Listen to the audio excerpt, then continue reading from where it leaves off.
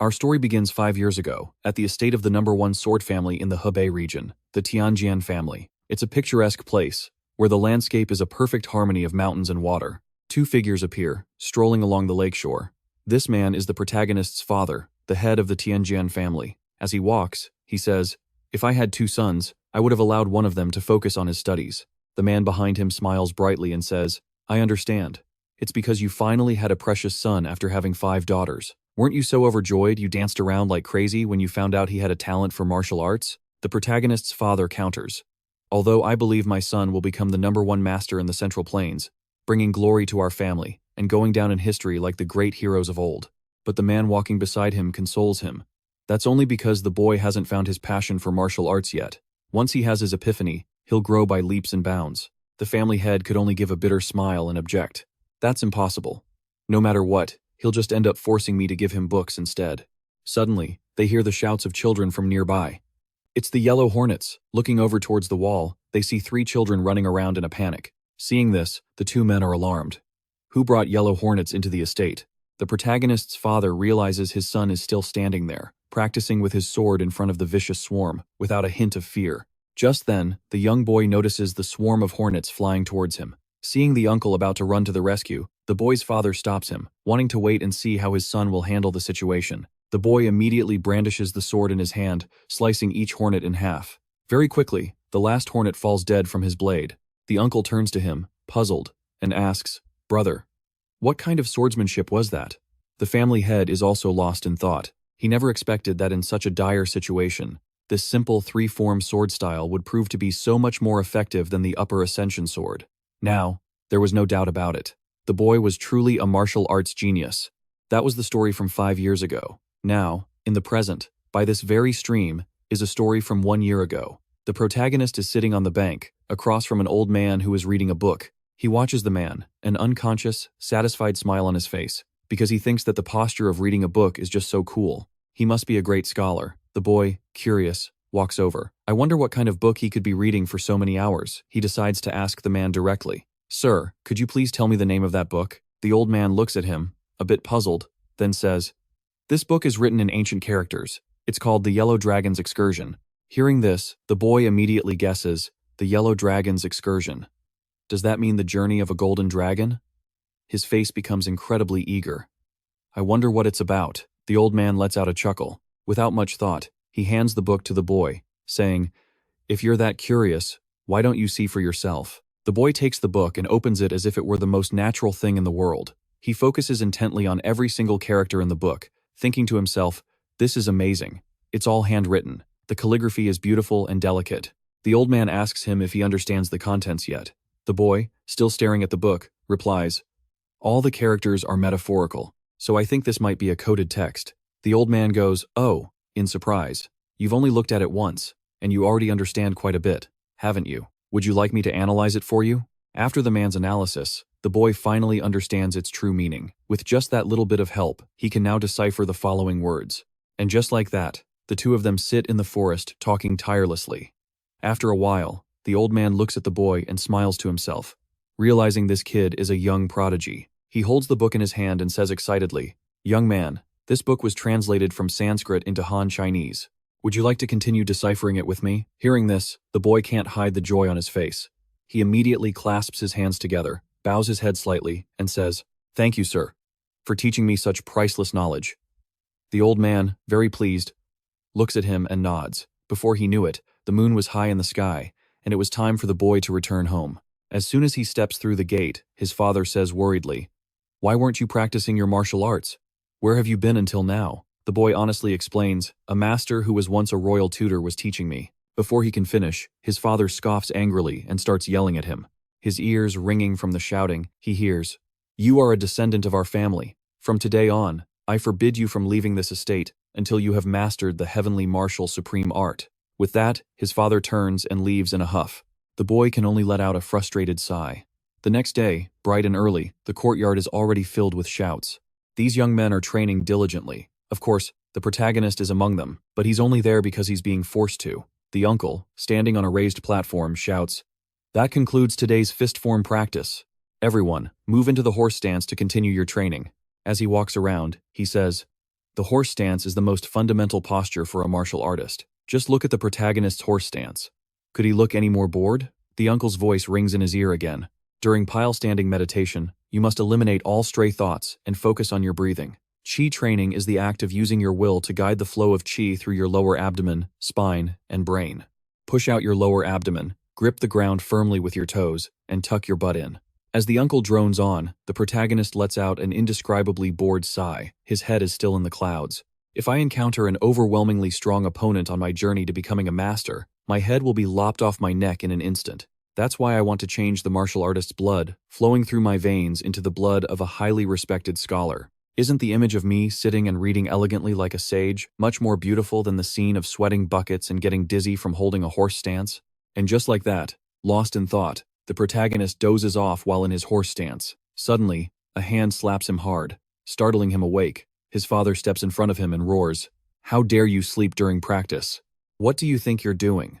If you continue to be so distracted, I'll punish you by making you train all night. Is that clear?" The boy's face remains indifferent as he replies, "I know." His father can only turn away in anger. The uncle stares blankly at the father and son, not understanding what just happened. He quickly chases after the boy's father, calling out, "Brother, wait." Although I've heard rumors that the boy fell asleep while doing a handstand, I've never seen him fall asleep during pile-standing meditation before. His father only states what he saw. I saw him. His eyes were closed, his breathing was even, and he was snoring. The uncle still can't believe it. "What? How is that possible? Did he really do that?" His father continues. "He woke up from his daze after I hit him on the back of the neck, and he immediately corrected his stance too." The uncle suggests, "Perhaps you saw wrong? After all, there's a huge difference between practicing pile-standing meditation and dozing off. He was a hair's breadth away from dozing off, and you still have to ask? Do you really think he'd give in so easily if he were actually training seriously?" At this, his uncle could only give a wry smile, but then he couldn't help but burst out laughing. The boy's father said angrily, "Is this really something to laugh about?" The uncle laughed and explained, "That's not it, brother. The kid's only 12, but he can already sleep while holding his stance. Isn't that incredible?" His father just snorted coldly. Later that night, with the moon high in the sky, the boy was still sitting by a pile of books, stewing in his annoyance. "I should have just slept with my eyes open," he thought. "Even though I knew I could sleep during stance training, getting caught like that still makes me an idiot." Suddenly, a voice called from outside the door, "Young master." When a young man opened the door, the boy asked excitedly, "Are you back from the Liu family manor already?" The young man handed our protagonist a letter and then turned to leave immediately. Alone in his room, the boy hurriedly opened it. After a few minutes of studying it, his mood brightened considerably. "So that's it. I get it now. Truly worthy of a royal master. I don't know who wrote the Huanglong Yuxi, but they deserve to be called a genius of the highest order." He lay down on his bed, and the feeling of sleepiness washed over him again. And just like that, he was out like a light. As he slept, something emerged from his mind and began to float in the air. It turned out to be a dragon, making his eyes light up. The dragon grew magically larger and larger, flying freely around the room. Then, it flew back towards him. It dove straight into his head, as if returning home. Afterward, he continued to sleep as usual, though with a slight feeling of discomfort. The next morning, the boy was holding his stance under a large tree. His brother-in-law walked around him, sword in hand, and asked, "Little brother, I heard you really fell asleep while training yesterday. Is that true?" The boy, trembling from the strain of the stance, asked back, "Seriously, brother-in-law? Why would you think that?" His brother-in-law placed a hand on his chin, pondering, "That's true. How could that be possible?" While the brother-in-law wondered, the boy was gritting his teeth, thinking, "It's all because I haven't mastered the divine sleep technique yet. That's why I have to suffer this humiliation." The brother-in-law was also puzzled. He's like a genius and a lazy fool all at once. If he can memorize everything with just one look, he's truly a once-in-a-millennium genius. But why does he look like such an idiot when he's practicing martial arts? How could he possibly have a natural talent for martial arts? It's so strange. The boy, exhausted from holding the stance, pleaded with his brother-in-law, "Brother, please let me rest for a bit. Look at my face. I look like I'm about to die. If you don't let me rest, I really will." Annoyed, his brother-in-law strode over and scolded, "Brother-in-law, how old are you? You're already 12 years old. And yet, it's the same thing every time you practice your stance. Aren't you ashamed?" In other martial families, they finish learning this by age 8 at the latest. Many even master it by age 6. And here, in the #1 martial family in Hebei City, with your father being the greatest swordsman, his 12-year-old son is still stuck on basic stance training. Do you have any idea how heartbreaking that is for me? As he spoke, the The brother-in-law dramatically thumped his chest for emphasis. Then he continued his lecture. If I feel this way, can you imagine how much more pain your father, my father-in-law, must feel? At least say something. But while his brother-in-law was rambling on, the boy's face lit up. Success. Yesterday it took me a whole hour to do it, but today, I did it in less than half an hour. His face wore an indescribably blissful expression. The brother-in-law was still pacing back and forth, saying, "The young master of the Yoon family manor is only 3 years older than you, but he's already become the strongest." The boy glanced at his brother-in-law and thought, "I'm not the type of warrior who foolishly throws his life away." The brother-in-law continued, "I'm begging you, please snap out of it and practice diligently." The boy could only beg his brother-in-law to let him rest a little. This just spurred the brother-in-law on. "Endure it. Father-in-law ordered me to make you train no matter what." Although he was complaining about being tired, he felt incredibly comfortable inside. He didn't understand that dream. It was the first time he'd ever had one so vivid. He snapped his eyes open in surprise. Before him was an incredibly brilliant light. He slowly walked into it, looking around in a daze. He looked to see if anything was different. In front of him were 3 completely different paths, leaving him clueless as to which was the exit. The look on his face was just speechless. No matter which path he took, he always ended up back in the same spot. He could only stand before the 3 gates, utterly bewildered. It was then that he realized why the scene felt so familiar. Is this place destined to be a part of my life forever? Back in reality, he thought to himself while holding his stance, I refuse to believe that place is my destiny. His brother-in-law kept circling him, grumbling, just endure it a little longer. It's almost been half an hour. Just then, something approached from behind the boy. It turned out to be his father, who rapped him squarely on the head. Startled, the boy turned and called out, "Father." The man stared at him with an angry expression but said nothing. The brother-in-law quickly bowed and greeted, "Father-in-law." The father snapped, "What exactly do you think you're doing?" The brother-in-law was still confused, not understanding why he was being asked that. He pointed at the boy and said, "Do you think that kid is actually practicing his stance?" The brother-in-law walked over to observe him, thinking that a perfect stance would show the flow of his chi and blood. His father yelled furiously, "But look closely. Is that how someone in a stance is supposed to breathe?" He then walked over to scold the boy. "You're letting your mind wander again to defy me, just like yesterday, aren't you?" The boy could only grimace in regret. "Damn it, I was so caught up thinking about that weird dream that I let my guard down." His father continued to yell furiously, "If you deliberately defy me one more time, then you won't have to do stance training anymore. Instead, I'll give you a much harsher exercise. You have become far too insolent." In truth, he was also thinking to himself, he was born with a gifted body, so strange things like this are bound to happen. If he would just train diligently, he could achieve incredible things, but instead, he uses that talent to defy me. Just how long am I supposed to wait? With that thought, he snorted in frustration. "I'm punishing you with 3 days of confinement to your room. I want you to think seriously about your actions." Then he turned and left. The boy watched his father leave and thought, "Only 3 days? It would take me at least 5 days to rewrite the coded passages from the Huanglong Yuxi anyway." He then headed back to his room, leaving his brother-in-law behind. The brother-in-law let out a weary sigh. That night, despite being confined to his room, the boy was buzzing with excitement. Ah, so that was the meaning. Once I understood the context, it all became crystal clear, truly worthy of the former royal tutor. How could that scholar hide the true meaning in such a way? It's incredible. He then focused intently on the book in his hands for a long while, before a wave of exhaustion hit him. He stood up and looked toward his bed. The moment his back hit the mattress, he thought of that strange dream again. I wonder if I'll see it again. As he sank deep into sleep, the same scene appeared before his eyes, just as he had predicted. Even though it's just a dream, everything feels so incredibly real. Dream or reality, whether this place was created by a demon or just my imagination, I still want to explore this cave. This is the same place I was yesterday. No matter which path I take, I can't find an exit. Why is it getting rougher the further I go? This is just like the cryptic passage in the Yellow Dragon's game. The path he entered grew narrower and narrower, leading him toward a light in the distance. But in the end, he returned to his starting point, completely dejected. His head was pounding, so he sat down on a rock. A sound suddenly broke the silence of the space. He immediately perked up, trying to figure out where the sound came from. He had to focus and listen to see what would appear. It turned out to be an echoing voice. "You possess the qualifications of the Yellow Dragon." He scrambled to his feet, looking around and asking, "Is anyone there?" There was no further sound, and he started to think he had misheard it.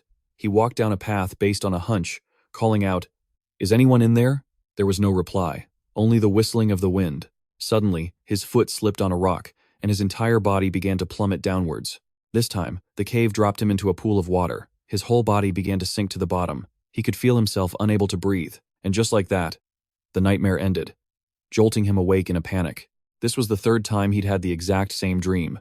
Even though I know it's just a dream I imagined, I can't stop my curiosity about exploring it.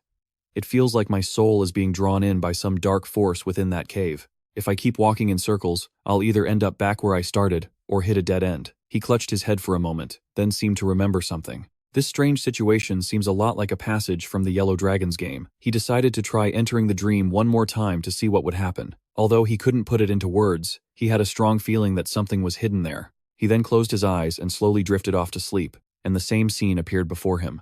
I always appear in this spot. The exit is blocked by this boulder. If I keep walking, I'll just end up back at the starting point anyway. He was wishing there was a boulder here. If everything in this dream is something I'm imagining. As he spoke, he walked deeper inside.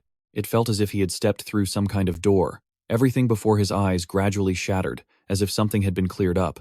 He remained very calm about this. He had successfully broken through the endless loop. He cheered with joy. I finally did it. At that exact moment, he jolted awake. He still had a bewildered look on his face, but now he was able to grin, because he'd startled himself awake with his own shout. The young servant rushed in, asking, "Young master, what's the matter?" Sitting on the bed, he said he was just dreaming. "So you had a nightmare? I thought something had happened because you yelled so loudly." Later, he sat in the study again, reading and contemplating. If the cryptic passage in the Yellow Dragons game was abstract, then the labyrinth cave in my dream was visual. All right, let's try to recall the Sanskrit passages. He closed his eyes and slowly concentrated, and finally, it came to him. Without even having to think, he could understand the entire meaning. He then glanced around at all the books here. He excitedly ran to grab them and began to read them one by one. As he read, he let out indescribable cheers of joy. "This is amazing. I understood the entire contents of this book after just one read. What about this complicated arithmetic book? Oh my God. I don't need any explanation or even have to think, and I understand it all." He felt as if he were a god who had descended to earth, and so, he made a decision that would probably give his old man a massive shock. His decision was to quit martial arts for good. He figured that if he became a great scholar, his father would surely have nothing to complain about anymore. As expected, the heavens are on my side. I'm finally free from that boring martial arts. In the midst of his joy, a voice called from outside, "Young master." The young servant hurried over to him and delivered news that he was definitely not going to like. "Young master, the master says you must resume your martial arts training starting today." Of course, this expression was unavoidable. He was so fed up he didn't even want to speak. "It's nice to go outside, but I really don't want to practice martial arts at all." The young servant naively continued, "The master requires you to start your training early." He then changed his clothes and walked toward the door. If I had been punished for a few more days, I could have explored that entire cave. The moment he stepped outside, he ran into another one of his brothers-in-law, who asked, "Hey, little brother, you doing okay? I'm in charge of your training today. You still haven't mastered the horse stance?" He could only admit that it was true, and so, he had to hold the stance just like any other day. His brother-in-law's voice echoed in his ear, "Aren't you afraid the other sword families will laugh at us? Hold that stance for an hour. I'm going to go practice my sword forms up front." With that, his brother-in-law drew his sword to practice. While holding the stance, he observed his brother-in-law. This guy seems really passionate about the sword. He trained with great proficiency. The boy watched and noticed something, then observed his brother-in-law even more intently. He found this very strange. "I definitely saw a faint trail of light at the tip of his sword. I can't believe it." It was only now that he began to understand the situation. Whether it was the 4 books and 3 classics, the Book of Changes, or difficult mathematics texts, I could understand them all instantly. He looked down at his hands and decided to give something a try. He waved his hand freely. As he did, he felt a strange stream of energy surge through his arm, which then radiated a power that filled him with strength. His entire body slowly and lightly lifted off the ground. This brought him indescribable joy. "I never thought this could happen. It feels like I'm flying."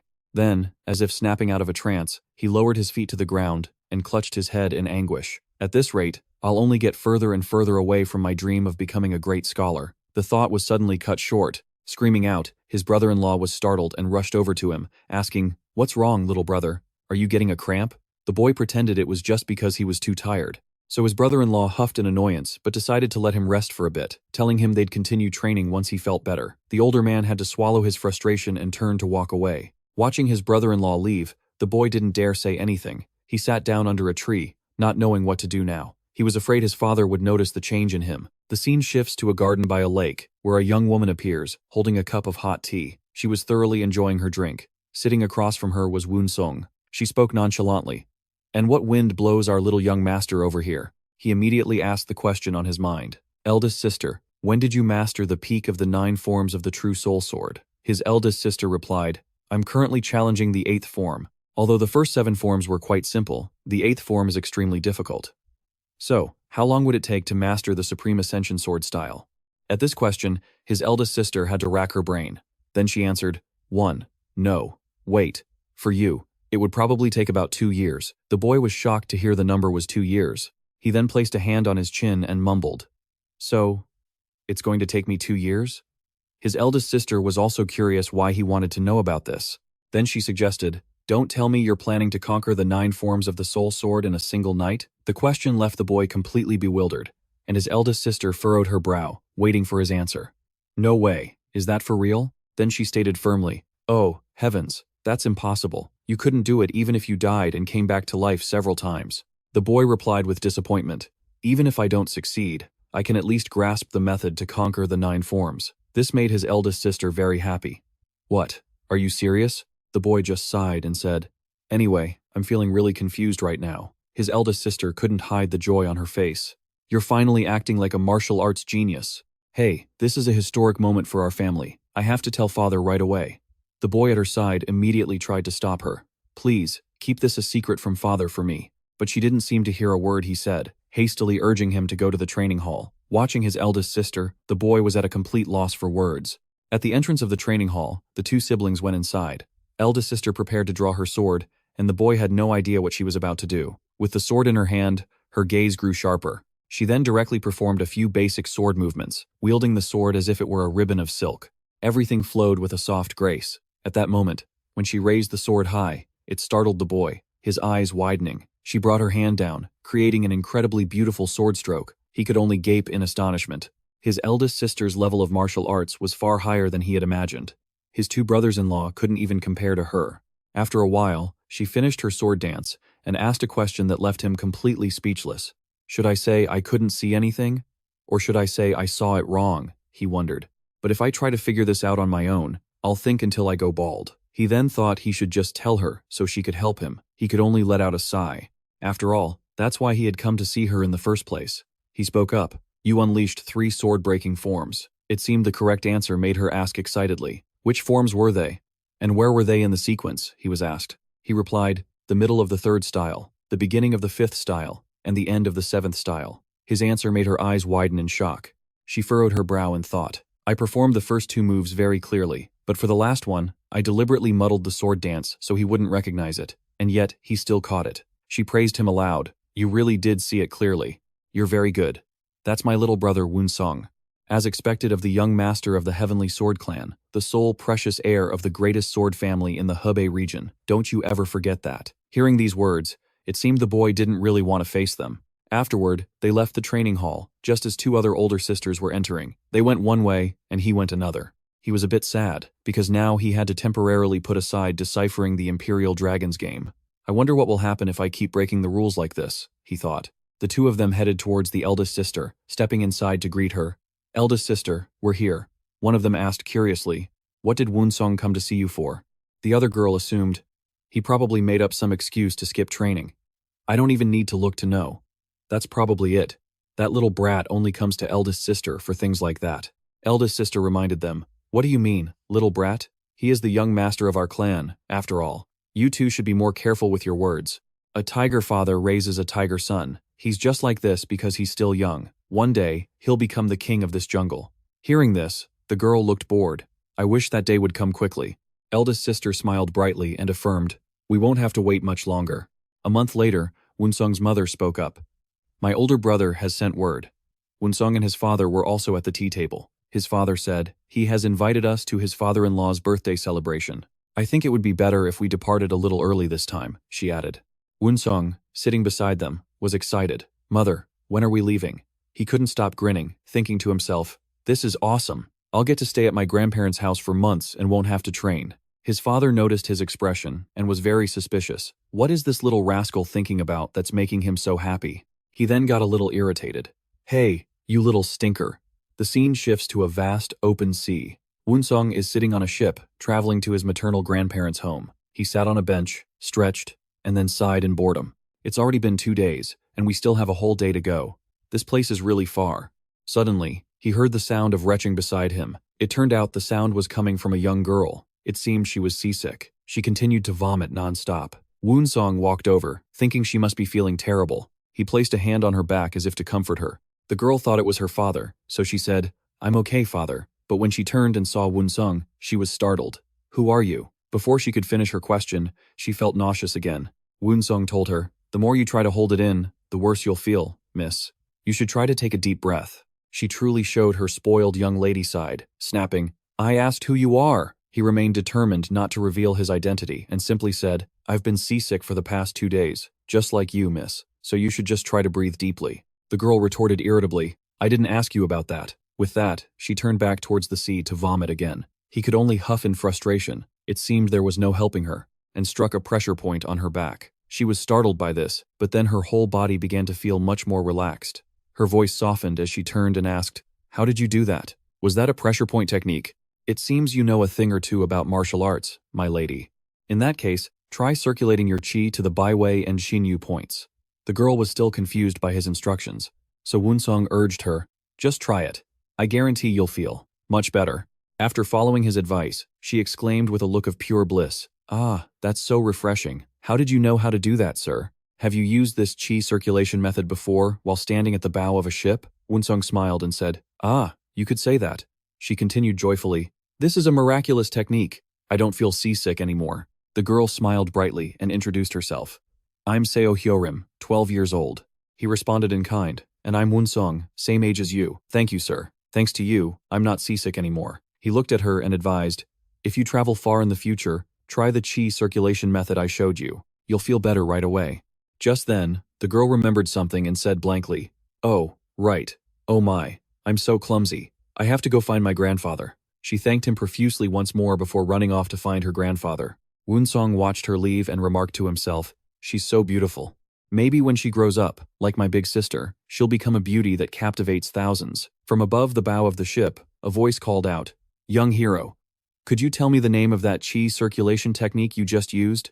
An old man with snow-white hair asked him. Seeing the boy's confusion, he continued, "I'm talking about the qi circulation technique you just taught that young lady." Woon-seong stammered, That is." Seeing his hesitation, the old man asked, "Is it perhaps a secret technique that cannot be revealed?" Then, the old man lifted off and flew through the air. He landed right next to Woon-seong. The boy immediately recognized the technique as the void walking step. The man had literally walked down from the air. He instantly knew the old man was a true martial arts master, so he spoke up. "Actually, I just invented that qi circulation method yesterday." The old man was a bit surprised to hear this and thought, in just one day, this child was able to create an internal technique to alleviate seasickness. And its effects even surpassed the great mystic heart method, something I've spent my entire life practicing. Feeling it wasn't quite believable, he asked again, "You really came up with it yesterday?" Woon-seong replied, "Yes. Because I was suffering so much from seasickness, I tried circulating qi throughout my body. Then I suddenly felt much more comfortable, so I kept repeating and refining the process, until I had completely overcome the seasickness." The old man was still puzzled. How could you possibly invent such a qi circulation technique in a single day? The boy didn't know how to explain it either. The old man looked at him and said, "If it's too difficult to explain, you don't have to. I can tell from your eyes that you're not lying. May I check your pulse gate?" The boy immediately put his hands behind his back, unwilling to let the man see. The old man tried to persuade him, "Don't worry. I promise I won't harm you." Woon-seong had to think it over. Finally, he reluctantly held out his hand. "I understand. Please, sir, take a look." The man took his hand and closed his eyes to concentrate. He seemed to realize something and was shocked. It really is a heavenly martial body, so that's why the mystic jade reacted. A person with a heavenly martial body possesses an earth-shatteringly high aptitude and speed for learning martial arts from a young age.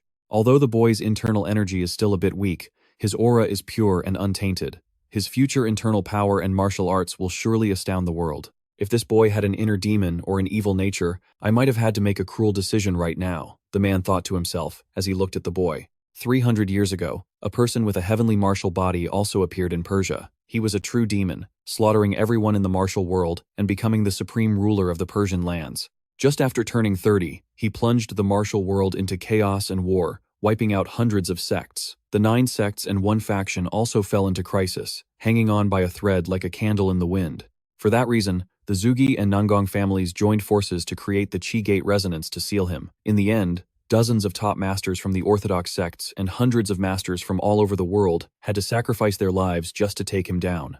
As for this boy, however, the old man believed that since his aura was untainted, he could very well become a great blessing to the martial world in the future. After a long moment of thought, the man reached into his sleeve and took something out. I want to give you a small gift for trusting me and for your kindness in showing that young lady how to cure her seasickness. This is a mystic jade.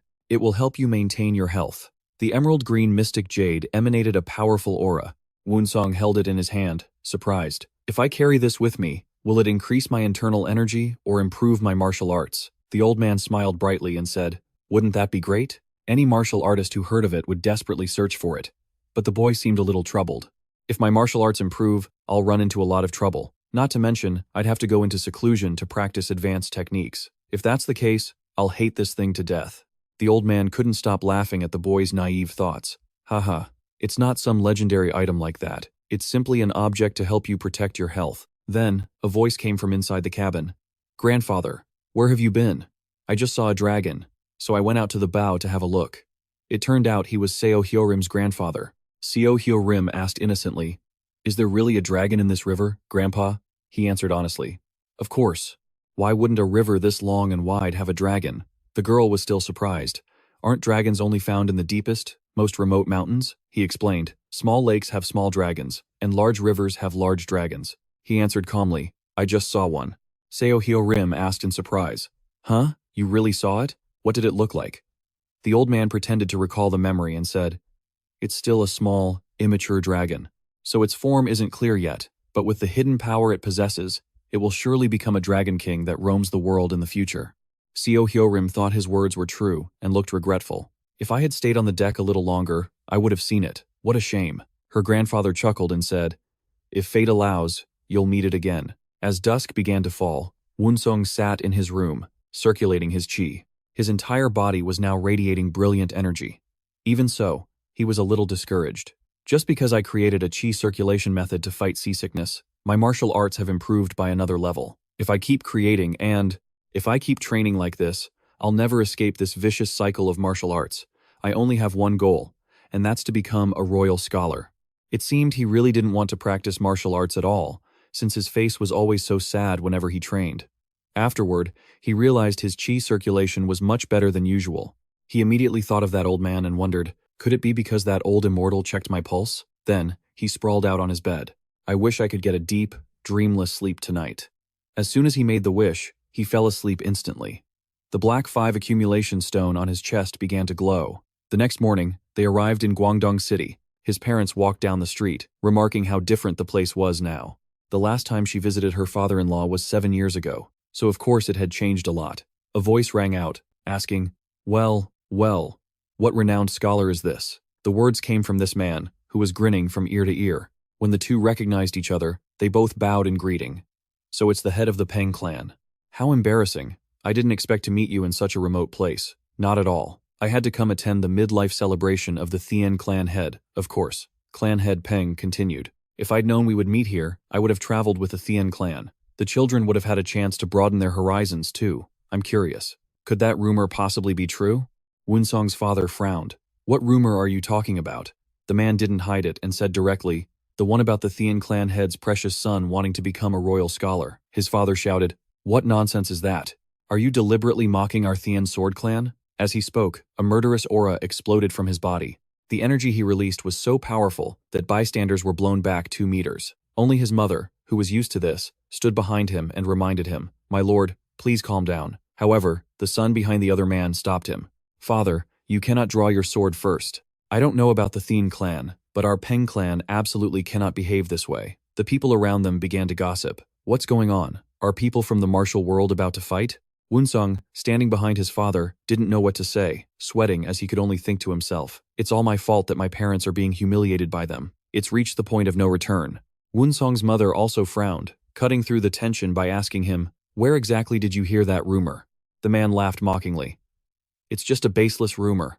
There's no need for you all to be so concerned. One of Woon-seong's older sisters spoke up. Then, what is the Peng clan's reason for arriving so early? You're not relatives of the Guangdong Qi clan like we are. This made him flush with anger, unable to explain himself.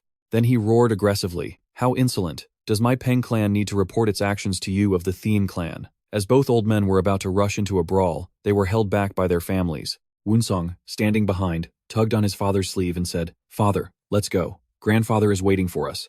But this just angered his father, who scolded him, "You fool, what do you mean, go?" And just at that tense moment, Woon-seong's stomach rumbled in protest. He could only give a strained smile and say, "The long journey has made me starving. I'm just looking forward to enjoying the grand feast at grandfather's house. Let's hurry. Father, it's not like masters need to eat to live, right?" Seeing this, Master Peng felt something was off and asked, "Wait, what are you people doing?" And just like that, he successfully drove a wedge between the two old men, and they turned in different directions. For some reason, old Peng just gave a wry smile. His son also breathed a sigh of relief, and as for Woon-seong, he was beyond satisfied. He had prevented a brawl that was about more than just a simple fight. Master Peng's son marveled. His timing was perfect. His seemingly innocent action created a solution for this incredibly difficult situation. Both clans managed to save face without coming to blows. If that action of his was genuinely thoughtless, then the Thien clan would be doomed. But if it was a calculated move, then in the future, old Peng's son just stood there stunned, watching them leave. The young man still couldn't figure out what the problem was. Old Peng walked up and called out, startling him, "What are you still standing there staring at? Let's go." He started to leave, but something still felt off, and he was reluctant. He turned his head back to look at Woon-seong. That kid really knew how to make an impression. A young man behind him asked, "Shall we go have our meal now?" Master Peng scowled, still unable to swallow his anger, and gritted his teeth. "Of course. If I stay here and look at that Thien clan any longer, I'll lose my appetite." So the young man had to say, "I've lost my appetite too," then. A while later, the Tien family stood before the maternal home's gate. Woon-seong's older sister exclaimed, "This estate is just like a palace." As night fell on the estate grounds, Woon-seong stepped outside quietly. He began to circulate his qi again. He then struck a dramatic pose and declared, "Time for some late-night training to get rid of this extra fat. What a load of nonsense. I should be taking a walk and meditating to enrich my soul." Suddenly, he saw something and stopped. It turned out there was a formation in front of him. Now this, he couldn't ignore. As expected of the Fist King's clan, if this formation is activated, all the pebbles in this royal garden will line up in a single row. This is starting to get interesting. From behind him, his grandfather approached and asked, "What are you muttering about all alone out here?" Woon-seong was startled to see his grandfather and stammered, asking when he had arrived. His grandfather frowned and replied, "What's wrong? Were you bad-mouthing me?" Woon-seong quickly explained, "Of course not. I was just admiring this place." He was still puzzled. "What is there to admire about this place?" The boy spread his arms wide, looking around as he said, "Of course there is. Because it's not just the buildings. Even every single pebble here conceals a secret fist technique." Hearing these words, his grandfather was stunned. He was astonished that the boy could know this. Then he asked, "Can you explain to me what kind of secret technique it is?" The boy looked at the stone in front of him and told his grandfather what he knew. "For example, if I step on that rock and activate the fist technique, the power of my punch will double." His grandfather fell into deep thought upon hearing this. Everything here is arranged according to the secret techniques of the Iron Kick clan's footwork, which is why an iron plate was placed under that stone slab. I can't believe the boy can see the true nature of everything here. When throwing a punch, the stone slab helps the lower body achieve balance, so the martial artist can focus on strengthening their power. The power of the strike. The stones were all arranged in a specific order, allowing a martial artist to execute a seamless chain of attacks and take down their enemy in the blink of an eye. Especially for the top masters, these stones could even decide the outcome of a battle between equals. He continued to observe Woon-seong, sizing him up. It's true that with time, even mulberry leaves can become silk. This boy, he's a genius, whose true strength even I couldn't have predicted. Then, he asked him, "So, can you see any weaknesses in this formation?" The question completely baffled the boy. How could I possibly know something at that level? I only just figured this out myself. Although the old man was smiling, he was completely stunned on the inside. Just by a quick glance, he's already grasped the secret of this formation. This ability to grasp the very essence of things. It's enough to give you chills. If this kid sets his mind on becoming a martial artist, he will undoubtedly command the respect of the entire world. The next morning, a spectacular sword dance was being performed on the martial arts stage. Every grand banquet needs a captivating performance like this. But Woon-seong was only focused on eating and drinking. Munching away contentedly, he praised, "Now this is what I call a banquet. Loud and exciting." The older sister sitting beside him scolded, "Little brother, you can't be so impulsive with your words. We're not here as guests to just enjoy ourselves. You have to conduct yourself as one of the hosts. You need to be mindful of everything until it's over. But no matter what his sister said, Woon-seong just kept eating without a pause. Yes, you're completely right. The techniques these young ladies displayed on stage were truly a sight to behold. His grandfather watched their movements intently, then exclaimed with delight, "Ha ha, this martial dance is magnificent. It makes me feel 10 years younger." As expected, the female performers from the House of the Fist King are still the best. Truly beautiful. These three individuals were the abbot of Shaolin, Master Wonwu, the ancient sorcerer Hyun Jin, and elder Ju Song-do. They had all come to congratulate the Fist King on his grand birthday celebration. His grandfather quickly cupped his fists in respect and replied, "I thank you all for traveling such great distances to celebrate with me. Please forgive any of our family's shortcomings and enjoy the feast. Let's skip all these long and tedious pleasantries. Why don't you give us a response befitting the Fist King?" Old man Peng, standing somewhere in the crowd, gnashed his teeth. A martial family, calling the trivial dances of some performers a martial dance? What a disgrace. Woon-seong's mother gritted her teeth in anger. "Who are you?" His father was also furious at the provocation, but his grandfather remained perfectly calm as old man Peng continued to shout for all to hear. For the world-renowned House of the Fist King, a performance by male warriors or a proper sparring match would be far more fitting. His mother thought furiously, "This jerk just had to show up and ruin our party when everything was going so well." His grandfather let out a cold snort. "Then it seems my considerations were lacking. I've heard that the martial skills of the Peng family's eldest son have been advancing quite rapidly. My son-in-law's youngest child has also been making good progress. I think having two promising young talents of the martial world face off to liven up the party would be an excellent idea." Upon hearing this, Woon-seong, who was in the middle of eating, felt so dizzy he nearly threw everything up. His parents were also deeply concerned by the suggestion. Woon-seong and his sister frantically tried to object. "Grandfather, are you out of your mind? You can't do this." But their grandfather simply found the whole thing very amusing. "I wonder what the head of the Peng family thinks of this." That man shouted with excitement. "Are you serious? This will certainly be exciting. Let's begin at once." Our protagonist was utterly speechless at their exchange. His father asked with a troubled heart, "Father-in-law, what are you thinking? Woon-seong hasn't even completed his training yet. He hasn't even mastered the basic sword forms, let alone the secret techniques of the heavenly sword family. Meanwhile, Peng Jung-moon has already mastered the highest level techniques of the Peng family, the 5 tigers severing gate blade style. Even if he hasn't mastered it for long, it's still an incredibly advanced technique. And you want them to have a sparring match? What could my father-in-law possibly be planning?" The elders below were also surprised and began to whisper amongst themselves. The world-renowned Fist King has gotten old. Has his judgment begun to fail him? This match is just too absurd. How sad. Time is truly a cruel master. His grandfather sat at the head table, knowing that this confrontation was inevitable. That being the case, he'd rather witness it with his own 2 eyes. Woon-seong could only let out a sigh and accept his fate, while Jung-moon grinned triumphantly. The Hebei Peng family has been the leading martial family in the Hebei region for generations. The greatest obstacles standing between them and the #1 spot in the martial world have always been the Heavenly Sword family and the Fist King's in-laws, the Jagal family. The 2 young men faced each other and cupped their fists in a formal greeting. Woon-seong thought to himself, the martial world is truly baffling. Do they really have to settle everything with their fists? Wouldn't it be better to just read books from the royal library and discuss them? When he saw the massive blade in his opponent's hand, he couldn't help but exclaim, "Whoa, that's incredible." He then ran over and started poking and prodding the guy's body, showering him with compliments. "What kind of training do you have to do to get a build like this? Look at these arms. They're as hard as steel." Whoa. My finger actually bounced off. After his thorough greeting, he placed a hand on his chin and declared, I've heard it said that the amount of muscle one has is directly proportional to their level of stupidity." His opponent gritted his teeth in fury, thinking, "These damn bookworms and their sluggish antics." But Woon-seong just kept on talking. What's on the inside is what truly matters, not one's appearance. According to the Analects, Confucius once said, the more Woon-seong pontificated, the more his opponent seethed, grinding his teeth. "This bastard. You're a dead man. So that's it. The old man wants to use me to eliminate this useless brat from the Heavenly Sword family." Woon-seong held up the tiny sword in his hand and gave a cheeky grin.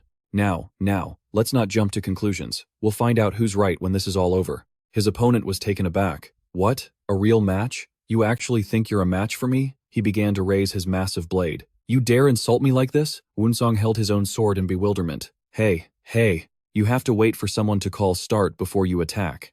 Don't you even know the basics of a proper duel?" But the big guy ignored him, bringing his blade crashing down. Woon-seong had no choice but to block it with his small sword. He furiously swung with all his might. Let's see how long that mouth of yours can save you. Woon-seong had to strain with all his might, his face contorted as he struggled to parry the enormous blade. The tip of his blade swung up and down, almost like a dancer's fan. Their physiques were a study in contrasts. He relentlessly hacked away at the smaller boy. It was as if he were venting all his frustration. Woon-seong grimaced, barely managing to dodge the attacks. And though the brute was swinging with satisfying force, his anger was far from gone. Because no matter how he attacked, Woon-seong somehow managed to evade his powerful strikes. Just then, Woon-seong seemed to stumble, revealing an opening as he fell. Seeing this, he smirked and slashed at him decisively. A flurry of slashes rained down on Woon-seong, sending his blood splattering everywhere. His face was filled with worry as he instinctively dodged. Peng Jung-moon pointed his sword straight down at the arena floor after landing the strike on his opponent. Right before his eyes, Woon-seong lost his balance and fell from the attack. And the man couldn't help but feel triumphant. He sneered, showing contempt for his opponent. From the stands below, Woon-seong's parents cried out in alarm, "My son! My son!" Their faces were etched with worry. With that last slash from the Peng family's son, the crowd erupted in thunderous applause and fervent cheers for him.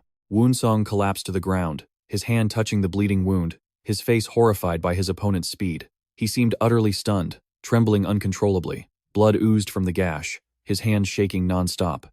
Woon-seong's face was filled with fear as he thought to himself, if that had been just a centimeter deeper, it would have hit my ribs. Woon-seong gritted his teeth, calmed himself, and gripped the hilt of his sword, thinking, with this half-baked trickery, I can't withstand Peng Jung-moon's saber.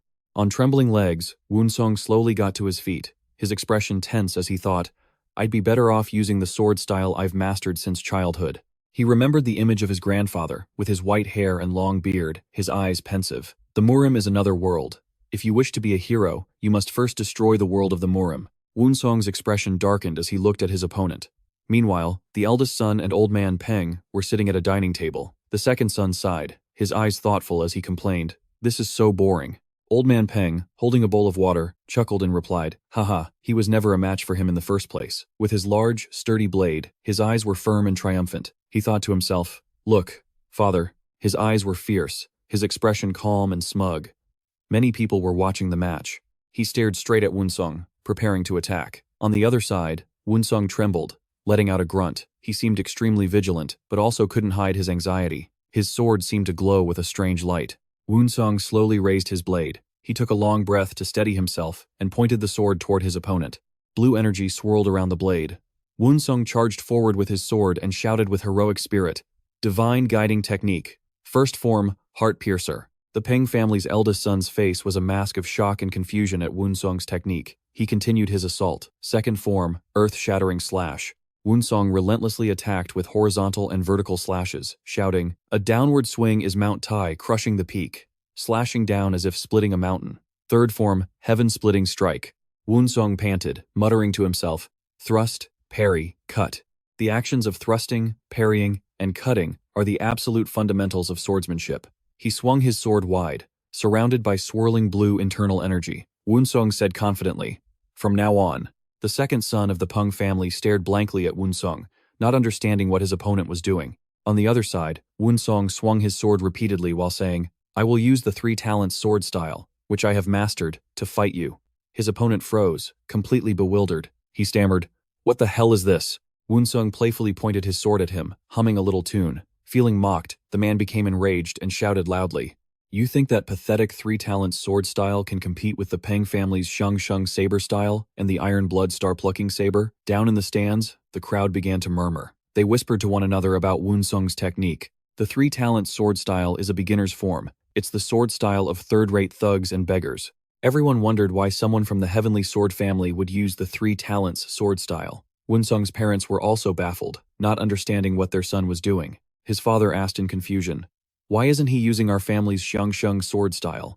Why is he using the three talents sword style?" Woon-seong's mother cried, her eyes showing helplessness as she whispered, "My son." His older sister screamed, "That idiot is being stubborn again."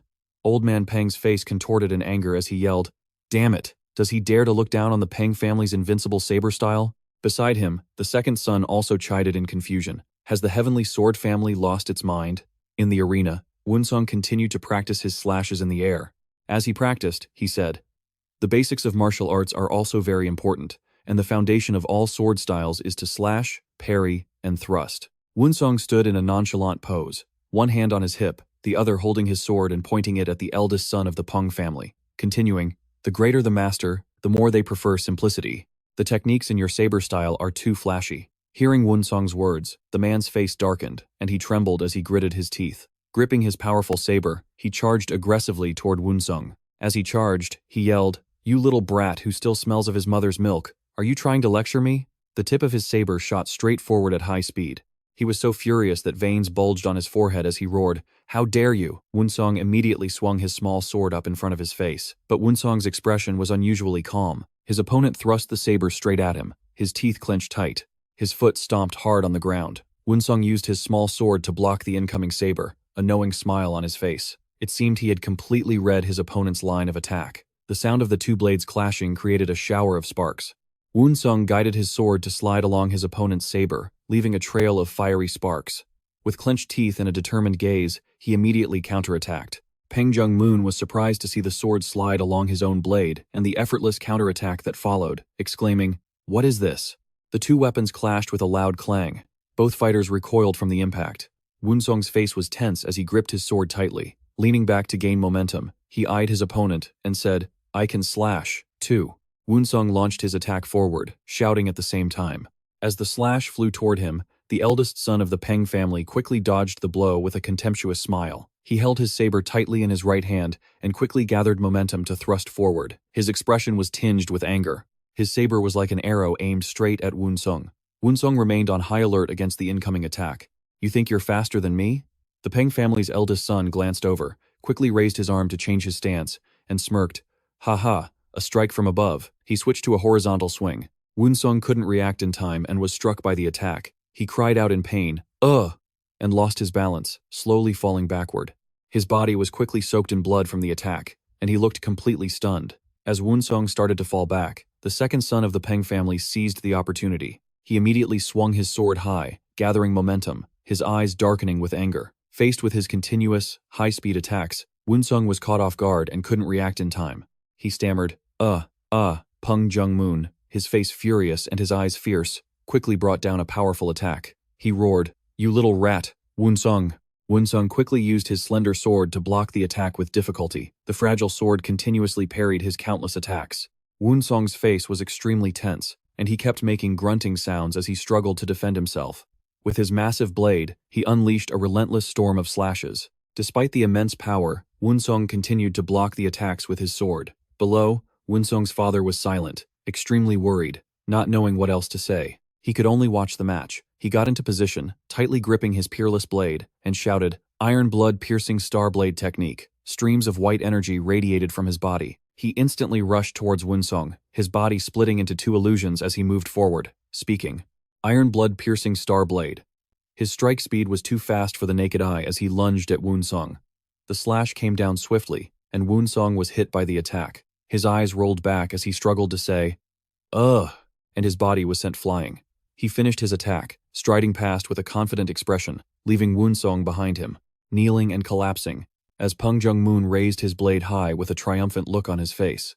Amidst the cheers, he wore a smug expression, laughing excitedly and thinking to himself, "I look so cool like this."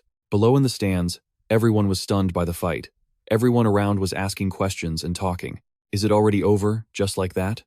Another man spoke up. "How is this any different from a one-sided battle?" With a triumphant look, "It is said that in the Murim, it's best to be ferocious." The blade techniques of the Peng family are truly magnificent. The cheers and congratulations continued without stopping. From behind, Woon-seong's figure slowly rose to his feet. He spoke, foolishly, strong, which startled his opponent, who looked shocked. Woon-seong raised his hands to shoulder height and spoke with a scornful tone, "Too many wasted movements." Behind him, his opponent stood leaning towards his back, his face dark with fury. Woon-seong spread his arms wide. He said, "Humph, I prepared an expensive outfit for the banquet, and now I look like a beggar." He looked at his blue uniform, torn to shreds after the fight. But there wasn't a single injury on him, which left the crowd in the stands astonished, and they started murmuring, "Huh? Did nothing happen? What? It looks like only the hem of his robe was torn." Hearing this, his opponent glanced back, frozen, seemingly in complete shock, thinking, "What is this?" Everyone in the stands was dumbfounded, buzzing with intense discussion. Some asked, others said, "What's going on? Did he really block the three-realm sword?" Then is there really no need to pay such a high price to learn the ultimate technique? At the judges' table, all three of them were also stunned. One wondered while another said, "Is this even possible? This is truly a challenge to the martial arts." Amitabha. He was silent, his face darkened, and his voice trembled as he looked at Woon-seong, thinking, "This little brat is mocking me." He suddenly became furious, veins popping on his body as blue lightning arced around him. He thought, "How interesting. In that case, I'll definitely make a fool out of you." Woon-seong's mother, with a worried expression, pleaded, "Please, father, stop them." Woon-seong's mother kept begging, "Let me beat the drum, quickly." He only blocked it just now because he was lucky, but if he gets hit by the next one, Woon-seong will be seriously injured. Hearing this, Woon-seong's maternal grandfather simply replied gently, "The match isn't over yet." His mother quickly retorted vehemently, "How can you still call that a match? He's trying to kill him now." He could use the match as an excuse. To kill Woon-seong. Woon-seong's grandfather remained calm and said, "Don't worry so much. That kid is now a supreme master in his own right." Woon-seong's mother looked surprised. At his words, she gently asked, "He is?" She continued to look at her father as he went on. "When it comes to understanding the three-realm sword, he is indeed a supreme master." Woon-seong's mother stammered, "What does that mean?"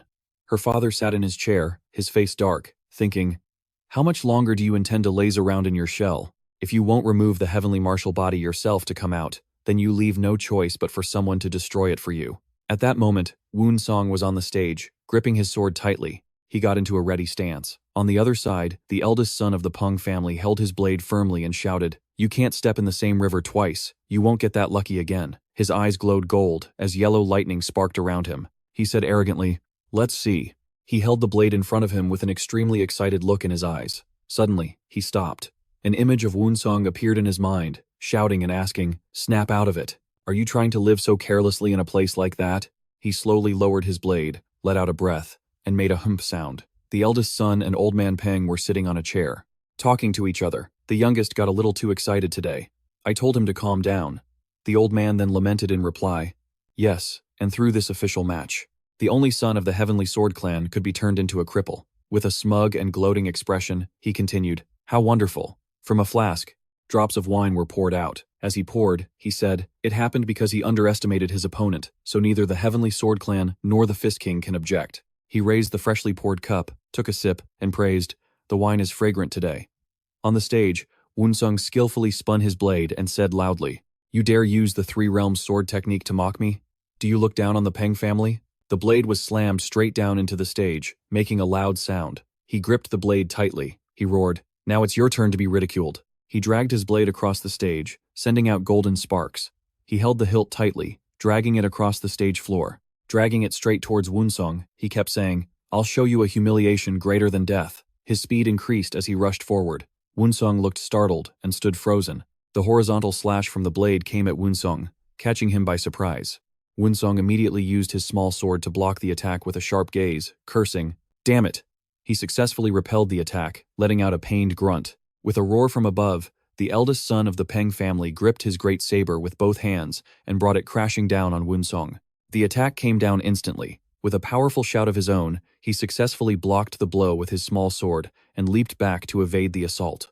Woon-seong retreated to dodge the relentless attacks. The man's face was contorted with anger. His teeth clenched so hard he was practically growling. He once again gripped his great saber and charged forward. Peng Jung-moon swung aggressively, but Woon-seong again parried the powerful attack. The powerful sound of the two weapons clashing rang out continuously. While blocking the blow with his sword, Woon-seong spoke, "Aren't you ashamed of using dirty tricks during a formal match?"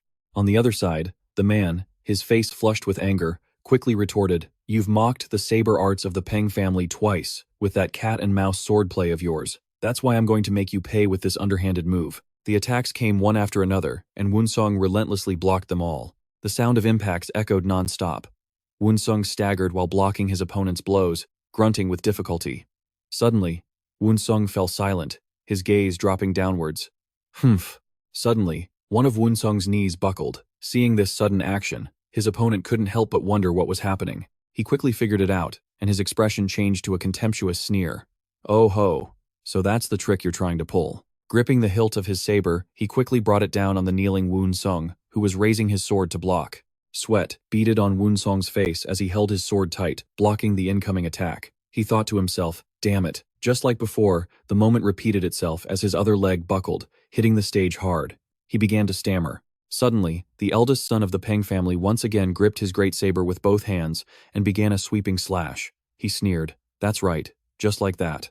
Beg. Woon-seong's eyes were tense as he used his sword to block the attacks. The eldest Peng's son yelled, show some respect and get on your knees. The great saber came crashing down. It slashed right next to the sword's hilt, the friction palpable. Both men struggled against each other. Both of them grunted. Ugh. The man, his face full of confidence, shouted, kneel and bow before the Peng family, and added contemptuously, how can you possibly block this, you little punk?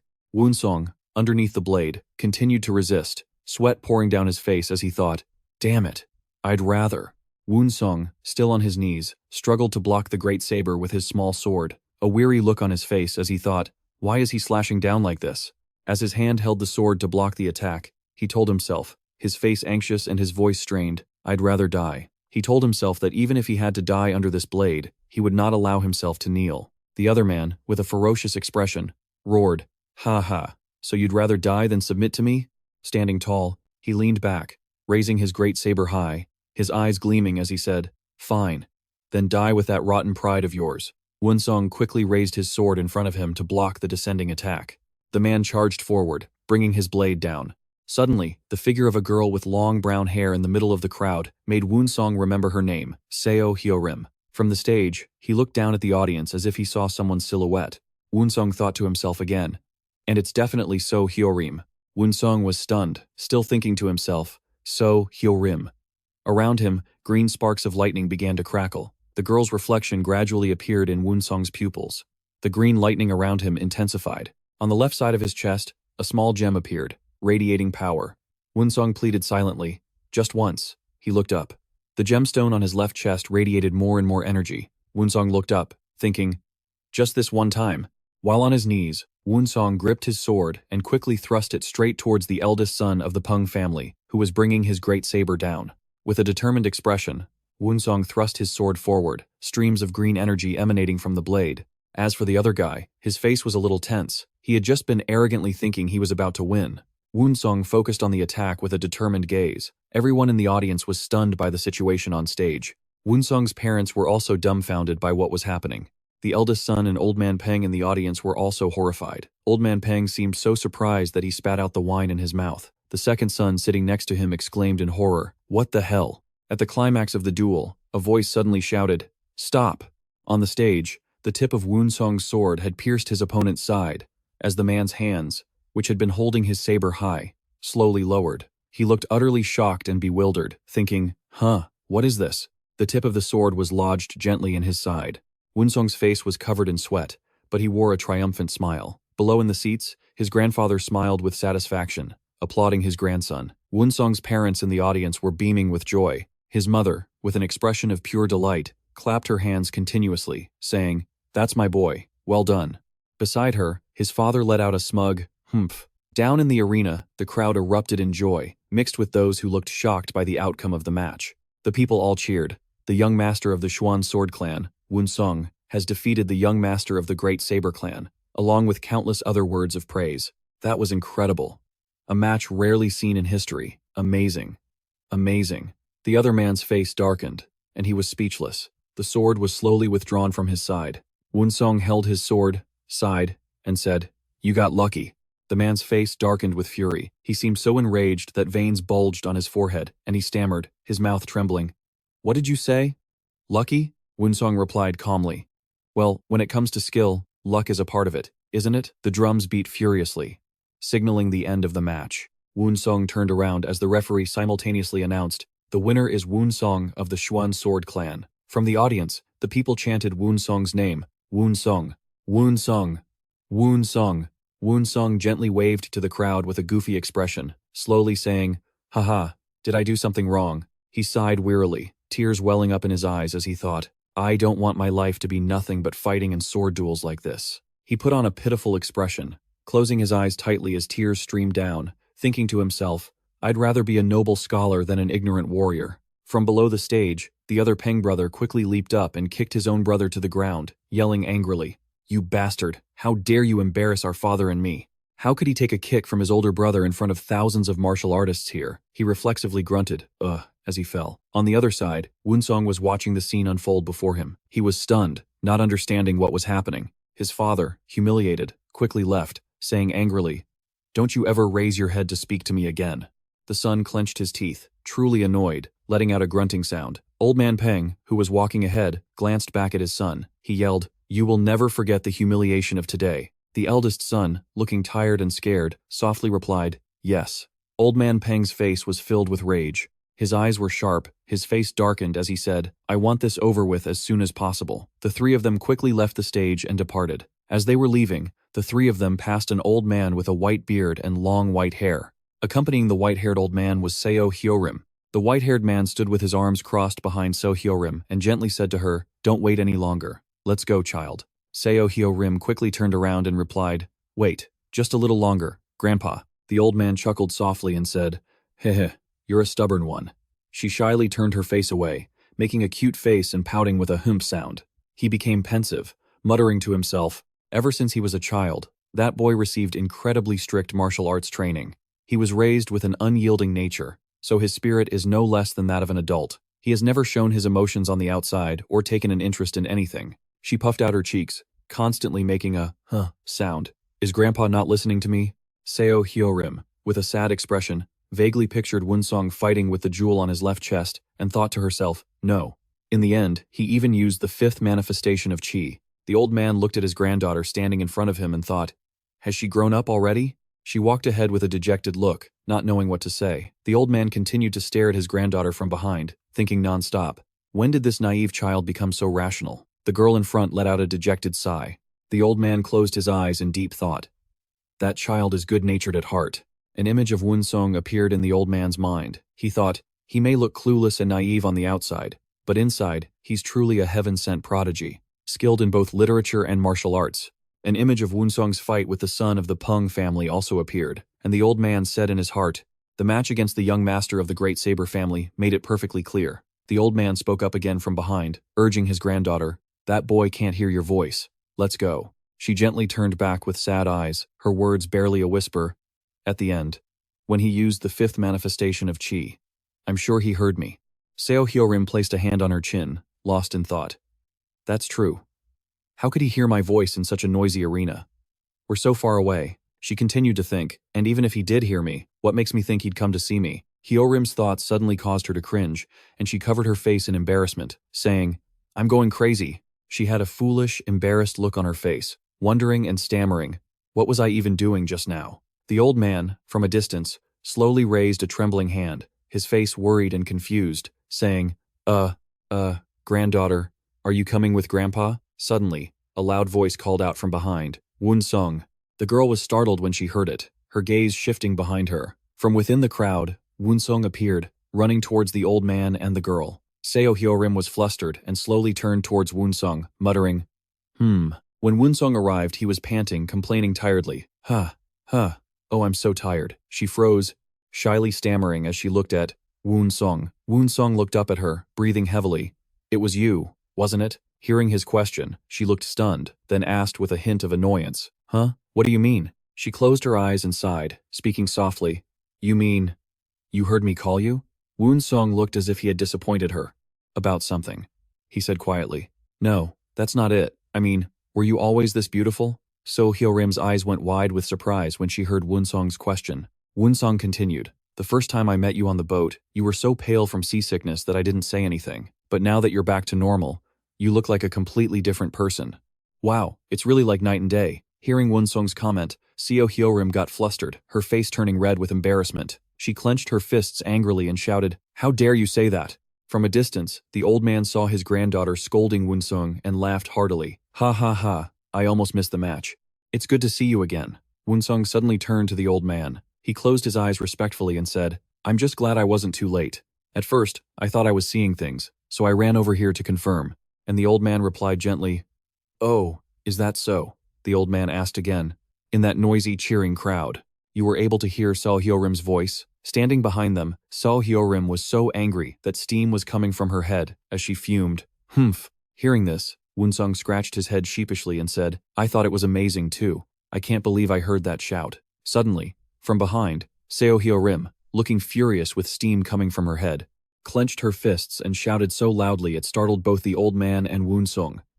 That martial arts technique wasn't a shout for you to hear. Seo Hyo-rim, furious, pointed straight at Woon-seong and yelled accusingly, "What? Night and day? How dare you say that? Do you even remember my name? I told you my name on the boat." Woon-seong looked flustered and confused, stammering, The old man beside him didn't dare to intervene, saying with difficulty, Woon-seong looked panicked and flustered, holding his hands up towards her as if to calm her down, while saying, Of course I remember." Seo Hyo-rim. Hearing that, Seo Hyo-rim suddenly softened, her expression changed, and she let out a shy, "Huh?" Her expression changed instantly when she heard him say her name. Seo Hyo-rim stammered, You do? You remember?" He. Woon-seong stood frozen, not knowing what to say. She immediately turned to him with a worried and caring face. "Are you physically okay?" Woon-seong puffed out his chest and said with a bright, decisive smile, "Of course, I'm a man, after all." The two of them stood facing each other, talking and laughing cheerfully. The old man watched them from a distance. Woon-seong said, "I felt helpless and tired back then, but I'm fine now, especially now that you're here." Seo Hyo-rim covered her mouth with her hand and said softly, "I knew it." The two continued talking. Woon-seong replied, "But at the very end, how did you come up with that sword technique? It seems like you know a lot about the 5 manifestations too, huh?" The girl slowly answered the young man, That." The old man felt invisible in their conversation. From a distance, Woon-seong and Seo Hyo-rim were still laughing cheerfully and talking. "Oh, really? Ah ha ha, I get it, ha ha." The old man turned to leave, chiding himself. "I'm not being very considerate. I should get out of the way and let the two of them talk."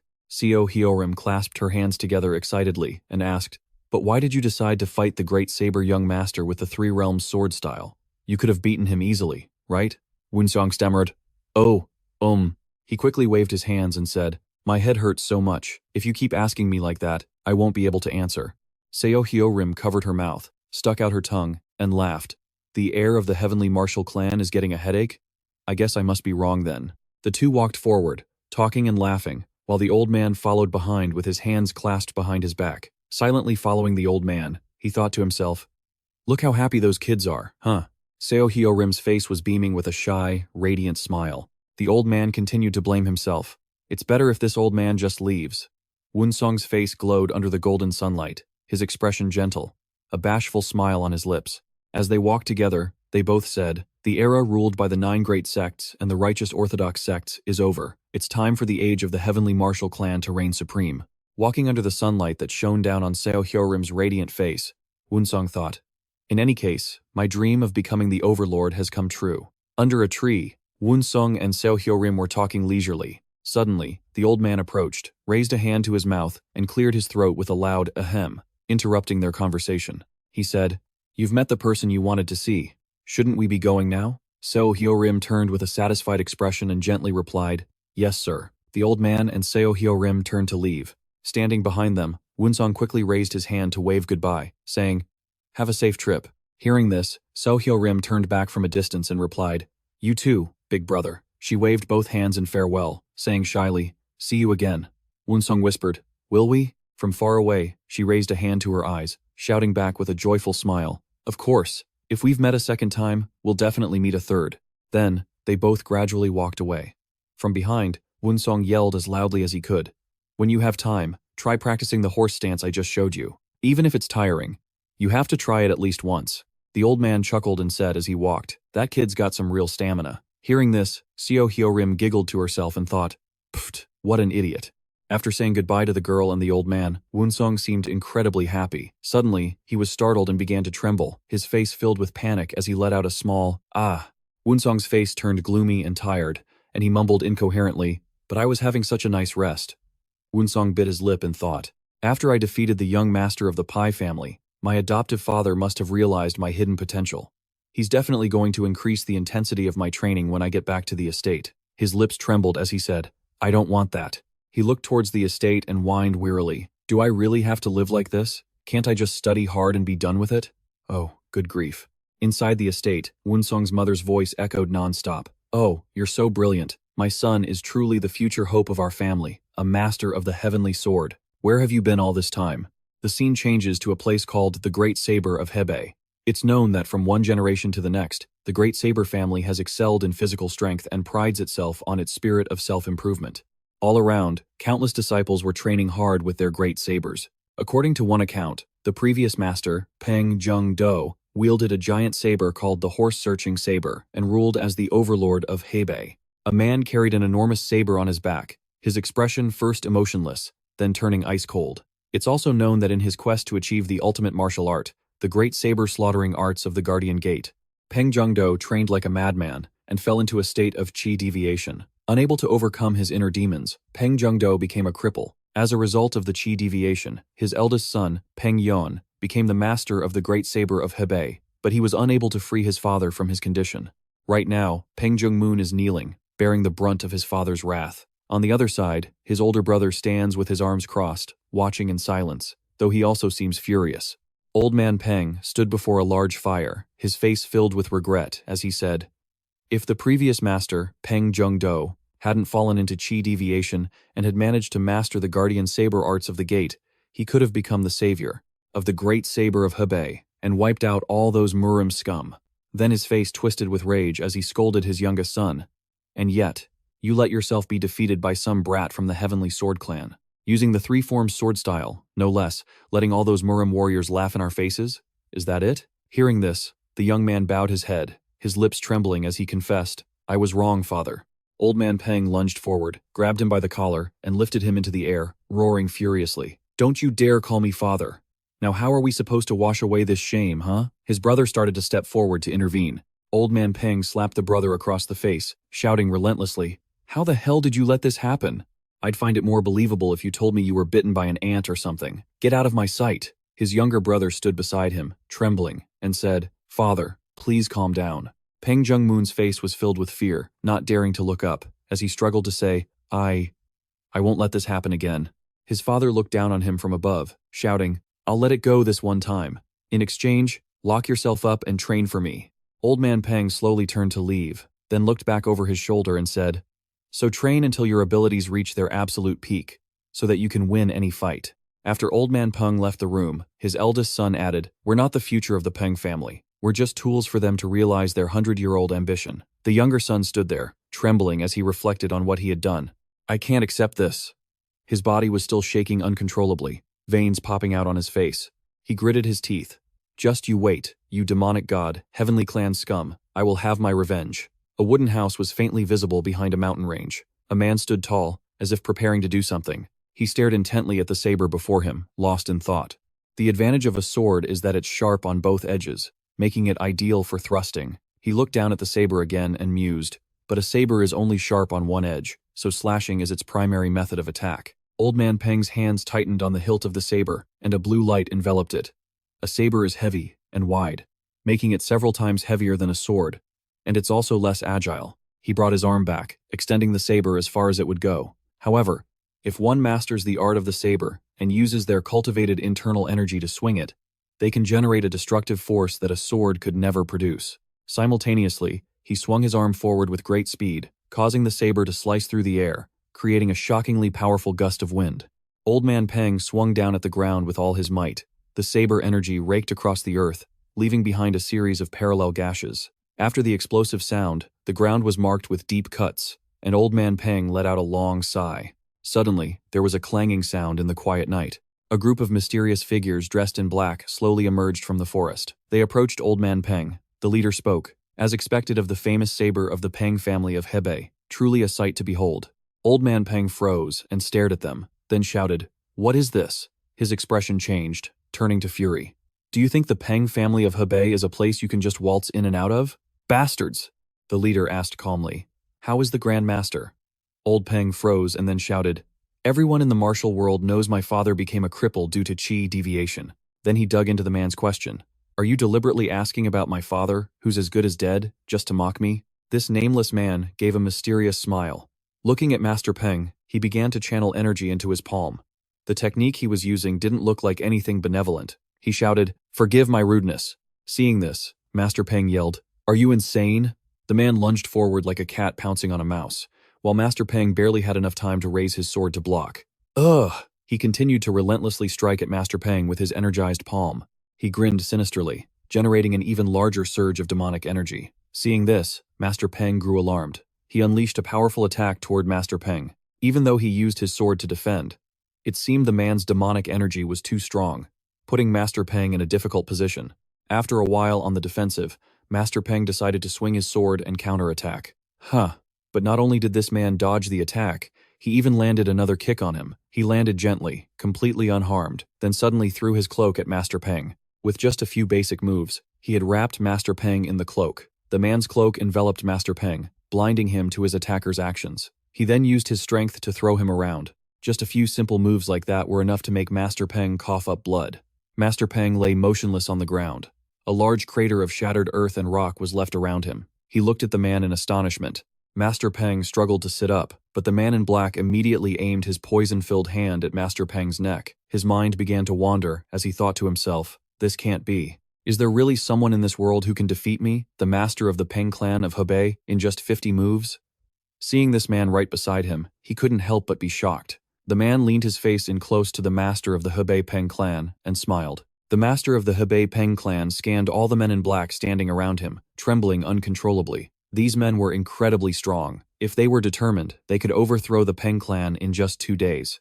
The man thought mockingly, "Someone who only knows 80% of the 5-tiger decapitation blade technique is nothing but a cripple." After a defeat more humiliating than any other, the master of the Hebei Peng clan was still being threatened by them.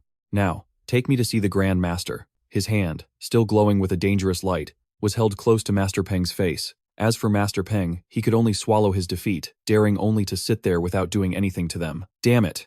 The wooden house behind the cliff was where the Grand Master was staying, its interior bathed in a brilliant golden light that filled the entire room. The light was so bright it even seeped through the cracks in the door. Inside, the old man was being treated by the leader of the men in black. A haze radiated from the Grand Master's body, making the whole room scorching hot.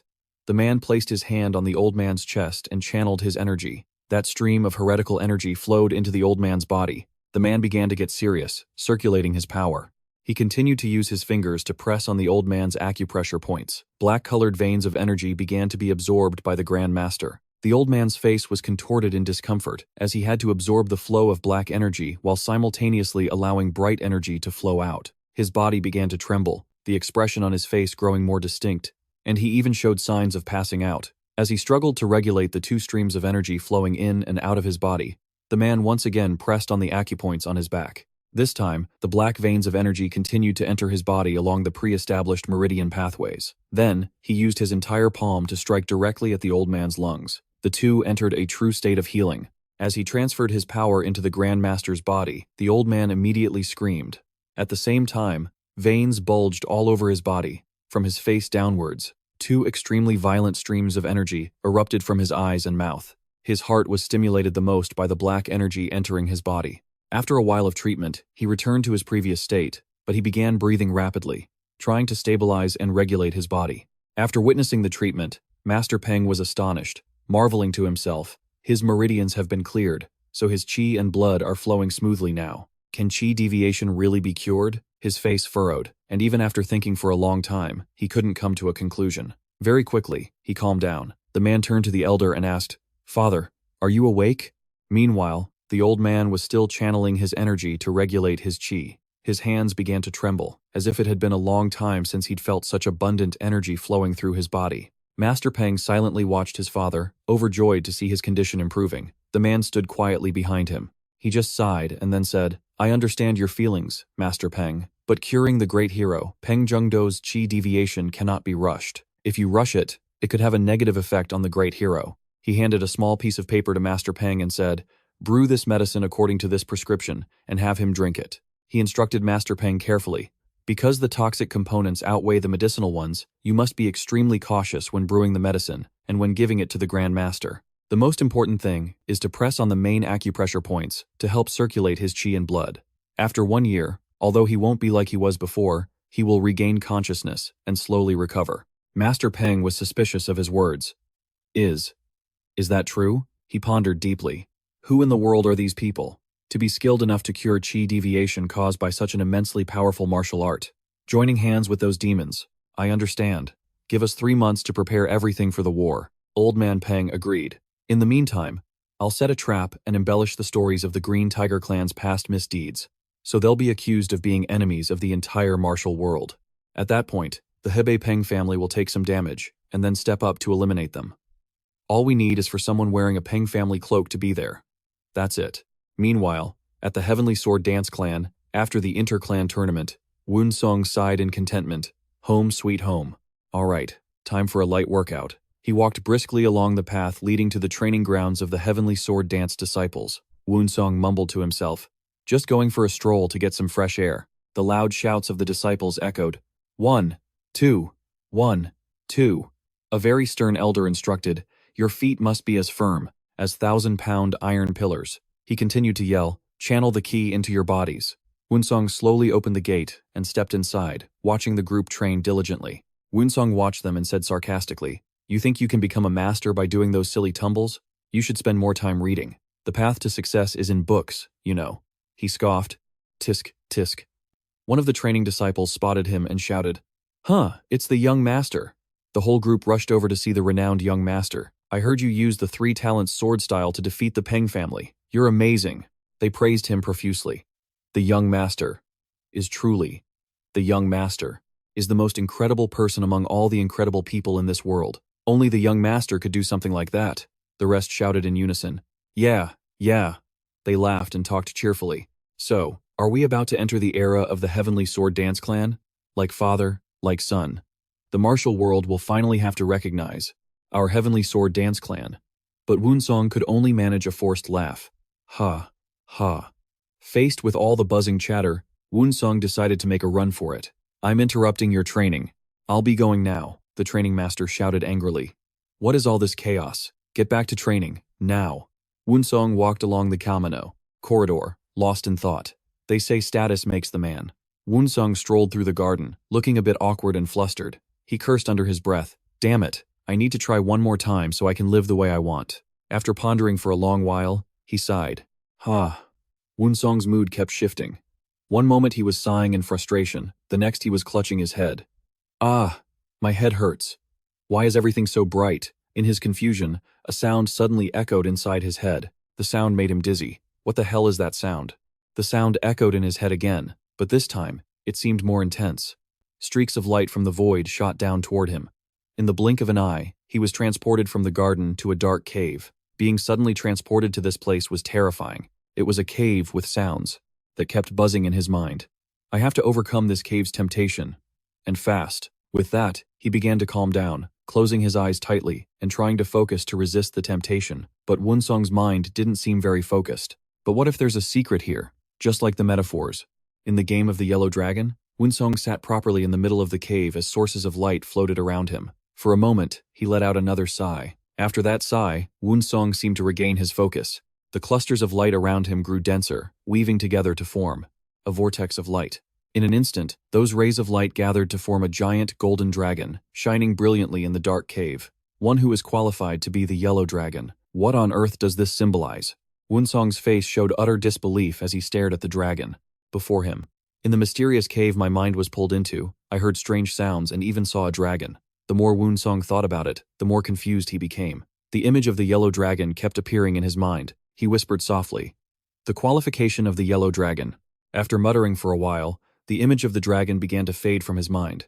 It turned out he had just been dozing off, and a long trail of drool was already running down his chin. While still in a sleepy daze, he was hit hard from behind. His head throbbed as he cried out in pain, and the image of the yellow dragon in his head gradually faded away before disappearing completely. Annoyed, Woon-seong spun around to confront whoever had hit him. His tough guy act lasted only a few seconds, but when he saw who hit him, his confidence immediately withered. The angry, green-haired girl, with her hands on her hips, was Woon-seong's older sister. She answered him through gritted teeth. "You've got some nerve. You sleep during practice, and now you're sleeping while circulating your ki. Are you that sleep-deprived?" Her overwhelming presence made Woon-seong clutch his head apologetically. "I didn't do it on purpose." Hearing Woon-seong's reply only seemed to fuel his sister's anger. She grabbed his ear and pulled it hard, yelling, "You really don't know how to use your potential in the right places." With his ear being twisted so painfully, Woon-seong wasn't about to back down. Yelling back, "Oh my god, what kind of sister pinches so hard?" After venting her anger, she felt helpless with her younger brother, crossing her arms and sighing. You need to train harder." Not wanting to lose, Woon-seong shouted back at his sister. You should hurry up and find a fiancé. Woon-seong's words made her blush furiously, but she pretended to be proud and turned away. Humph, I have no intention of getting married. He wasn't stupid enough to miss the chance to tease her, saying with a cheeky grin, well then, good luck with that. Infuriated by his teasing, she started to turn back to give him a piece of her mind. Hey, what did you just say? He kept his annoying grin. I didn't say anything. Just as she was about to teach this brat Woon-seong a lesson, a voice came from behind. Who dares to intentionally harm the young master? A girl in a brick-red dress with woody brown hair approached. From behind, her voice sharp with anger. Seeing this, Woon-seong's sister's expression froze. The eldest sister continued. Didn't I tell you to behave with proper etiquette, even within the estate? From now on, you must always love, serve, and address Woon-seong as young master. Understand? The green-haired girl's heart felt like it was shattering. Behind her, Woon-seong let out an innocent "oh." The green-haired girl still couldn't believe it and asked again, what? I have to love and serve this brat, Woon-seong? The eldest sister paid no attention to her shocked and heartbroken expression, stating coldly, this is an order. Whether you like it or not, you will obey. That way, situations like what just happened won't occur again. Hearing those words, the third sister looked as if her soul had left her body, her steps dazed as she walked away. The woman in red ignored her staggering younger sister and turned to Woon-seong. And as for you, Woon-seong, you also need to act like the young master you're supposed to be. How long are you going to keep acting like a mischievous little brother? She said sternly, her brows furrowed. Faced with his red-clad sister's expression, Woon-seong could only grin like an obedient puppy. Yes, I know. Realizing his dismissive tone, she yelled, hey, don't just say that and not mean it. Woon-seong let out a sigh. First, I need to rest. If this keeps up, everyone's expectations for me to become a master will only get higher. Hearing this, his older sister's expression softened. All right, go get some rest then, and take this pill. With that, she reached into her robes, searching for something. From her robes, she took out a small red box. Inside was what looked like a golden pill. She told Woon-seong, not long ago, a man from the south visited our estate. That southerner said he had found an incredibly rare medicinal herb and poured his heart and soul into creating this. The flower pill. He also mentioned that your brother-in-law took one of these as well. Your eldest brother-in-law is Baek Cheon-hung of the Han clan in Shanxi province. The current head of the family is Baek Yoon-mong, who is known as a renowned physician. That flower pill is a divine medicine that contains all the essence of his heart and soul. After hearing how precious this divine pill was, Woon-seong quickly waved his hands in refusal. Then you and brother-in-law should be the ones to take this divine medicine. Hearing that, she blushed slightly. Your brother-in-law has already taken his. Then, isn't this pill for you, sister? Her face grew even redder, and her embarrassment deepened. I'm pregnant, so I can't take it. That's why you should have it. She offered it to him, but Woon-seong quickly backed away, waving his hands. No, I can't take it. Without giving Woon-seong a chance to refuse, she reached out, pinched his cheeks, and forced his mouth open before shoving the pill inside. Ah, open up. I wasn't even ready. The pill slid right down Woon-seong's throat. It felt like he was about to choke to death, and he struggled just to swallow it. He said to her dizzily, you don't listen to a word I say. You just do whatever you want. Before he could say another word, his lower abdomen began to cramp violently, and his vision started to spin. My stomach is starting to bloat, and it feels like my insides are on fire. His sister pushed him into a seated position and said with a smile, now, get into a meditative posture and circulate your ki. Forced to sit by his sister, Woon-seong's head spun as he screamed internally, damn it, I want to throw it up, but the divine pill is already in my stomach. He sat quietly in meditation, his mind already ablaze. A fire was raging inside his body, and his palms quickly began to sweat. His hands turned red from the heat, as fiery energy surged, and every vein on his neck bulged. His vision started to go dark as sweat poured down his face.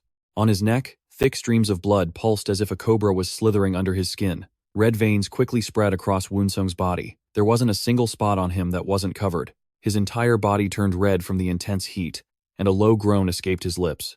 Quick! Use the clan's Heavenly Mother's Force technique. The veins on his face began to subside. His skin temperature cooled, and he let out a breath. Woon-seong's eyes were shut tight. He was now completely focused. The cloud key around him suddenly erupted like a storm. He clenched his jaw as the cloud key continued to intensify. This took even his sister by complete surprise.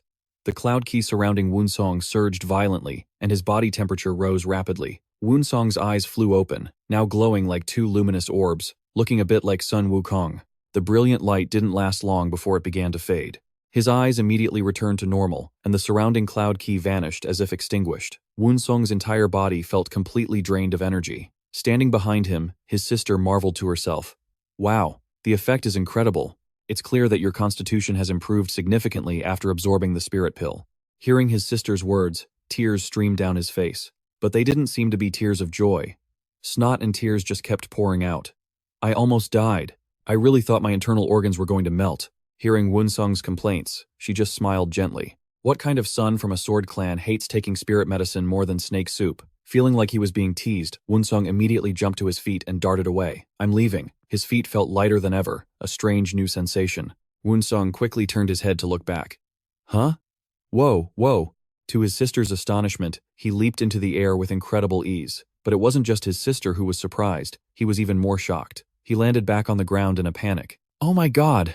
Woon-seong's face was a picture of utter disbelief. The effects of that pill were no joke.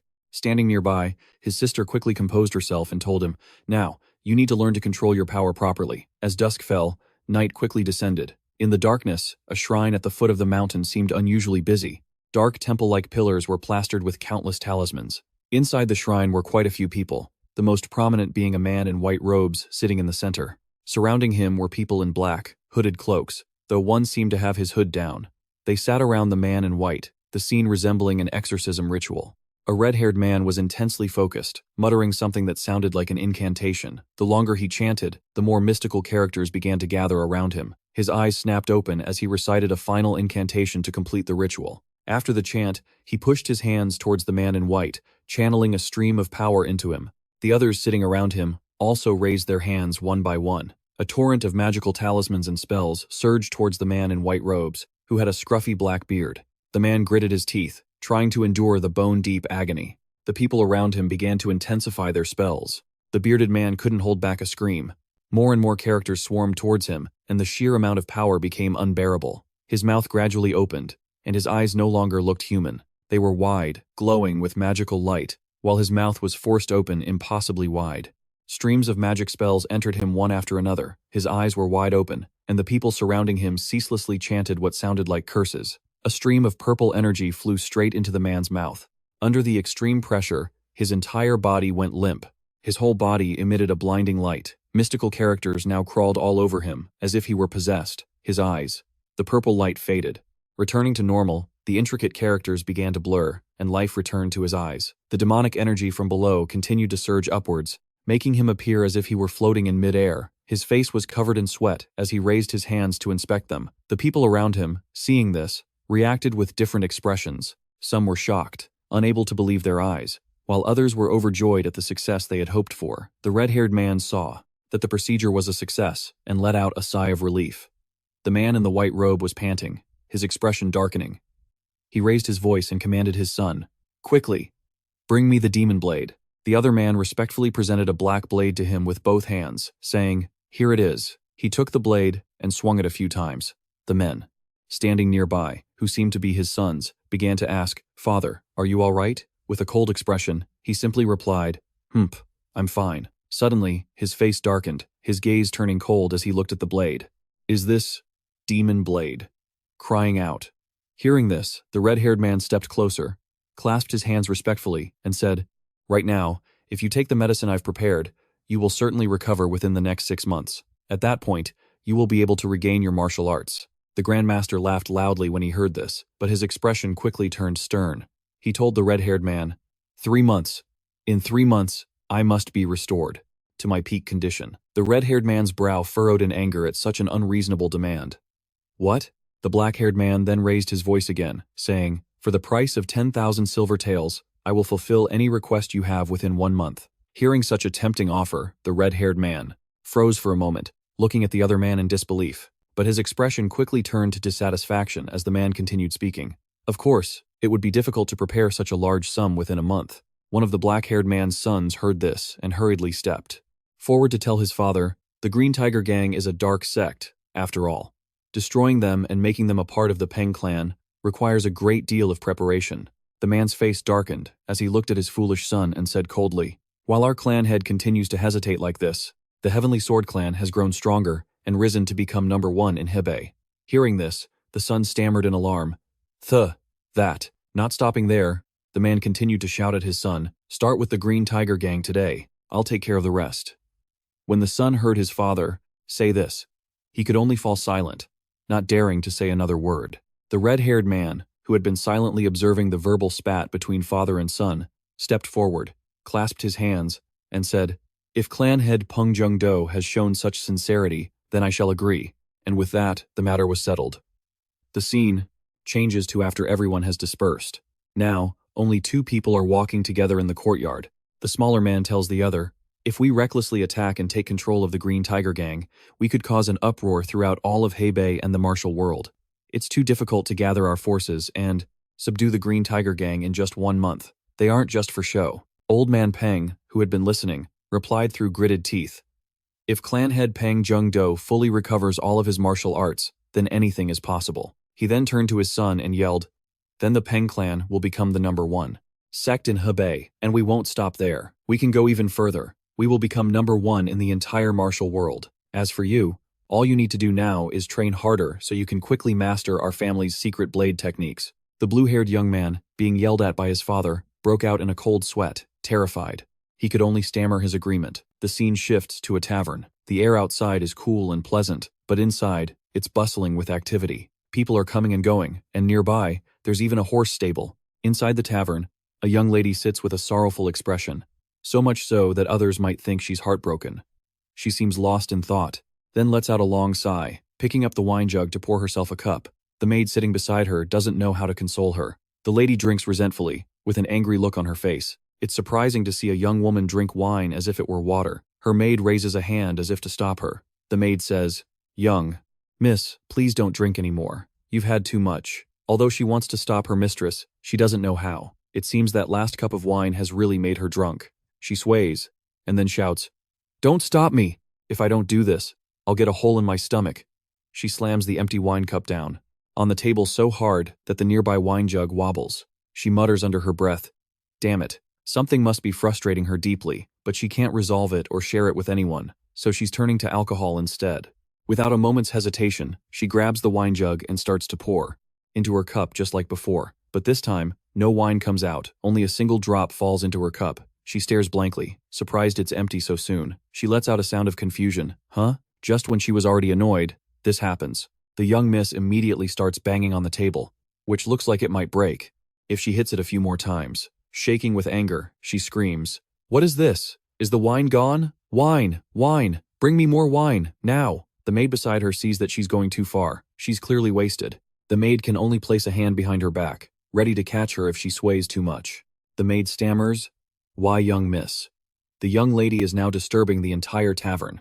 Everyone turns their heads to see where the loud demands for wine are coming from. At another table sits a group of men, all carrying swords. The maid grows fearful, seeing that everyone is staring at them. She tries to remind her mistress, "Please, don't be so loud." But the young miss is obviously drunk and doesn't hear a word her maid is saying.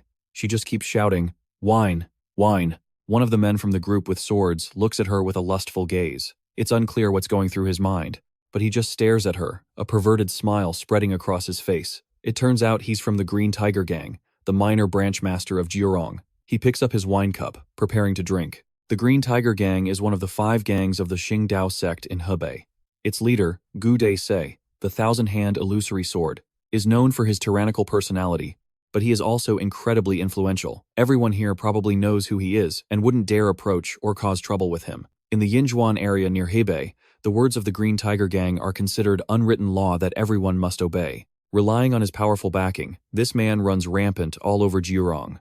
The desire in his eyes for this drunk young lady grew more and more obvious. He licked his lips as if craving something. Meanwhile, she was still livening up the tavern, shouting, "Wine! The bottle's empty. Bring me more wine." She held up the wine bottle and yelled, "This tavern is so strange. A customer is shouting their head off and no one brings any wine. How weird." Her maid could only gently try to persuade her, "My lady, please." But how could you stop someone who was already drunk? As for that guy, Chan Hobang, he just kept watching her and smirking. It was unclear what he wanted. After raising an eyebrow and observing her for a while, Chan Hobang finally stood up. He said, "All right, let's slowly get the show on the road." His words definitely had some hidden meaning, and whether they did or not, it was nothing good. He slowly walked toward her table, sword in hand, with a bold stride, fearing nothing. Behind him were his servants, standing as if to protect him. Meanwhile, she was still swaying with a drunken expression. Her maid looked at her worriedly. At a table not far away, 3 men saw Cheon Ho Bang approach the girl's table. Their faces were full of pity for her. One of them tutted a few times, while another whispered, "Looks like another girl is about to go on the chopping block today." The last man overheard and quickly hushed him. "Watch your mouth, or you'll get us killed." It seemed that no one in this tavern, whether they wanted to help the young lady or not, could do anything. They could only watch him. Besides, she wasn't the first person he'd harassed like this. He walked up to her and coughed a few times, as if to make her notice his presence. His goons also stared at her, their expressions just like their masters, perverted and worthless. He spoke in a soft voice, as if trying to entice her before resorting to threats. "It seems you're out of wine. Shall I buy you a bottle?" Hearing his voice, the drunk young lady looked up with a questioning expression. She must have been wondering why this guy would suddenly appear out of nowhere and offer to buy her a bottle of wine. He had to be up to something. The maid looked at Cheon Ho Bang with a rather worried expression, while also having to support her lady to keep her from falling. She also had to worry about what this man intended to do. She stammered, asking her lady, Who is that?" Seeing this, the man clasped his hands together and greeted the 2 women. Cheon Ho Bang announced, "I am Cheon Ho Bang, the young master of the Julong Guild." This introduction was probably meant to make the young lady realize that the person before her was no ordinary man, but the young master of the Julong Guild. However, he had likely wasted his breath talking to her, because she just looked at him with an expression of confusion and annoyance. She said, "I don't care who you are. Go back to your seat." She didn't need to meet anyone new or have someone buy her a bottle of wine. What she needed was a bottle of wine on her table and to be left alone to drink. Despite being shooed away like that, this stubborn guy just let out a soft laugh. "Ha ha." He continued, "Don't be so grumpy. They're out of wine everywhere. If I can get some wine for you, would you let me sit next to you?" It seemed he knew her current weakness was wine, so making an offer like this was quite tempting for her. However, she held out her hand to block him, as if she didn't want to talk to him anymore. She exclaimed, "Enough." This stunned him. Why would a girl like this refuse his every offer? She looked at him with a slightly annoyed expression and said, "I have plenty of money too." That statement was a bit embarrassing for him. The words she just uttered were as if to say she didn't need anyone to buy her anything. She could handle everything herself. Cheon Ho Bang looked at her with a furious expression. He gritted his teeth and said, "This little wench." He had been patiently putting up with her and acting gently, yet she kept refusing him. He thought to himself, "This little girl is too reckless for her own good." Seeing the furious look on his face, her maid was afraid he would do something to her lady. She quickly rushed forward, pointed at him, and shouted, "Go away now." He must have been furious. Just moments ago, he was repeatedly rejected by the beautiful lady, and now he was being shooed away by her maid. It made him look like a complete loser. He gritted his teeth with a furious expression, thinking, "What the hell?" He reached out and grabbed the maid's chin, as if to mock her. Although he was trying to smile, his smile wasn't natural at all. He said, "I'm trying my best to be friendly, you know. Is this little kid angry?" Seeing her servant being harassed like that, the young lady started to fly into a rage. In her drunken state, without thinking, she grabbed her cup of water and threw it in his face, startling him into letting go of her maid. Her maid and the man were both stunned by her action. Seeing their master get splashed with water, his servants trembled, afraid he would cause a scene and make everything chaotic. He thought to himself, "How dare she do this to me? No one has ever dared to treat me like this." She straightened up. Perhaps thanks to him, she had sobered up a little, to see what he would do next. He saw everything and said, "But if I just listen to that wench, where will I, Cheon Ho Bang, be able to show my face in public?" He was in a tough spot. If he accidentally messed with someone of high status, he'd be dead. But if he just stayed quiet and did nothing, he would lose face. Seeing his fear, she slammed her sword on the table and said with a mocking laugh, "Ha, don't just stand there gawking." Then she waved her hand, shooing him away, and let out a sigh. She said, "Now get lost, get lost, get lost." The extra emphasis on the last "get lost" made it sound as if the young lady was shooing away a misbehaving dog. This Cheon Ho Bang felt deeply insulted, his heart burning with rage. He had been gritting his teeth and enduring her insults, but it seemed she wasn't afraid of him at all. On the contrary, she acted arrogantly, as if she had powerful backing, which made him think, "Just look at this bitch. She's beyond arrogant." He had probably reached his limit. He kicked out his leg, flipping her table over. Food from the plates went flying, stunning her and the maid. Her dismissive words must have made him lose his cool. At this point, he didn't care who she was. He wouldn't let himself be humiliated in a tavern like this. As he kicked the table, he shouted, "You dare talk down to the young master Cheon Ho Bang of the Goryeo division?" That kick was a clear challenge, but she wasn't afraid. This guy immediately drew his sword and yelled at her maid, "Get out of the way!" The maid, worried for her lady's safety, reached out as if to stop her, but who could stop her when she was this furious? The maid only managed to stammer out a few words. "My lady." Seeing her draw her sword, this Cheon Ho-bang wasn't scared either, gripping the hilt of his own, and pulling it from its sheath. He said angrily, "Now watch this." To seize the advantage in this fight, the petite young lady struck first, slashing at him. She yelled, "Ha! Where the hell did a bastard like you come from? This is just my luck." She just wanted to peacefully drink her sorrows away, but she never expected to run into this jerk. Each of her slashes was incredibly powerful, as if she wanted to punish him for annoying her. He couldn't even counterattack. He could only block the blows she delivered passively. She slashed with both power and speed, and he couldn't maneuver his sword. He could only raise his blade to deflect her attacks, unable to fight back at all. Each of her slashes forced him to retreat. He was stunned, and said, "What the?" He probably never expected a young lady like this to be so proficient with a sword. At this rate, he was the one at a disadvantage. He charged forward and screamed, "I'll cut you down." He lunged and brought his sword down. In a heavy slash, she barely managed to block it, and the impact sent a tremor through her. She was completely surprised by his sudden lunge, but she still reacted just in time. Indeed, even when drunk, she was as formidable as ever. Seeing that he was no longer at a disadvantage, he spoke to her, his tone dripping with arrogance. "A worthless little girl. Like you dares to look down on me." After speaking, he pressed his sword down hard, trying to force her to drop her weapon. She let out a sigh, as if she was getting tired of this guy. She quickly brought her sword up to block and thought to herself, "Watch this. My power isn't what you think it is. If I wasn't drunk, you'd have been dead on the floor long ago." Then she continued to think, the sword style of a drunken swordswoman. Although it has momentum, it feels completely different. Seeing that she had the strength to block his strike, he figured she probably wasn't some pampered, sheltered lady from a major clan. He smiled grimly and thought, "So, she isn't the descendant of a noble family? In that case." Seeing his foul smile disgusted her. That grin seemed to fuel her strength, giving her the power to defeat this annoying man. She tensed up, breathing heavily. She roared, "How dare a bastard like you do this to me?" She slashed down, nearly making him fall. He was at a disadvantage once again. She continued to unleash a flurry of incredibly swift slashes, while he expertly parried each one. It seemed he was all too familiar with moves like these. Every time she swung her sword, he would dodge it with practiced skill. This infuriated the young lady, forcing her to cry out, "You bastard." She raised her sword and brought it down in a powerful strike. Unexpectedly, this man's martial arts were nothing to scoff at. He did a backflip to dodge her slash. Seeing him land, she immediately aimed the tip of her sword right at him, lunging forward as if nothing could stop her. The two went on like this, with him constantly dodging her strikes, unable to launch an attack of his own even once. Perhaps he had been trying to get serious this whole time. His eyes were locked on her. As she brought her sword down toward his head, he zipped to the side. Like the wind, he was planning to get behind her. Cheon Ho-bang raised his sword, and his speed was so great she couldn't turn in time. He swung his blade down hard without even looking where it was aimed. The sword flew toward the young lady. She had just enough time to glance behind her to see what was happening, but unfortunately, it was too late. He slashed her, and blood sprayed from the petite young lady's body. Her face contorted in pain, and her body felt like it was about to go limp from the blow. After landing the hit, he smiled in satisfaction. She looked to see what he would do next, and saw him raising his leg, preparing to bring it towards her. That's right. He kicked her, squarely in the stomach. Even though he'd put up with a lot from her, there was no need to kick a girl like that. The kick was so powerful that she dropped the sword she had been gripping tightly. The blow sent her flying so far that she slammed into a nearby dining table, causing everyone nearby to scramble out of the way.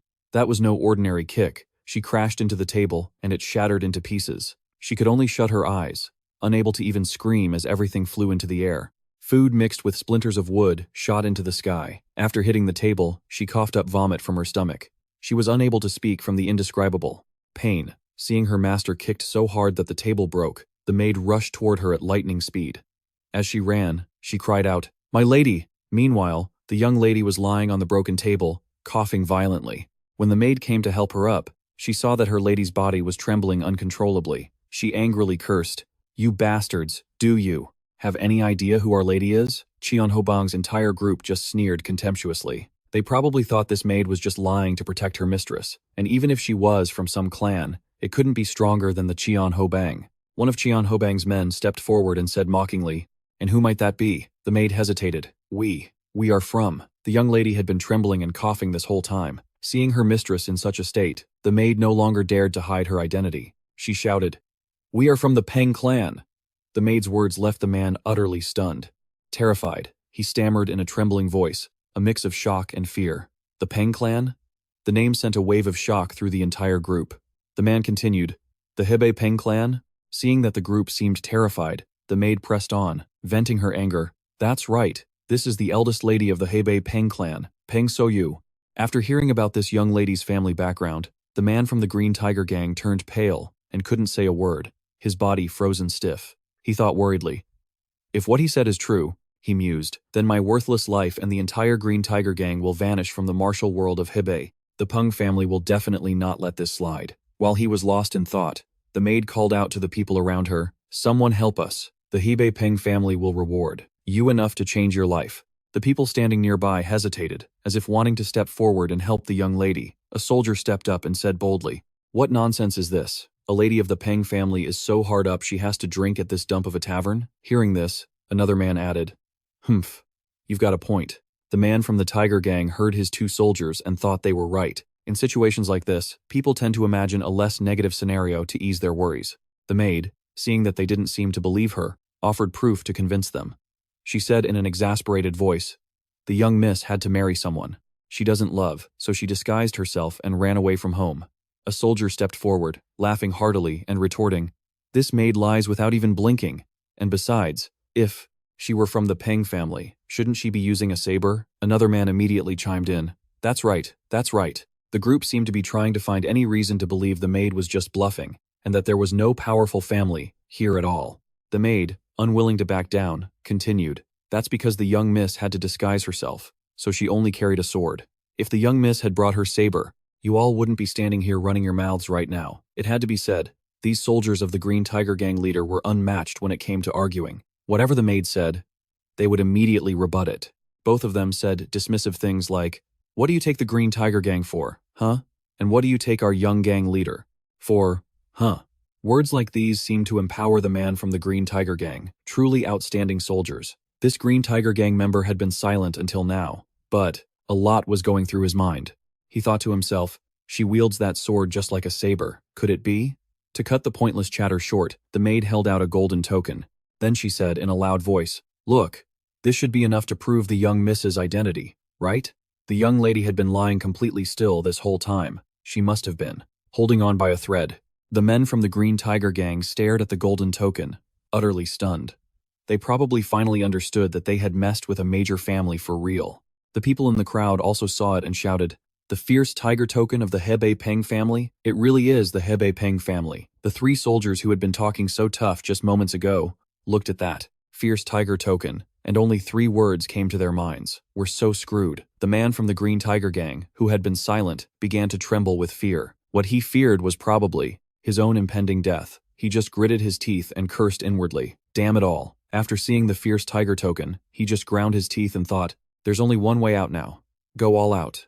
Between dying on his own terms or being killed, he was going to die anyway. He might as well tear this place apart before he went. It's hard to say if this shallow thought came from being foolishly terrified of death, or if he'd always been like this. The soldier next to him could also see his leader trembling uncontrollably. Then, the man from the Green Tiger Gang thought to himself, how can I possibly kneel before the Peng family's blade and just offer up my life to them? He could think that all he wanted, but the guy had been scared to death for a while now. His soldiers looked at their boss, unsure of what to do next. If they'd already messed up, they might as well just follow their leader's lead. A soldier spoke up, "Young gang leader." As soon as he was called, the man from the Green Tiger Gang turned his head, not daring to look his soldier in the face. After a moment of thought, he looked towards the young lady being held by her maid. He raised his hand and gave the signal, "Kill without mercy." Perhaps it had come to this. No matter what he did, he would die, so he might as well take everyone down with him. His soldiers looked at each other hesitantly, wondering if their leader had gone mad to decide to slaughter everyone.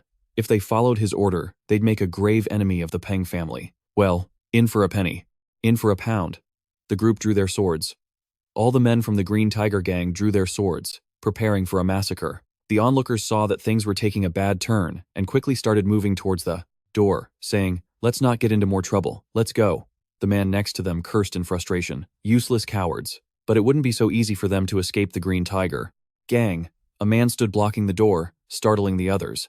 Another man walked over and shut it, probably wanting the entire tavern to go down to the grave with his leader. With every slash, a person fell. Heart-wrenching cries filled the air. The scene was pure chaos, filled with screams and shouts for help. One by one, People were senselessly cut down by the blades of the Green Tiger Gang. They had done nothing, but because they were witnesses, they had to die. Just like that, the floor was covered in pools of blood, accompanied by screams. It was a truly tragic scene. He thought to himself, kill that girl and everyone here, then set fire to the inn to destroy the evidence. Then, not even 10 Peng families could do anything to me. What an inhuman thought. This man truly had no conscience left, and he even wore a smile, as if he had already solved this troublesome matter. He walked over to where the young lady was lying and said, now, I just need to kill your master, and this will all be over. Hearing this, the maid shouted, you damn bastard. Others would run for their lives at the mere mention of the Peng family. Yet this man brazenly wanted to kill the female master of the Peng family. After saying that, he even let out a loud laugh. He raised his sword high and added, my sword strike is the true divine punishment. Farewell. Then, he brought the sword down towards the young lady, lying there in pain. Suddenly, at the tavern door, a hand with immense force smashed the door open with a loud pang. Behind him were a few of his soldiers. He looked at the scene, completely shocked. Dead bodies were strewn across the tables and the floor. There wasn't a single spot untouched by blood. The man from the Green Tiger Gang, who was swinging his sword to strike, stopped at the appearance of this person and glanced over. It turned out to be the young master. The maid saw him and cried out in relief, young master. The young miss heard this and also struggled to open her eyes and get a look at him. He gave a slight smirk, but it probably couldn't hide the deep-seated anger the young master was suppressing. How dare they touch his people? He then gently reminded the young lady, I told you the outside world was full of dangers. The martial world is treacherous. For a girl to be married into a well-off family and get a good husband is a great blessing. The Green Tiger Gang soldiers looked on, asking in confusion, what is this wet-nosed brat talking about? She wanted to curse him out too, but the pain was so intense, he couldn't even scream. He raised his hand and said, attack. Not a hint of hesitation or worry showed on the young master's face. He was stunned to see the eldest son of the Peng family walk in. His mouth trembled. What's going on? The Peng family's men continuously slashed at his brothers. Every one of his men went down in a single blow. In stark contrast to his trembling, this guy, Peng, smirked cunningly. Then, he advanced toward the man. He hurriedly shouted a threat born of fear. Hey, you! Who the hell do you think you are? You want to get beaten to a pulp? The tip of his blade scraped against the ground, sending sparks flying. He stepped forward and announced, I am Peng Donghui, the eldest son of the Peng family of Hebei. The other man could only raise his small sword to defend himself. But it seemed Donghui's strength was overwhelming. Although the man tried his best to block, it looked like he was reaching his limit. He looked at the blade before him, gritted his teeth, and thought, how can he be this strong? And with that, he was sent flying by Peng Donghui. His entire body flew back, smashing into a door and shattering it to pieces. The force was so immense that he was thrown hundreds of meters away. Finally, he landed headfirst on the ground. He lay there in agony, his whole body trembling. Before him, 3 menacing figures surrounded him. Peng Donghui also stepped outside. He smirked contemptuously. With that pathetic level of skill, you dare lay a hand on someone from the Peng family? From behind him, another man grabbed someone by the collar and said, young master, there's one left. This man was trembling, his face pale with fear, begging for his life. Donghui looked at the man with a placid smile and reminded him, calm down. I just need you to help me bear witness to everything you've seen. The man lying in the courtyard saw this scene and couldn't understand what was happening. He began to ponder deeply. The young lady of the Peng family appearing in this remote tavern, followed immediately by the young master of the Peng family. And then, there's a survivor left behind to act as a witness. How could all of this be a coincidence? Impossible. After piecing everything together, he understood what was happening and shouted, this was all a conspiracy. Peng Donghui glanced over at him. The man standing next to him raised his sword and yelled, look at this little brat. The witness is right there, and you're still trying to run your mouth? As he spoke, he drove his sword through the man's hand. He flinched, looked down at his arm, and then screamed in agony. At the Green Tiger Gang's territory, deep in the forest, Old Man Peng watched their base from a distance. His eldest son approached after handling matters at the tavern. Peng Donghui spoke up. Everything has been prepared according to plan. They both looked towards the camp with determination in their eyes. Old Man Peng gave the direct order, advance, and so, 500 men of the Peng family marched towards the Green Tiger Gang. 2 guards from the Green Tiger Gang noticed something strange. They exclaimed in alarm, what is this? Peng Donghui led his troops forward, his voice cold as he commanded, kill. Inside the camp, they hastily yelled, we're under attack. Both sides immediately crashed into each other like sworn enemies. However, the men of the Green Tiger Gang were much weaker. Wherever the Peng family's army went, their men fell. Peng Donghui ordered them to kill everyone, leaving no one alive. These men could only shout to each other, "The Peng family of Hebei is attacking." Just as he finished speaking, his head flew into the air. The one who finished him was none other than Peng Donghui. The Green Tiger Gang, now filled with rage, also charged forward. Very quickly, the Peng family broke into the room of the Green Tiger Gang's leader. It made him tremble and beg for his life. Peng Donghui stood at the door with a confident smile on his face. It seemed that with just that faltering sentence, he had already raised his sword. He had already pierced it through the Green Tiger Gang's leader. A gang leader doesn't need to know such things. Peng Donghui raised his foot and kicked the man's body to pull his sword out. The gang leader was kicked face down onto the floor. Outside, voices cheered in celebration. "We did it! We won!" The men of the Green Tiger Gang were now all dead. At that moment, Old Man Peng entered through the front door amidst the cheers of his 500 men. "Long live the Peng family! Long live the Peng family!"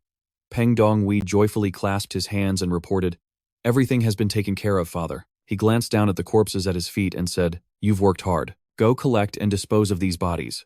Also, where is the witness?"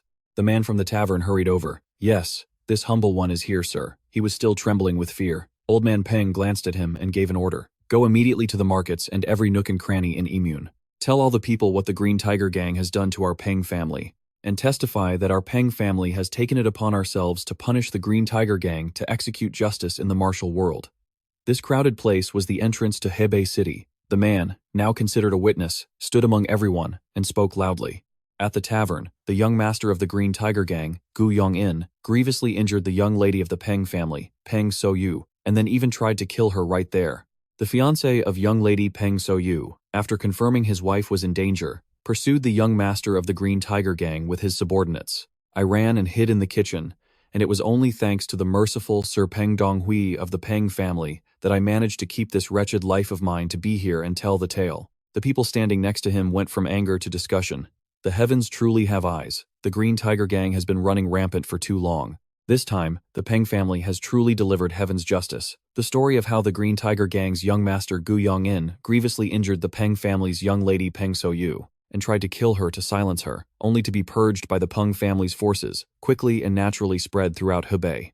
Afternoon fell upon the Green Tiger Gang's territory. At that moment, a group of people approached the main gate. The leader walked with a slightly smug smile, as if he had calculated something. They walked straight into the gang leader's room.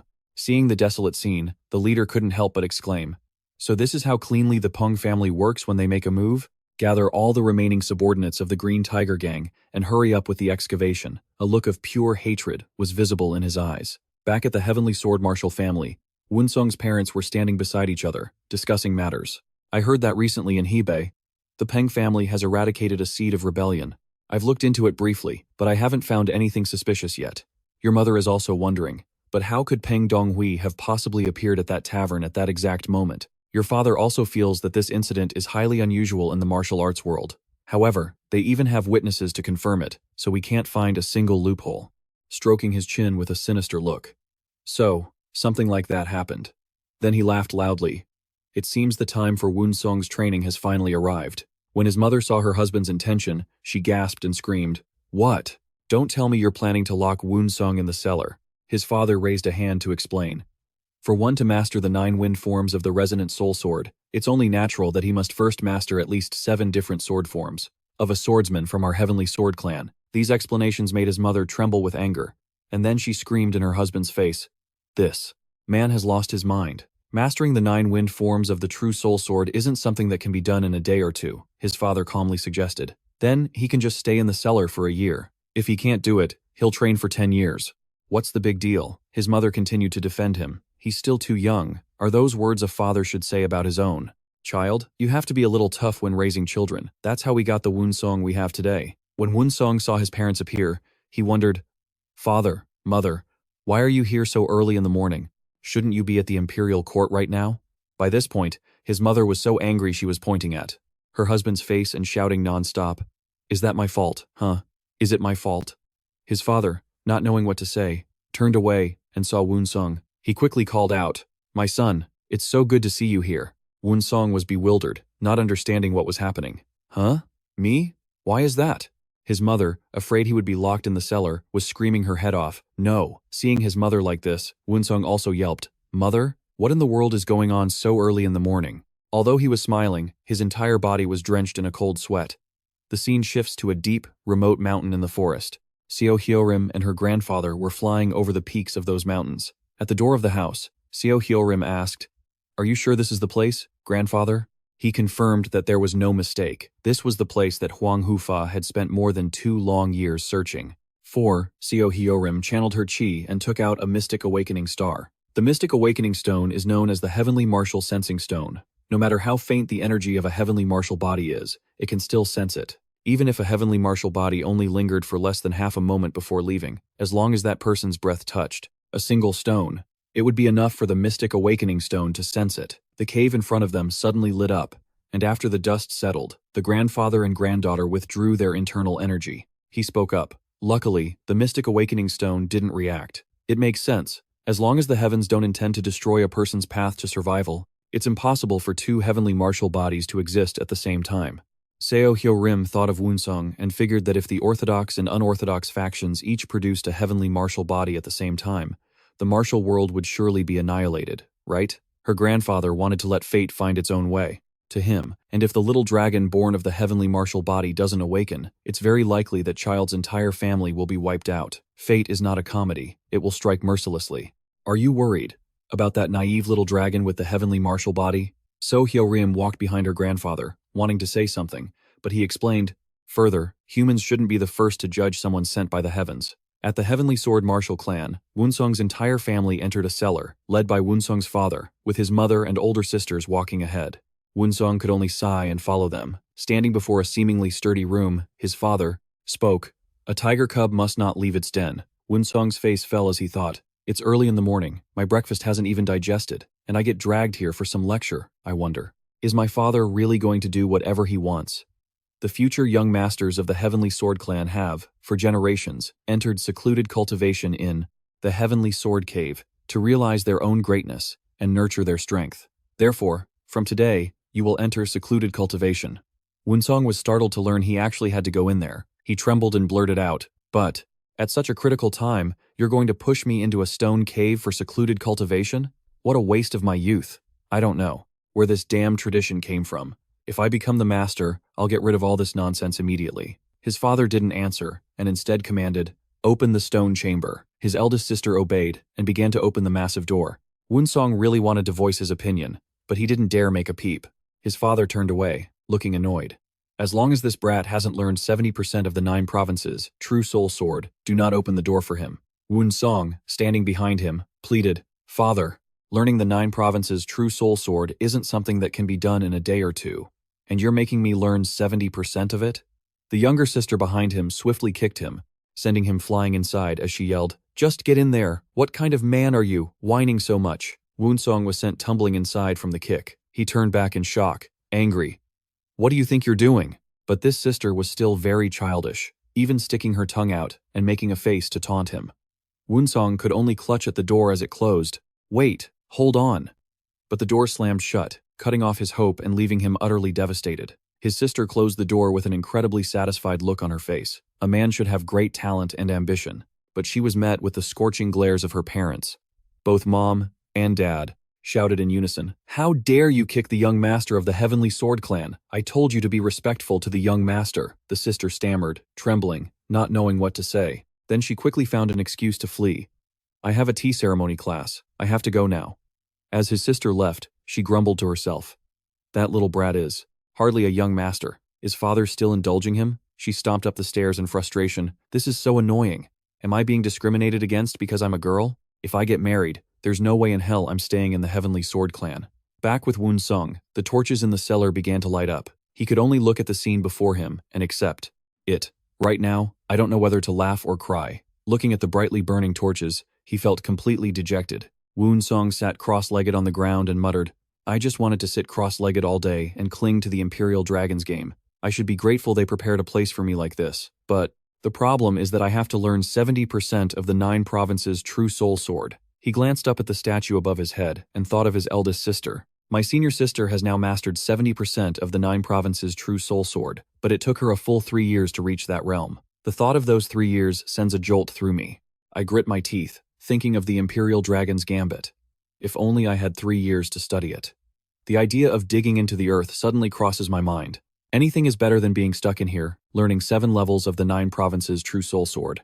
While I'm wasting my youth away in here, my friends are out on a lake, sailing through a shower of flower petals, smiling brightly to enjoy their youth. Just thinking about it makes me want to bawl my eyes out, because I want to be on that boat with them too. Just then, an image of Seo Hyorim flashed in his mind, and the sight of her immediately strengthened his resolve. That's right. First, I have to get out of here. I can worry about everything else later. But the thought of having to move his body to continue training was completely unappealing. He walked over to the weapons, unsure of which one to choose. At this point, he could only accept his fate, because there was no fighting it. He chose a sword for himself and moved forward. With the thought in his mind, he figured he just had to endure it. What else could he do? If you can't avoid it, you have to learn to adapt. The first form of the 9 provinces' true soul sword. Then he executed the subsequent moves. When it comes to swords, all you really need to do is thrust and parry. The 9 provinces' true soul sword wasn't much different. If he just repeated the moves over and over, his body would get used to them. His body needed to move and react faster than his mind could think. Swing the sword 1,000 times, and the technique will become your own. The movements of the form must be truly precise, executed along with the flow of true chi. His sword strikes now began to radiate internal energy with a red glow, which was also the way to finish a move. Just that much was enough to make his body tremble. He was completely drenched in sweat. When he actually performed the move, the result was far different from what he had imagined. The movements of the form were very clear, but he just couldn't keep up. He felt a little discouraged with himself. He'd performed only one move and had already made mistakes left and right. The day he'd get out of here was surely still a long way off. Although a bit disappointed, he quickly composed himself and focused seriously, starting over from the beginning, correcting each movement one by one. And so, he began to swing his sword again. Because he didn't want his youth to be buried here, he had to escape this place as quickly as possible. He just kept doing it over and over again, countless times. After a while, he collapsed on the ground like a dead cockroach, panting heavily. He screamed in anger. This is useless. If it's this hard to learn just one move, how in the world am I supposed to master 7 levels? Suddenly, a voice called from outside the door. Young master. Hearing the voice, Woon-seong recognized it as Okon. From outside, he called in, "This servant has brought your dinner." Just like that, half the day was already gone. However, the food he received was very strange. No matter how he looked at it, there were only 5 pills. He picked up a yellow one. Stunned. What the heck is wrong with this food? Outside, Okon said, "During your training, you must eat Baigu pills to supplement your deficient true chi." Woon-seong yelled furiously. What? I'm a growing boy, and you're giving me pills instead of a meal? I need to eat meat to have the strength to train. The kid outside still tried to explain gently. If you eat meat, you will have excess energy, and it will cause you to have distracting thoughts. Please take this opportunity to burn off all your excess fat and train to get the perfect body. Woon-seong could only cry out in despair as he looked at the 2 Baigu pills and the elixir in his hand. Damn it. Is this what they call cultivation? Seeing that Woon-seong was silent, the young man outside added, "The Baigu pills contain enough fiber, so having 1 bowel movement a day won't hinder your training." Just thinking about it made Woon-seong even more furious, and his mouth continuously muttered something. Okon peeked in from outside to see how he was reacting. Seeing that he seemed okay, the young man looked at some steamed buns and passed them to Woon-seong. "Eat this so you won't be as hungry." Woon-seong was trembling with rage. Looking at the basket of buns, he was beyond furious. "You should have just given these to me from the start instead of teasing me like that," he lamented as he ate a bun. "Being cared for like this is so moving, it almost brings a tear to my eye." Through the small opening, Okon tossed him a few books. He started to ask again, "What now?" The young man said, "The eldest miss told this servant to bring you books to read when you're bored." Woon-seong was very confused. "I don't know what's wrong with my big sister, sending me books." "Oh, but wait a minute, these are all martial arts books." From outside, Okon said, "There's still more." Woon-seong looked at the pile of books in front of him and could only manage a wry smile. Does she want to turn my brain into an entire library of martial arts manuals? Just looking at the pile of books made him tremble. And so, he grabbed the basket of buns and ran. "I'm not reading them. I'll pass out, you understand?" With great determination, he mumbled while eating a bun. Not reading. Definitely not reading. But he kept staring at the 2 statues in front of him, which made his food tasteless. He started to glance at the huge pile of books behind him. He had always been obsessed with reading and couldn't break the habit. But still, no matter how he looked at them, he hated the sight. Woon-seong began to flip through the pages. Even though he knew his big sister was deliberately messing with him, he still wanted to read them. But after reading for a while, he exclaimed in surprise, "Oh, my big sister is really something else. She sent me everything from basic martial arts books to those with profound content, all systematically categorized. Woon-seong was so engrossed in reading that he couldn't stop. His hand continuously flipped through the pages. Why is it that the more I read, the more I understand? After a while, his eyes started spinning like a top, and the contents of the martial arts books he had just read, the characters, were flying around in front of him. He started to feel that something was wrong. Now I need to use the Clear River Limitless Heart method to elevate the lesser heavenly cycle. After a while, that same sound came again. He never expected it would lead him back to the cave from that day. He wanted to find the golden Ruyi Pearl. The one who possesses the dignity of the golden dragon will receive true power. After finding the golden Ruyi Pearl, the Ruyi Pearl technique is limitless. As he pondered, his feet unconsciously moved deeper inside. But this place was a dead end. Woon-seong couldn't go any further. He himself didn't know where it was.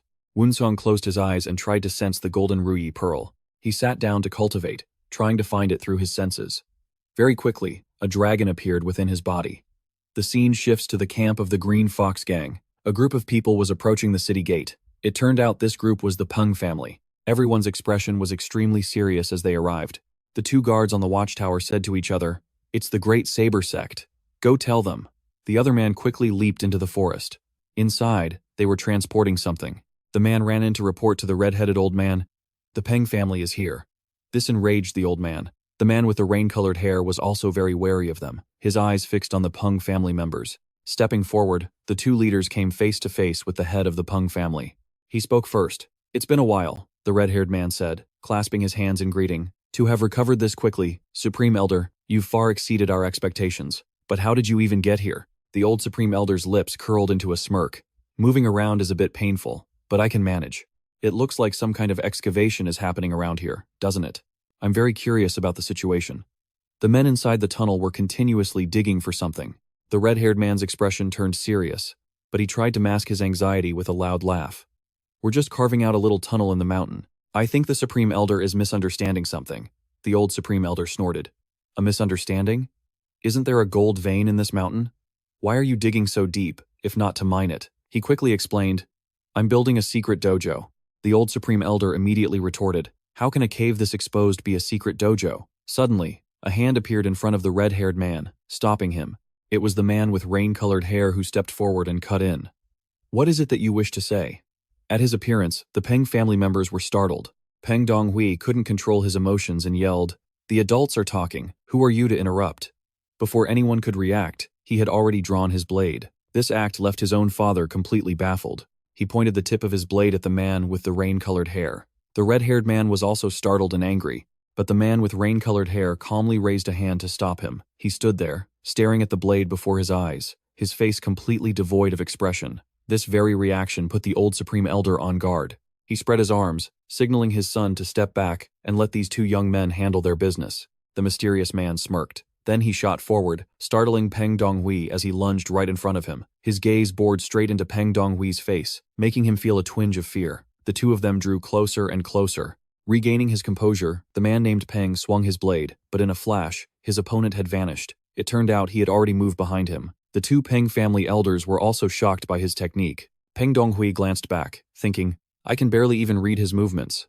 But he still tried to act tough, turning around and saying, "That's just a cheap trick." Facing the furious blade, the man simply raised two fingers and effortlessly blocked it. Peng Donghui seemed horrified by this. The other man, however, remained perfectly calm. His eyes glowed with a white light, and then he unleashed an immense, dark energy. Peng Donghui began to buckle under the pressure. Then, unable to do anything, his whole body was forced to its knees. The two old men of the Peng family were utterly aghast. A look of fear began to creep into their eyes. Only now did Peng Donghui notice how respectfully the red-haired man, Jung Han An, treated him. Only now did he realize how rash he had been. With this kind of power, the man with the rain-colored hair was the true leader. Suddenly, the man turned his head to look at the Supreme Elder with an incredibly cold gaze. The Supreme Elder was terrified, gritting his teeth as he thought, "While I'm suffering from chi deviation, a master of this level appears here? How can this be real? How is this possible? It seems the time for the Peng family has not yet come." The Supreme Elder broke out in a cold sweat, his hand gripping his weapon tightly. He frowned, his mind racing. Finally, the Supreme Elder spoke up to stop the man. "That's enough." He turned his head and looked at the Supreme Elder. "It seems your work is quite difficult and requires more than just time and manpower." The Supreme Elder said, and I will ensure that your work proceeds unimpeded, as well as provide the necessary manpower and tools for you." The man frowned at the Supreme Elder. Regarding that, the man standing behind the Supreme Elder, who seemed to be his son, stepped forward to stop his father, but was immediately shut down by the Supreme Elder's shout, "Stay put." He then decided to stop and agreed to negotiate with the Supreme Elder. "And what do you want in return?" the man asked, smiling as he looked at the Supreme Elder. The Supreme Elder answered frankly, "In my Peng family, that boy is our only hope, so I've decided to bet everything on this grandson of mine. So, perform the marrow washing and cleansing ritual on this boy." Hearing this, the young man was utterly astonished. Marrow washing and cleansing. For me? The man turned his head to look at the youth. The young man thought to himself, "Aren't you even going to give me another chance?" The air around them grew still. Everyone fell silent, their eyes fixed on the man. He just let out a cold snort. "In any case, it's not a bad idea. Let's do it." The Supreme Elder said, "I ask for your assistance." "Very well, it will be as you wish," the man replied. "I hope this event will be a great leap forward for my Peng family." The group hurried down the mountain. "All right, but..." The young man turned his head to look back at the man and continued, "Marrow, washing, and cleansing. Will I be able to obtain martial arts like his?" The young man thought with a frown. Suddenly, the person next to him spoke, interrupting his thoughts. "You want to become stronger? Come here, I'll help you," he said with a sinister smile. "If I just do as you say, I can get stronger?" The young man looked at him with excitement. "Please, help me," the youth pleaded earnestly. The man burst out laughing cheerfully. "Haha, of course." But he paused for a moment. "Is that the posture of someone who wants to learn martial arts?" he asked mockingly, causing the young man to tremble slightly. The young man broke into a cold sweat, gritting his teeth and shaking. Then, with determination, he knelt down and begged him, "Please, help me." Everyone watched him in silence. "Foolish," the leader said with a cold laugh. "How foolish." Hearing these words, the young man couldn't help but tremble. But before he could say a word, the leader had already turned away. Only the man who had just offered to help stayed behind, patting the young man on the shoulder to console him. "If you want to become the strongest in your family, then you'd better listen to us obediently. You will get what you want." Then he continued, "Do you honestly think you have any outstanding talent in your family? Or were you just favored because you're the young master?" His words shocked the young man, who thought to himself, "What? Get used to it." He handed the young man a book and said, "This is our sect's exclusive martial arts technique. Inside are notes on a top-tier cultivation method, so you better study it well. Once you've mastered it, you'll open up a whole new path in martial arts for yourself. If you want, after your body purification, you can also learn our heavenly rank martial arts. You'd have to be an idiot not to seize this opportunity, so make sure you learn it by heart." Then, he turned and walked away, leaving the trembling young man all alone. Watching his retreating figure, the boy couldn't help but shiver as he thought, "That martial art. It's so profound, I couldn't possibly memorize it all. I wish I could learn it." Gritting his teeth, the young man focused on reading the book, completely unaware that he was still being watched by those two. The leader frowned and said, "Has the kid fallen into the trap yet?" The man beside him replied, "He's ambitious when it comes to martial arts. He'll definitely take the bait." Meanwhile, Woon-seong was lying down, leisurely resting. He thought to himself, "This is insane. Do I really have to train like this?" Woon-seong sighed in frustration. There's a world of difference between will and action. Woon-seong shot up in anger, his gaze suddenly falling on the stone statue beside him. It was a statue with eyes drawn on with a brush, the characters for Sokgu on its forehead, and the inscription Pungguju True Soul Sword, which is why it was called Master Sokgu. "Master Sokgu?" Woon-seong said, bored. "Why the long face again? Hey, let's talk for a bit." Woon-seong patted the statue. "Don't give me that shameless, preachy look. The only one to talk to, Master Sokgu, was Master Sokgu, and a dazed Ni too." Woon-seong thought to himself, "I can't just lie around like this forever." Woon-seong was getting seriously ticked off. At this rate, I'm going to lose my mind." Woon-seong began to draw his sword and practice the Pungguju True Soul Sword style, his movements flowing rhythmically as he brandished the blade. "Even if I've had my body purified, I still need to get stronger, right?" Woon-seong swung his sword in frustration, then quickly turned to look at Master Sokgu and said with a grin, "Master Sokgu, your eyes are open, so you must have seen my Pungguju True Soul Sword, right? Ha, the Pungguju True Soul Sword form I just created was made through many complex variations." He thought to himself, "I can feel the entire sequence of moves again. I just need to focus and memorize all of it." Woon-seong began to recall the moves. "Let's see." Suddenly, Woon-seong was startled. "My sister took 2 years to create her sword style. It took her another year just to be able to channel her internal energy and execute the sword forms as she wished. Woon-seong gripped his sword tightly and continued to train. Right now, I can perfectly execute 17 movements of that sword style. Woon-seong was sweating. Did she say she had achieved 17 sword forms? Woon-seong was deep in thought. Then he dismissed the idea. Could it be? Is this just a mistake? But thinking about it, how could anyone master all the techniques? In just half a year? It's just too difficult. Although it was hard, he had to keep training diligently. After a while, he felt it again, that sensation of true energy spreading through his body, only to vanish in an instant. I need to train hard to fully understand this exquisite sword style. My efforts are finally paying off a little. I feel like my sword techniques have become more proficient. Just from that little bit of progress. He jumped for joy, as happy as a kid on Christmas morning. Ha ha, I'm a genius. This means I can finally leave this place. My training here is officially over. You stay here, Master Sogu. I'm heading out first. Ha ha, I'm so happy. But as he approached the door, he started to feel that something was wrong. Although I've practiced the sword style and seem to understand it a bit, I think about my father's words every day. To become the head of the Heavenly Sword Clan, you must practice that technique until you can perform it with mastery. This is our family's tradition. Remembering, his father's face made him feel dizzy, even though I know I haven't mastered it yet. Maybe I shouldn't leave so soon. I need to learn more about the sword techniques inscribed under the stone statue. Woon-seong turned back to the statue to study it. Let's see. Re-examining the records of the sword style written beneath the statue, it said, to achieve the fluid and unrestrained execution of the Punghon True Light Sword, one must have intense focus and eliminate all distractions. The sword movements must be gentle and fluid. If used perfectly, combined with the energy one possesses, everything will blend into one. The sword forms are at times gentle and fluid, and at other times as fierce as the waves, making them difficult to control at will. Maybe my internal energy isn't strong enough. From now on, I must focus on cultivating my power to better control the sword forms.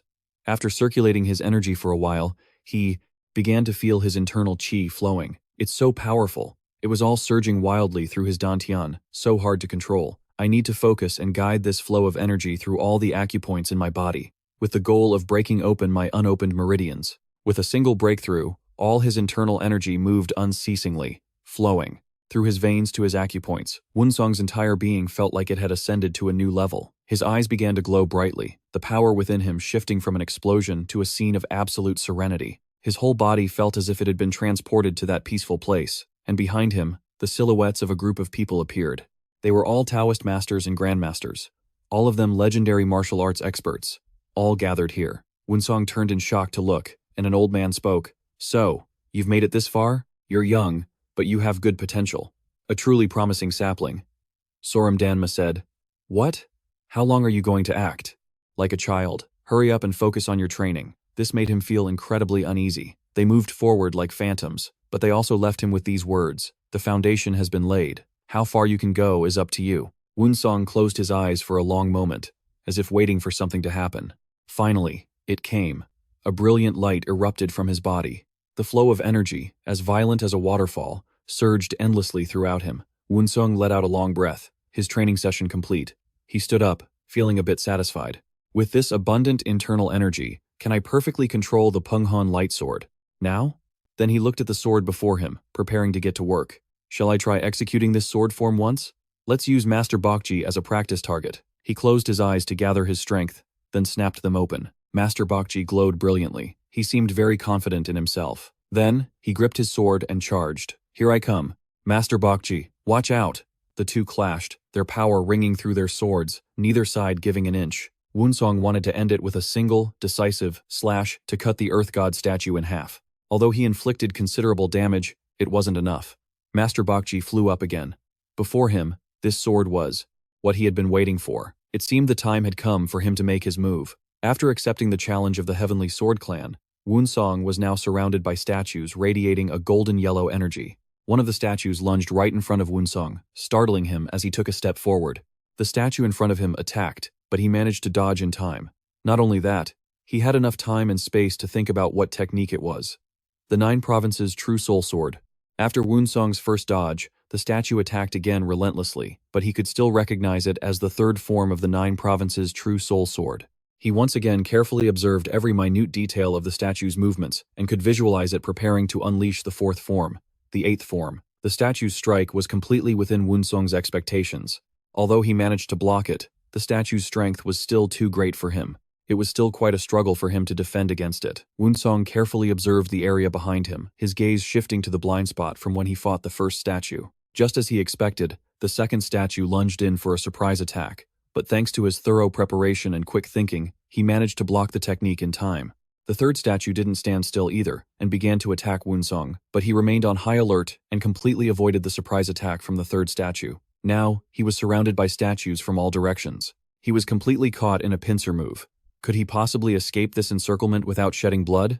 Woon-seong suddenly looked behind him, leaped off the ground, and with a swing of his sword, knocked the statue's weapons away. His face began to darken. After his mid-air jump, he landed softly. Without resting, Woon-seong began to channel his chi, transferring it from his hands into his sword.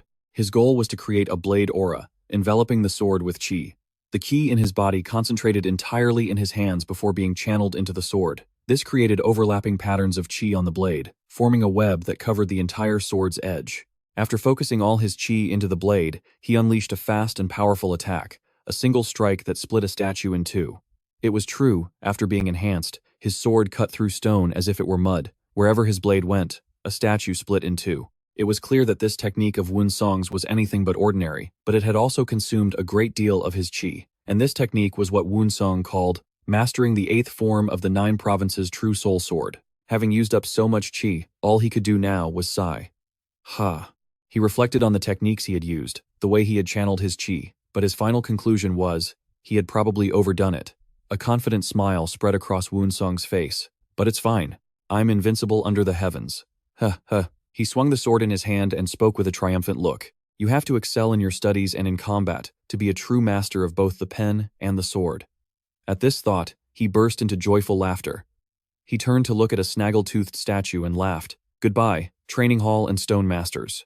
Mom and Dad will be so surprised when they see I've mastered the 8th form. Woon-seong burst out laughing. Ha, full of pure joy. As he pictured his parents surrounding him with praise, he froze. Damn it. He quickly pushed the happy thought away. This isn't what I want. He clicked his tongue. Tsk. What I want isn't any of this. I want to change the Sword Clan's reputation from a bunch of crude martial artists who know nothing but fighting, into respected and virtuous scholars. However, outside Woon-seong's chamber, his entire family was gathered around the gate, as if waiting for him to emerge in glory. The patriarch of the Heavenly Sword Clan spoke in a stern voice. It is time. Open the gate. One of the people present stepped forward and quickly replied, Yes, sir. She walked up and turned a circular handle. This appeared to be the mechanism that opened the gate to where Woon-seong was.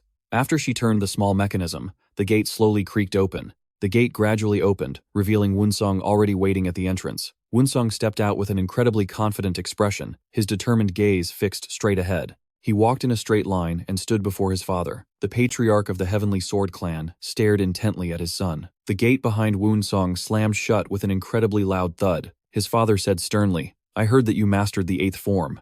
Very well done. The patriarch couldn't stop praising his son, not only for passing the trial, but for mastering the 8th form as well. Upon hearing such praise from the patriarch of the Heavenly Sword Clan himself, his nostrils flared, and his face turned red as he grinned with delight. The blood of the Sword Clan has always flowed in my veins, father. The gossipy, envious people immediately said, Look at that. So arrogant.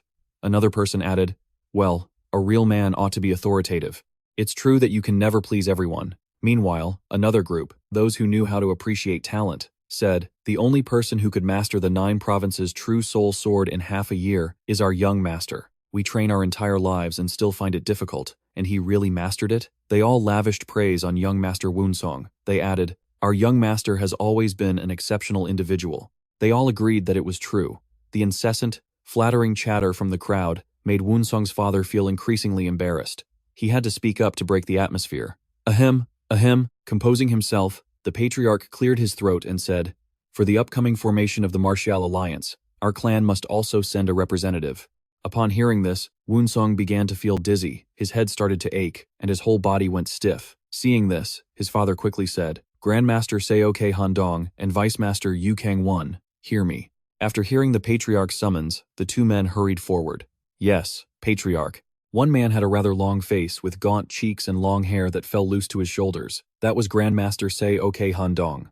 The other man, however, was quite portly with full cheeks, not gaunt like Grandmaster Seok Han-dong. This was Vice Master Yu Kang-won. The patriarch of the Heavenly Sword Clan said, You two shall lead our clan's escort and accompany the young master to the martial alliance, where he will represent the Heavenly Sword clan. Both men replied in unison, As you command, Patriarch. Seeing this, Woon-seong replied in a fluster, Wait a moment, sir. His eyes went wide, and his face began to fill with worry. Shouldn't father, as the Patriarch, be the one to represent us? Why me? Woon-seong's father looked at him and smiled. Haha, his father continued. Because within our clan, you are the one with the quickest wit. If we need to persuade the martial alliance leader, who could possibly do a better job than you? Still trembling, he replied, No, that's not true, sir. He was still very much against the idea of representing the Heavenly Sword clan. He knew it was an honor, but wandering the martial world sounded exhausting. His father yelled in anger, You rebellious son. As he refused the Patriarch's command time and time again, the Patriarch began to lecture his son. The time has now come. You must go out into the martial world so that later, when you become the Patriarch of the Sword clan, you will have good relations with the other sects. He replied softly, Yes, father. His father added more enticements. This will help you mature far more than even your martial arts training. By now, he was drenched in sweat and could only manage an awkward laugh. Ha ha ha. I suppose so, sir. His face was flushed red after being lectured by his father. Under the clear blue sky, he let out a long sigh. Lying under a tree, Woon-seong flipped through the book in his hands. All right then, let's think positive, he thought to himself while gazing into the distance. On the road, I'll gaze at the stars, recite poetry, read in the middle of the forest, and I won't have to deal with those troublemakers anymore. Out of nowhere, head butler Seok Han-dong approached and said gently, Young master, it is time for us to depart. Woon-seong replied, All right. He trudged along, letting out a sigh. Why is life so difficult? Woon-seong waddled like a duck over to where everyone was waiting. The lord of the Cheon Sword clan was furious. Good heavens, just look at the way he walks. Then he yelled at Woon-seong. Is that how a man is supposed to walk? Straighten your shoulders. Step with dignity and strength. He quickly straightened up. Another lecture would be exhausting. He said seriously, Father. The lord was quite surprised and even blushed when his son addressed him like that. Huh? Woon-seong suddenly started walking briskly towards the clan lord. His father watched him with suspicion. As he got closer, he suddenly froze. Then, Woon-seong said solemnly, I will no longer be a lazy good-for-nothing. As soon as he finished, he quickly knelt down and said, I will take this opportunity to see the vast world, and I will return as a true adult. Woon-seong's actions left everyone stunned, completely bewildered by what was happening before their eyes. Woon-seong's two older sisters muttered, Wow, look how shameless he is. He can say all that without batting an eye. The other sister thought the exact same thing. The future of our sword clan looks bleak. After bidding farewell to his father and everyone else, he and 5 others prepared for the arduous journey ahead. He shouted loudly, 6 swords squad, let's march with a strong cadence. Move out, he yelled, left foot, then right foot. The clan lord watched his retreating back. Meanwhile, in Hebei, at the Peng family estate, the second son of the Peng family trembled uncontrollably before the family head. He could only stammer, "Yes, sir, I have completed my seclusion." His father's face darkened. If you can't even control your emotions and compose yourself, you will never win. He continued to tremble, his face beaded with sweat as he replied, I understand. His father maintained his extremely stern demeanor, reminding him that even if he mastered the 6 forms of the illusory guardian saber, he couldn't use the 3-talent sword style without self-control. He suddenly realized something, but he still couldn't control his body, which continued to shake violently. His face, crimson with rage, was contorted as he ground his teeth, looking terrifying. At that moment, a single person flashed through his mind. That damn Woon-seong. Back in the present, he declared, Father, I heard that the son of the Cheon clan has left home for the Martial Arts Alliance headquarters. The head of the Peng family asked in surprise, How did you come by this information? He was still furious at the mention of the Cheon sword clan's son, but he answered his father, I couldn't suppress my anger at the time, so I had his movements tracked. His father fell into deep thought, a slight shiver running through him. The Lord looked out the door, his gaze sweeping over the training grounds, lost in thought. He looked out the door, then back at his son, thinking, That's right. He was punished with seclusion because of that kid. He watched his father, pondering for a moment. Then, with a determined face and a sharp glint in his eyes, he spoke his mind. I want to kill him. I must avenge this humiliation. He continued. That bastard. His father turned, angry at his son's shallow and reckless words. Don't speak nonsense. You must be careful with your actions. Faced with his father's doubt, the son tried to persuade him with sharp logic. This is a once-in-a-lifetime opportunity. If we can secretly eliminate the Cheon clan's only son, the clan will fall into ruin. It was a truly venomous plan he had devised. He continued, and our Peng family will reclaim the authority and power we have lost. With his persuasive words and sharp reasoning, his father began to be swayed. The bait was tempting, but his father always put the family's interests first, so he was still hesitant to let his son proceed. But if anything goes wrong, the Peng family will become the target of the orthodox martial sects. The son was surprised, not realizing he'd become a target for the entire martial world. His mind worked quickly, and he immediately came up with a solid answer. Then we hire the Assassins Guild. All you have to do is give the order, father. His father was taken aback by the mention of the Assassins Guild. As his father hesitated, he continued to persuade him. Yes, they're an assassin sect that specializes in handling these kinds of matters. Then we just have the assassins kill Woon-seong and his entourage.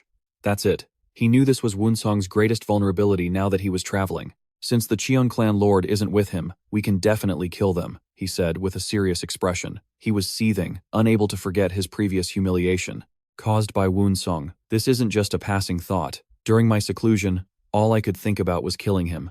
His father was surprised by his words. Truly, my son. The Lord looked at his son's hate-filled face and thought to himself, this boy is just as ruthless as I was in my youth. Seeing his father still seemed hesitant, he raised a hand to explain, this is a God-sent opportunity. Even if we fail, they won't be able to find any evidence. The Peng family head saw the logic in his son's words and fell silent again before letting out a grunt. He still felt uneasy about the plan. I understand. But as his father walked towards the door, he spoke meticulously. You must keep what we discussed today a secret until the day you die. Indeed, caution should always come first. He shouted with joy, ah! A crazed smile spread across his face, and he laughed so hard his whole body trembled. I understand, father. I will take care of it. Meanwhile, the rustling sound from the bushes grew louder. With a whoosh, a leader in blue robes darted ahead. 3 or 4 meters behind, a group of people followed, panting heavily. It was none other than the son of the Cheon Sword Clan, personally tasked by the clan lord to journey to the headquarters of the Martial Arts Alliance. Woon-seong's speed was so great that the grass and plants around him parted to either side, as if forming a path. Despite his speed, Woon-seong maintained a steady, even breath. But the men behind him were out of breath, their breathing ragged, yet they struggled to keep up with their young master. Every one of them was drenched in sweat, gasping for air. Head butler, say okay. Han-dong, in particular, was panting and pleading. Please. He was too exhausted to form a complete sentence. He had to speak in spurts. Young master, please, let us rest for a moment. Woon-seong turned back and replied calmly. Tired already? His face showed no signs of fatigue. In fact, he was even smiling brightly. Head butler say okay Han-dong, still panting, replied, it's been 2 hours. He took a breath and continued, we've been using lightness techniques for 2 straight hours. Sir. Though completely exhausted, the head butler tried to patiently explain to Woon-seong, this is as fast as we can go. Woon-seong suddenly stopped, planting his feet on the ground as he spoke. With a doubtful tone, he asked, is that so? After they stopped, some were dizzy and seeing spots, while others were throwing up all over the place. Although they were doing better, the rest of them, including Say Okay Han-dong, still had sweat pouring down their faces. He said, I'm alive. Clutching his chest, Say Okay Han-dong added, I thought my heart was going to leap right out of my chest. As for Vice Master Yu Kang-won, he covered his mouth and said, that's the first time I've used the lightness skill so much that I actually felt like puking. The great master, Say Okay Han-dong, still panting, tried to ask a question, so exhausted that he had to brace himself on the ground with both hands to speak to the young master. Seriously, what in the world did you eat to not be tired at all, young master? Woon-seong casually replied to the weary question from his subordinates. Isn't it better to arrive early and get a proper rest? The great master saw his point but still felt that something was off. But Woon-seong went from front splits to side stretches, showing he still wasn't tired despite using the lightness skill for 2 hours. He continued, all right, let's rest for a bit and then get back on the road. Say Okay Han-dong felt this wasn't nearly enough time to recover. He could only obey, but he was still incredibly frustrated. At this point, he was no longer worried about being tired, but about having to use the lightness skill again. Woon-seong nonchalantly stretched his arms and legs, adding, isn't the lightness skill the most important? Martial art? That's why you all need to train diligently. The group was surprised by the young master's words. The vice master asked insistently, the lightness skill is the most important martial art. Isn't it swordsmanship? Woon-seong had anticipated this question, and calmly replied, swordsmanship is important too, but if you run into an opponent stronger than you, you have to be able to run fast to survive. He gave a slight smile and continued, no matter how strong a master is, if they can't catch you, they can't kill you, now can they? The great master Say Okay Han-dong replied matter-of-factly, then why not just train until you have no rivals? Woon-seong could only exclaim in exasperation, oh, for heaven's sake. Waving his hand dismissively, he said, "Who knows when that would ever happen? What if you train for decades and it's still not enough? If you happen to run into a master during that time, then wouldn't it all be for nothing?" The whole group stared with their jaws on the floor, unable to close their mouths as they looked at the young master. Woon-seong raised a hand and continued, "You have to survive so you can get your revenge later." The group laughed awkwardly and praised him. "The young master speaks so wisely. We're completely convinced." Great Master Seo-K Handong asked doubtfully, "So that's why we aren't walking normally and are just using the lightness skill through the mountains?" He smiled cheerfully and said, "As long as we get to the Martial Arts Alliance, whether we take a straight path or a shortcut, it's all good, right?" The Great Master was dumbfounded, not knowing what else to say. As soon as he finished, Woon-seong shouted, "All right, let's run. For a brighter future." The group panted behind him. "We're about to die, sir." That's what they said, but they couldn't argue with the young master. Great Master Seo-K Handong was frozen stiff, trembling so hard his mouth was agape, unable to say a word. Woon-seong quickly dashed forward, saying excitedly, "All right, let's run, for a brighter future." With a cheerful look on his face, he immediately took off. Behind him, Great Master Seo-K Handong and Vice Master Yu Kang-won, along with the others, tiredly chased after Woon-seong. Great Master Seo-K Handong panted as he ran, saying, "We're almost there." Up ahead, Woon-seong kept running tirelessly, quickly leaving the others behind as they whined. Slow down. The scene changes. Before them is a grand, imposing, and gloomy city gate. Inside, a group of people is slowly advancing into a dark tunnel. Inside the city gate, in a cave, many large men with black cloths over their faces stood surrounding a door, above which was an image of two black dragons. From within the crowd, a person with a hand covering their mouth with a cloth spoke up. "Found it." The man kept repeating, "We've found the ancestral master's grotto." On the door was a close-up of two black dragons, exquisitely carved in relief, with their expressions looking both terrifying and powerful. From behind, he slowly approached the door, gently waving his hand for everyone to back away. Following him was a man with gray hair, who silently followed, also moving toward the door. As they got closer, the red-haired man stopped and stepped aside, clearing a wide path for the other man to continue toward the door. All around, dust from the cave swirled continuously. With a pensive expression, he stared straight at the door, his face revealing a hint of anxiety. As he reached out to touch the door, he spoke calmly and softly. This place was hidden by ancestral master Shim Doik of the Black Lotus sect, the same place that the enemy master, the Heavenly Lord, has been searching for decades. As his serious gaze fell upon the door, black lightning suddenly began to crackle. Han Gung's gray hair flew up wildly as he raised his hand, gradually shattering the energy that resided in front of him, forming a sphere that radiated black lightning and slowly pressed against the door. Suddenly, the door exploded as he tried to open it. Fragments of the door flew everywhere, but his face remained calm as he watched what was happening, without a single trace of panic. All around, fragments of all sizes were flying out. His hand remained in its original position as the door completely collapsed in front of everyone, creating a chaotic scene. As the smoke and dust from the door's explosion cleared, they slowly began to enter. Following him were his subordinates, scattered behind him. Beyond the door, as everyone stepped inside, they found nothing but a single sword, bound tightly by chains. The moment he saw the sword, he thought, the Red Lotus Heavenly Sword. The sword was a brilliant red from blade to hilt, with patterns skillfully and artistically carved onto the hilt. Surrounding the sword were iron chains, straining to hold a sealed sword. From a distance, he stared intently at the sword, thinking to himself, the treasured sword of the Heavenly Lord of the Black Lotus sect. An image of a man with pure white eyes, as if being controlled, with fiery red hair flowing upwards, tightly gripping a sword that was shining with a blinding light.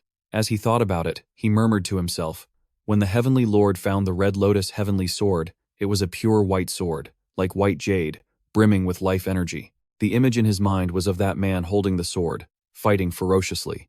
On the battlefield, he thought to himself, this sword drank the blood of thousands of martial artists and gradually turned the color of blood, which is how it got the name Red Heavenly Sword. From afar, he looked at the sword before him. All around the cave were characters and red-colored magic formations. The man was standing there, amidst circles of characters written and drawn on stone pillars and rocks jutting out near the sword. He stepped forward toward the sword that was enveloped by chains. His hand gripped the hilt of the sword, slowly and gently applying force to draw it out. He gradually exerted more power, and the energy around him began to radiate outwards. His face was a mixture of difficulty and anger, his mouth making grunting sounds of exertion. While struggling to pull out the sword, he let out a loud shout. With a fearsome, savage expression, he spoke to the sword before him. "Submit to me. From now on, I am your master." As he was struggling to draw the sword, magical circles began to appear high above his head. Lifting the sword, he shouted the name, Matara. Suddenly, the energy radiating from him grew immensely stronger. While he was pulling the sword, the figure of a man he called the Heavenly Lord appeared. His crimson eyes glowed relentlessly, his red hair was a mess, and his face was still contorted with immense difficulty as he tried to free the sword. The image of the Heavenly Lord kept flashing, his own face showing a hint of anger. Suddenly, a vision appeared before him. He was looking at a man on his knees, letting go of something. He stared intently at what was unfolding before his eyes. Confused and bewildered, he mumbled, "What? What is this?" Suddenly, from behind him, the voice of the man called the Heavenly Lord spoke. "It's too late," startling him. His eyes and head slowly turned towards the source of the voice. Dark streaks of energy constantly radiated from the man's body as he spoke. "I will clean up the trash." The so-called noble factions, the 9 great sects of this martial world. The man, with a grotesque smile and pale white eyes, smirked and calmly asked him, "Are you ready?" Still, not understanding what was happening, he stammered, "Why all of a sudden?" From a distance, the man shot towards him while he was still dazed, a look of terror spreading across his face. He let out a loud scream. The man flew at him, grabbing both sides of his chest with his hands, which began to emit a light that slowly turned red. Streaks of black lightning sent him flying backward, struggling to make a sound as the attack hit him. The man's grip on him grew tighter and tighter. As he squeezed, the man spoke. "The moment I was trapped in the narrative spun by the Jigo and Namgung families, and the moment I faced the attacks of the so-called righteous sects," the man continued, "I learned the true heart of martial arts." The young man's face remained terrified, but he listened to the man's words, even if his expression showed he didn't understand. The man suddenly let out a massive roar, and his body seemed to turn into lava, squeezing the young man's flesh with incredible force, creating a glowing magic circle. This caused the young man's body to gradually transform. Veins popped out from his neck to his face, and his crimson eyes began to glow. As his body changed, the man continued to speak. As he transformed the young man's body, the man said, "I used that true heart to hide the red heaven sword in a cave, dozens of fathoms deep." A pained sound escaped the young man's lips. The man's terrifying face appeared through the magic circles, veins bulging all over his face, his teeth clenched, and his eyes glowing red. He said, "For the descendant of the heavenly Black Lotus sect, I squeezed out the very last of my life force to create you, this power, and this incantation."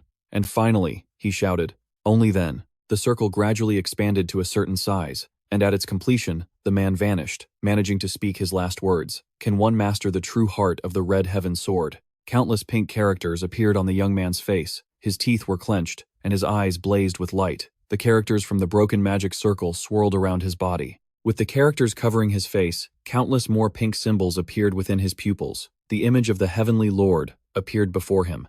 In his mind, he called out, "Grandmaster." With a savage expression and blood-red eyes, he shouted, "For the lineage of the Heavenly Lord, I would be content even if this descendant turns to dust." With both hands, he gripped the sword's hilt with all his might, straining to lift it from the rock and the chains that sealed it. With his newfound strength, he successfully pulled out the red heaven sword. The rock and the sealing chains were completely shattered, breaking into tiny fragments. He returned to his normal state, tightly holding the glowing red sword. Characters glowed on its blade, and the sword in his hand radiated abundant energy. But a black aura from the sword began to envelop his body. A satisfied, confident smirk appeared on his face. He looked pleased as he gripped the sword and declared, "The era of the Heavenly Lord is over. Now, the time of Red Fairy has come." Behind the mountain, the sun was setting. Deep in the forest, Woon-seong, along with clan leader Seok Handong, vice leader Yu Kang-won, and the others, were still running without rest. The faint, tired sounds of everyone's panting could be heard. Huff, huff, huff. Clan leader Seok Handong and vice leader Yu Kang-won were lagging behind, clearly exhausted.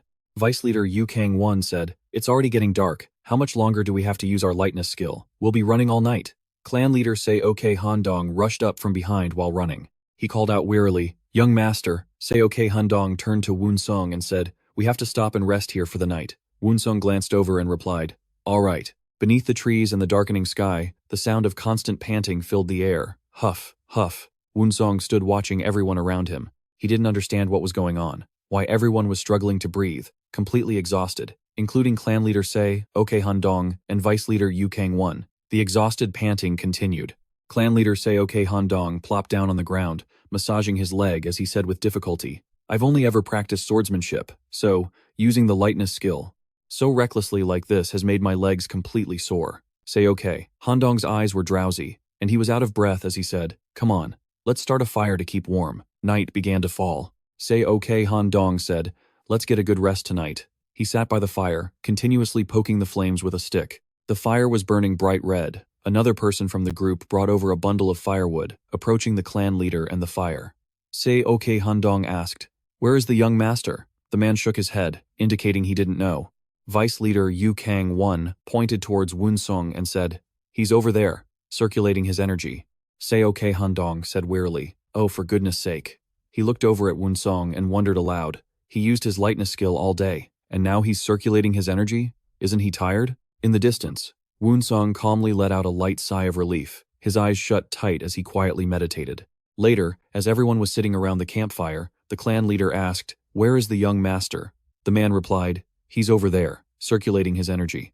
The old man turned to look and said, oh my, he used his lightness skill all day, and now he's meditating?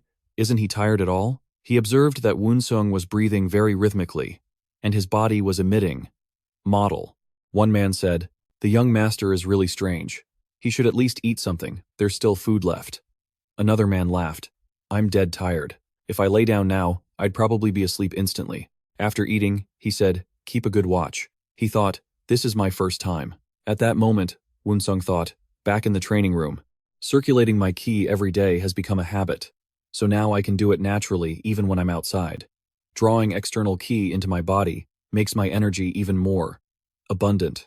A single grain abstaining pill is enough for dinner. At that moment, streams of ki began to radiate from his body, growing stronger and stronger. He started to sense the blowing wind, the chirping of crickets. Everything was crystal clear. It's the image of a cricket appearing in my mind. This is far from just my imagination. Even with my eyes closed, I can see the slightest movement of that cricket in the pitch-black night. The wisdom eye, the eye of the mind, has opened. The mind's eye, or wisdom eye, is the third eye at the apex of the senses, which helps perceive light and heat. If the wisdom eye is opened, a person can use their senses or mind to see things that are invisible to the naked eye. Due to lack of use, this organ has atrophied in humans, but it still exists in animals like snakes and lizards.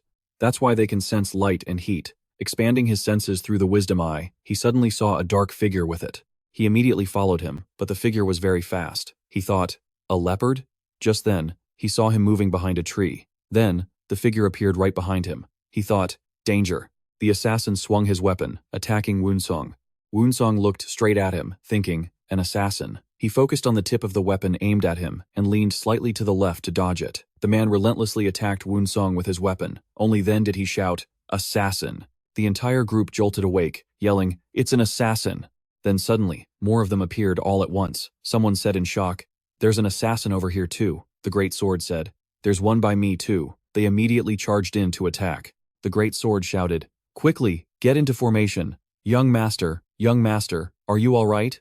As soon as he finished speaking, he took down an assassin. At the same time, Woon-seong was struggling to evade the attacks from the assassin's iron whip. The tip of the whip stabbed into the ground. He immediately yanked it back and launched another strike straight at Woon-seong. Very quickly, he jumped up to avoid the whip. Woon-seong then turned to look at him, and the two stood facing each other. The assassin retracted his weapon, laughing heartily. Not bad. I thought I could kill you silently, in one blow. Hearing this, Woon-seong thought, it's a good thing I was watching out for assassins. The man said, you brat. You're the young master of the sword clan, aren't you? Woon-seong shot back, and which bastard are you? The man roared in anger. How arrogant. This is ridiculous. Woon-seong raised his sword and said, so if I were polite, would you spare my life? The man shouted, you arrogant whelp, I'll make you taste despair. He immediately launched an attack at Woon-seong. He swung his sword, deflecting the chain's path. Suddenly, he directed it to loop back around. Woon-seong quickly spun and, with a single slash, knocked the iron chain back. Seeing this, the assassin immediately maneuvered the chain to wrap tightly around Woon-seong's sword. He struggled desperately to hold on to his weapon, but the man's pull was too strong, dragging Woon-seong with it. Woon-seong was thrown into the air before tumbling several times across the ground. Seeing this, the great sword called out anxiously, young master. The vice sword master saw the situation and shouted, everyone, protect the young master. Woon-seong replied, I'm still alive. Don't worry about me, he thought. Even though I've mastered the 9 Pillars soul sword, I still lack real combat experience. If I keep fighting at this distance, I have no chance of winning. I have to get closer to reduce the power of that chain. But to get close, I'll need to use my ultimate technique. Instantly, he started running and shouted, "Of the 36 stratagems, fleeing is the best. I have to stay alive first and figure things out later." The assassin gave chase, shouting, "Where do you think you're going? You think you can escape?" Seeing this, the great sword shouted, "Vice Sword Master, quickly, protect the young master." Instantly, he cut down an assassin. Then he yelled, "Get the hell out of my way." Seeing Woon-seong dash off, he called out, "Young master, looks like I can't let this brat die peacefully. I'll have to cut off his limbs and let him die in agony." At that moment, he unleashed a palm strike, shattering a tree. The tree fell right in front of him. He immediately leaned down, slid under the trunk, and dashed past it. Seeing this, the assassin launched himself into the air, spinning his chain in a circle. It spun like a propeller as he pursued Woon-seong. He glanced back and was horrified by the sight. The assassin was now flying right above Woon-seong. The spinning of his chain touched the tree branches, causing them to shatter instantly. Woon-seong thought, "Just a little further, keep following me into the forest." Suddenly, the man swung his chain, attacking Woon-seong directly. Woon-seong glanced toward him and saw the chain hurtling toward him. He immediately jumped in a zigzag pattern to evade his attacks. Suddenly, he stopped. The assassin landed right in front of Woon-seong. He said, "It's useless to run. I'll tear you to pieces and feed you to the beasts of this forest." Hearing this, Woon-seong raised a hand and said, Now, hold on. You should take a breather. First of all, don't get me wrong. I'm not running from you. Try using that brain of yours for a second. In a dense forest like this, can your weapon even be used to its full potential? You get it, right? That's what I mean." The assassin asked, "So, you weren't fleeing, but deliberately luring me into the forest?" He immediately channeled his power into the chain. He said, "Talking to you is a waste of breath." The spiked tip of the chain began to move. He then swung the chain to build momentum, whipping it with immense force right at Woon-seong. He immediately raised his sword to block. The force of the blow was so powerful it lifted Woon-seong into the air. Woon-seong had to channel all of his strength into the sword. "Protect you? And now, it's time to finish off a little rat like you." With that, he shot the spiked tip of the chain straight towards Woon-seong. But he dodged it quickly, and the chain slammed into the ground, sending dirt and rocks flying. He quickly raised his sleeve to shield his face from the flying debris. He then stopped, staring at the man, while panting heavily. Woon-seong looked straight at him, carefully observing his movements, and then suddenly, he leaped into the air, jumping onto the trunk of an old tree, which completely surprised the man. He used it as a foothold to spring to other trees, and just like that, Woon-seong ran in a circle across the tree trunks. Watching him, the man said angrily, "You think those pathetic tricks will work?" As soon as he finished speaking, he threw the chain in a spiral, attacking Woon-seong as he moved. Seeing the chain heading straight for him, he immediately dodged it. The chain slammed into the tree trunk, shattering it. Suddenly, Woon-seong noticed a piece of the trunk flying right at him. He spun around and swung his sword, knocking it away. Woon-seong saw the chain was caught in the tree trunk, and he instantly charged towards the man, thinking, "This is it." Woon-seong stared intently at him, watching his every move, then swung his sword in a downward aerial strike. Seeing this, the man said worriedly, "Damn it." With that, he let go of his weapon, dodging Woon-seong's fatal blow. The moment Woon-seong's feet touched the ground, he looked up and stared straight at him. The man was horrified by Woon-seong's action. Woon-seong instantly dashed toward him, delivering a horizontal slash across his body. Caught off guard by the strike, his eyes widened. Woon-seong's slash was so fast that the blood only began to seep out a moment later. Woon-seong kept his eyes fixed on him as his blood sprayed everywhere. They both landed on the ground at the same time, but in different positions. The man collapsed, while Woon-seong remained standing. Woon-seong looked down at him and thought, "You deserved it." Woon-seong stood staring at the corpse. Suddenly, he felt something. He was startled, trembling, and afraid. Woon-seong looked straight at the face of the assassin. He seemed to freeze in that moment. The sword, still trembling, was dripping with the man's blood. The drops of blood hitting the ground made a soft pattering sound. Trembling, Woon-seong raised his own blood-stained hand. He stared at it intently, thinking to himself, "Blood." He thought with a shudder, "I've killed someone." Just then, another assassin charged at him from behind. Seeing this, Great Sword rushed in, shouting, "Young master, look out!" Woon-seong heard his ally's voice and turned around. At that same moment, Great Sword ran up and struck the assassin with a single blow, sending his blood splattering everywhere, even onto Woon-seong's face. Great Sword immediately asked Woon-seong, "Are you all right?" At that moment, Woon-seong paid no attention to his words, instead staring intently at the corpse of the assassin he had just cut down. After a moment, he replied shakily, "I'm fine." The two of them then looked toward their comrades, who were still fighting the group of assassins. Vice Sword shouted, "There are only a few left. Keep it up, everyone." With that, he cut down one of the assassins that had been focused on, surrounding him. The assassin thought, "The intel was wrong. I thought there were only 6 guards escorting that brat. So that's why we came. But the squad leader is here escorting him," he thought with a shiver. So it was false information. At that moment, the lead sword pulled a block of explosives from his clothes, and he twisted its cap to activate the fuse. The fuse ignited, and he swung his arm, throwing it straight at the assassins. Seeing this, they said, "This is bad, we have to retreat." As soon as they said that, it exploded, creating a cloud of smoke. They coughed violently, shouting, "What is this smoke?" Then, one of them yelled, "Everyone, retreat now." Immediately, they fled. The guards were about to give chase, but Vice Sword raised a hand to stop them. He watched them intently. As the assassins retreated, they said angrily, "Damn it," but they didn't notice a wisp of smoke emanating from their bodies. One of the guards asked, "Are we just going to let them go like that?" He replied, "The young master's safety is our top priority." The sky was now clear and filled with stars. Great Sword said, "Everyone, check your wounds, but protecting the young master remains the priority." Vice Sword replied, "Understood." Woon-seong said, "I'm fine. Take care of the injured first." Suddenly, he turned to look at the bodies of the assassins. He stood frozen before the corpses, staring at the man's face, recalling the image of the assassin, the cold feeling of his sword cutting the man in two, the overpowering metallic scent of blood, the feeling of facing death, and the fear welling up from within. Seeing his young master like this, Great Sword was very worried. He thought, "It seems the young master is in shock from killing for the first time." Experiences like this will help the young master's blade become unaffected by emotion, allowing him to become a true powerhouse. But how did the young master detect those assassins approaching? That's the only reason we survived. No matter how I look at it, the young master is an unfathomably profound person. He said, "Take the young master somewhere away from the smell of blood." The group then built a large fire and gathered around it to rest. Woon-seong was sleeping on the ground, sound asleep. Suddenly, a black arm emerged from the ground, shooting straight up. Then another appeared, with the 2 arms now on either side of Woon-seong. They immediately grabbed him, their fingers digging deep into his flesh, making him grimace. Then, suddenly, Woon-seong's eyes snapped open. The first thing he saw was the eyes of the dead assassin. Seeing the man he had killed with his own hands, he screamed in terror. "Ah!" Woon-seong trembled in fear, his eyes wide as he said, "What is this? What's happening?" The man stared at him, bared his teeth in a grotesque laugh, then opened his horrifying mouth wide, grabbing Woon-seong and tearing into him. He couldn't even scream, only managing to make a gurgling sound. Just then, the sun began to rise. Woon-seong jolted awake, thinking, it was a dream. The shock from last night must have been too much. The sun was up, and he raised a hand to shield his eyes from the light.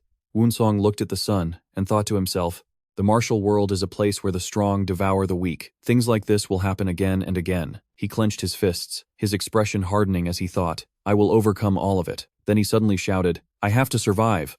Then, he added calmly, I definitely will. Just then, a voice called out, Young master. Model. He quickly turned to look and saw that everyone was staring at him, which made him feel very embarrassed. Then the group started packing up their belongings and luggage, and left together to continue their journey.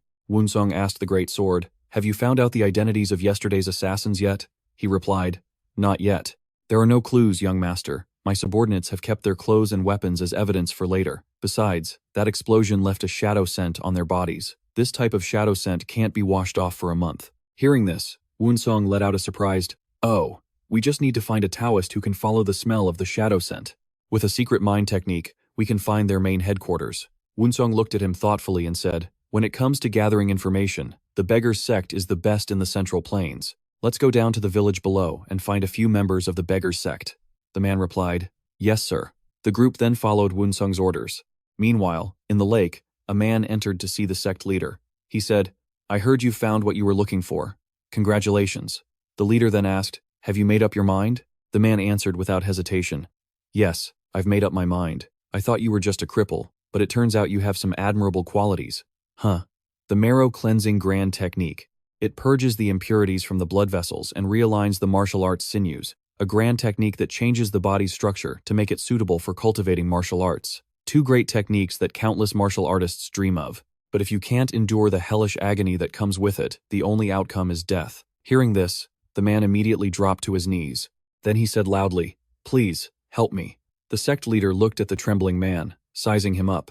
He observed in silence for a moment, then stood up and said, "Then let's proceed immediately." Hearing this, the man was overjoyed and exclaimed, "Thank you."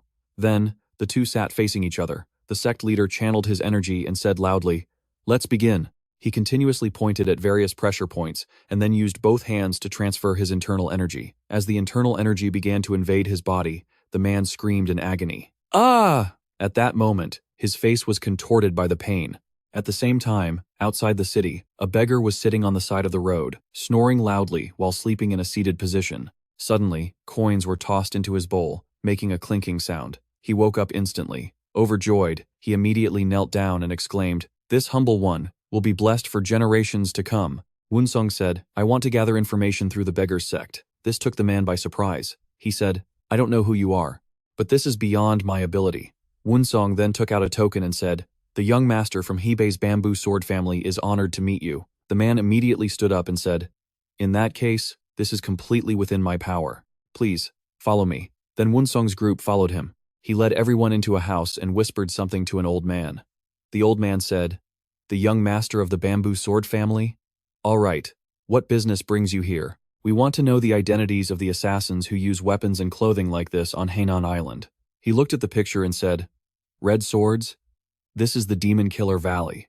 He approached and whispered something to the old man. The old man said, "The young master of the bamboo sword family? All right, what business brings you here? We want to know the identities of the assassins who use weapons and clothing like this on Hainan Island." He asked, "Red swords? That's the Demon Killer Valley." "Demon Killer Valley, you say? I want to gather more information about that place." "We don't know the exact location of their headquarters either. They're a newly emerged sect." "Then tell me, among the sects, or families recently attacked by the Demon Killer Valley, which one is the closest, and give me a referral. The payment can be settled by tracking the shadow scent. Just bill all expenses to the bamboo sword family. Usually, we require an advance. If you pay later, it'll cost a little extra. The shadow scent is actually scent tracker incense, which others cannot perceive. Dong Li Chu, the 10,000-mile shadow scent tracker. Normally, Dong Li Chu can't detect the smell of the shadow scent on his own, but after drinking a special brew and channeling a secret mind technique, he becomes extremely sensitive to the shadow scent. He presented a vial and said, 1,000 silver taels. The servant immediately said, "Heavens, that's so expensive. To demand so much silver, he must have some skill, so he'll probably get the job done." The young man then said, "All right, the bamboo sword family will pay you." Arriving at a forest, the man said, "Light the shadow scent charcoal." The other man immediately lit it, creating a column of white smoke. The tracker began to wave the fragrant smoke towards himself to smell it. After inhaling for a while, his body began to change. His mind started to work, manipulating the wisps of smoke into images of the past.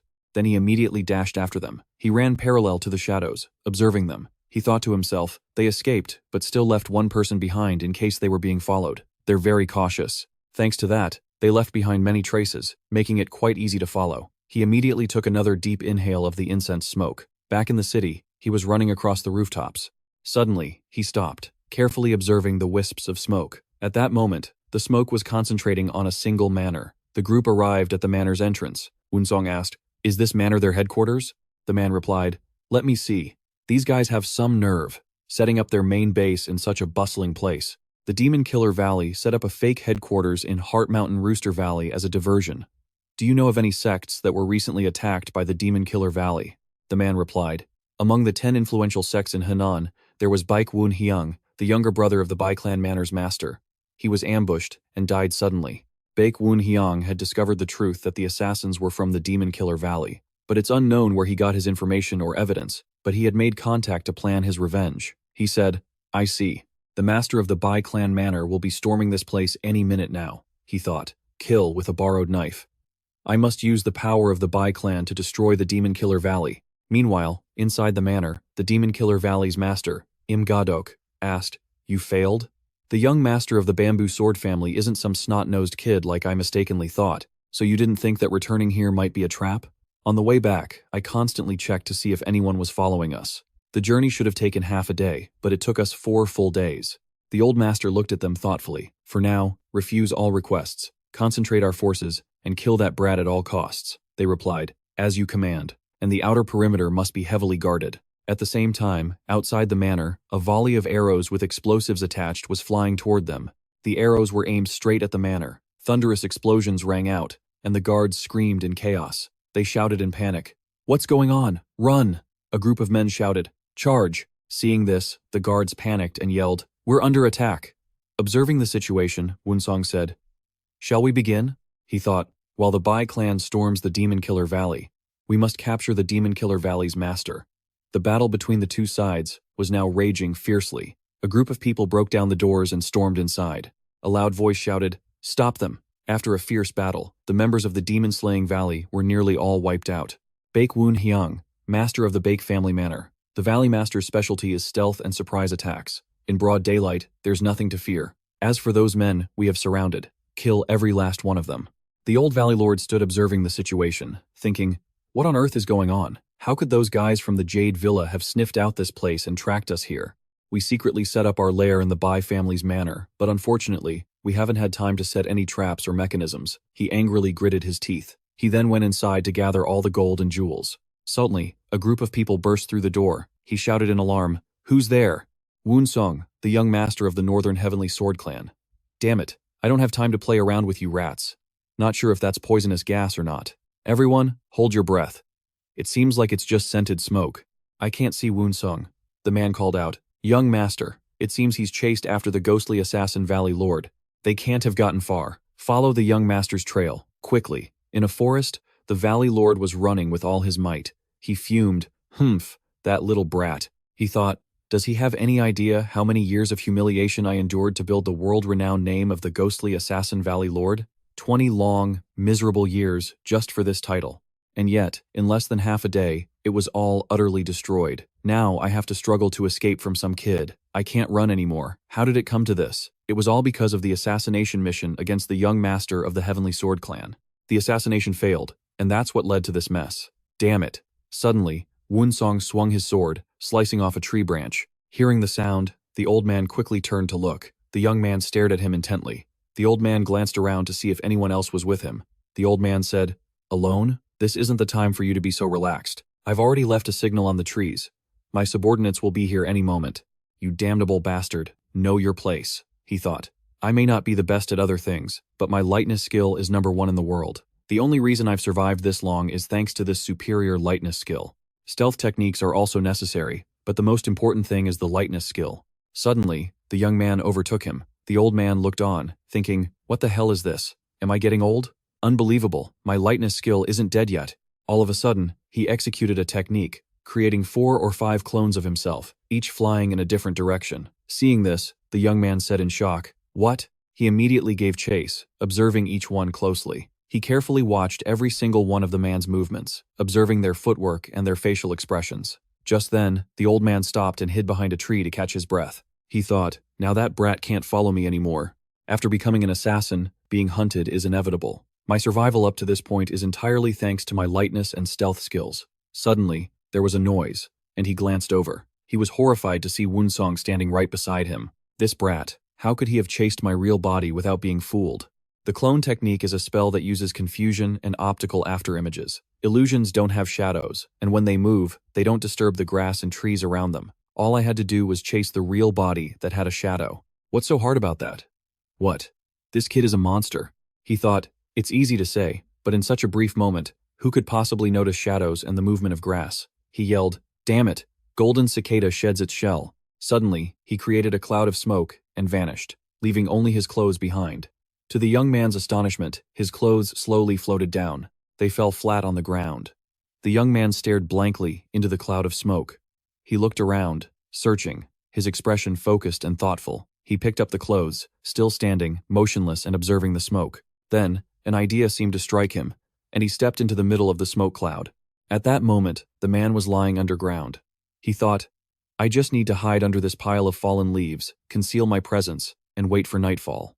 The darkness will be on my side. Suddenly, he couldn't draw air through his tube anymore. He thought, what? Why can't I breathe? Could I be so unlucky that fallen leaves have blocked my airway? After holding his breath for a while, he couldn't take it anymore and shot up from the ground. He was startled and terrified to see the young man sitting right in front of him, his hand still covering the breathing hole. The young man then yanked the breathing tube from his mouth. He looked him straight in the eye and said, I'll give you this. You almost got one past me. The old man then scrambled to run away, shouting, You damn brat, go play by yourself. The young man laughed out loud.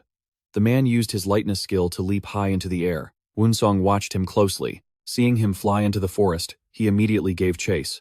Just then, the man realized he was being followed. He thought, I knew he'd follow me. He then aimed for a tree branch, reaching out to grab it. He swung a full 360 degrees, landing on top of the branch. He then pulled a hidden weapon from his waistband, put it on his hand, and said, "This is the end of the line." By this time, Woon-seong had caught up. The man pointed his hand straight at Woon-seong and shouted, "If I'm going down, I'm taking you with me." Instantly, he shot out a volley of small, needle-like darts. The needles flew straight at Woon-seong, piercing through his body. Seeing this, the man yelled, "Yes." But to his surprise, the young man had vanished, leaving only his robe and a cloud of smoke. The man shouted, "Golden cicada sheds its shell." Suddenly, the young man appeared behind him. The man sensed Woon-seong behind him and thought, "Have I become the prey?" At that same moment, a blade slashed straight into him, and blood began to spray. He collapsed to the ground. He thought in agony, "That brat used my own trick to defeat me, just a single move. I should have concealed my breath, but I'm still not used to the coldness of a blade cutting through flesh before it disappears. It's all over. How on earth did it come to this?" An assassination for hire. The target was the young master of the North's #1 clan, the Heavenly Sword clan. If any mistake was made, the ghostly Assassin Valley would become the one being hunted. It's all because those assassins failed that it came to this. I'll spare you if you tell me who hired you to kill me, and the Jade Villa Lord's second brother. You madman. If I tell you, the Assassin's Guild will be finished. Isn't it already finished? The ghostly Assassin Valley has been burned to the ground. Do you really still need to follow that rule? You know that as well as I do. The one who issued the mission concealed their identity. We don't know who it is either. The trash might not know, but the Valley Lord is different. Besides, if you don't stop the bleeding and treat that wound immediately, you won't survive. You'd have been better off hiding in a pile of dog shit. Why should I trust a word you say? The sword strike knocked his bag to the ground. Woon-seong looked at him coldly, and the man said in a panic, "You said you'd spare my life, didn't you?" Woon-seong silently tore off a piece of paper. The man said, "Are you going back on your word? Don't be so scared. Who said I wasn't going to spare you?" He was startled to hear him say that. "I'm saving you right now, so don't worry. From now on, I'll try to find a way to live, and you should take care of yourself." The man ran off, shouting, "You despicable brat, damn it," he said. "Don't even dream of forming another Assassin's Guild for revenge." The Hebei clan ordered the hit. He thought, "From now on, I have to stop hiding in my shell and train diligently in martial arts. If I get lazy, this sect will fall sooner or later. The martial world I'm in isn't built by honorable masters with superior skills, but by the power struggles of many sects, and by the greed of those in the martial world tearing each other apart. To satisfy my ambition, I must conquer the martial world." He looked up at the blue sky. At that moment, at the Iron Demon Valley Manor, everything was in ruins. A man shouted, "It's the young master!" Everyone asked, "Where?" They saw him walking toward them. The man called out, "Young master, no matter where you go, you have to take us with you. If the clan head finds out, I wouldn't have enough lives to atone for this." He said, "I'll let you know in advance next time. Also, contact the Baijia Manor for me. This is proof that the Seojian sword sect hired assassins." The man was horrified as he read the paper. Woon-seong said, "Also, count the remaining banknotes. See how much there is." The man counted and said, "This is more than 10,000 taels." Then divided into 10 parts. "Ah, no, my share is in there too." Divided into 11 parts. Hearing him say that, all three of them asked in shock, "What? Instead of 10, divide it by 11. Do you have a problem with that?" "No, sir. This is money that the young master earned. The young master should take all of it. How could I have earned this pile of banknotes without you all? I want it divided into 11 parts, and each person takes one." Hearing him say that, the group was stunned, their mouths hanging open. "Don't miscount a single bit," the man stammered. This is 10,000 taels divided into 11 parts. How much does each person get?" A quick mental calculation. It's about 900 taels. We'd have to work ourselves to the bone for 10 years without spending anything to maybe get that much. Seeing everyone's hesitation, he shouted angrily, "Are you not coming with me?" They all immediately ran after him, shouting, "We are ready to sacrifice our lives for you until we die. We are ready to sacrifice everything to follow the young master. First, let's go somewhere nearby to exchange the money." The group said in unison, "Yes, sir." The group went to a street, bustling to follow him. Everyone seems excited. As they say, a heavy purse makes for a light step. The young master of the Hebei's #1 sword sect had never been constrained by money since birth, but that was all his parents' money. Now, looking at the money he had earned himself, he felt his body instantly fill with energy. He suddenly turned around, startling the group. Anyone looking would think all 10 of you have some kind of lung disease. Take your hands off your chests. The group immediately lowered their hands.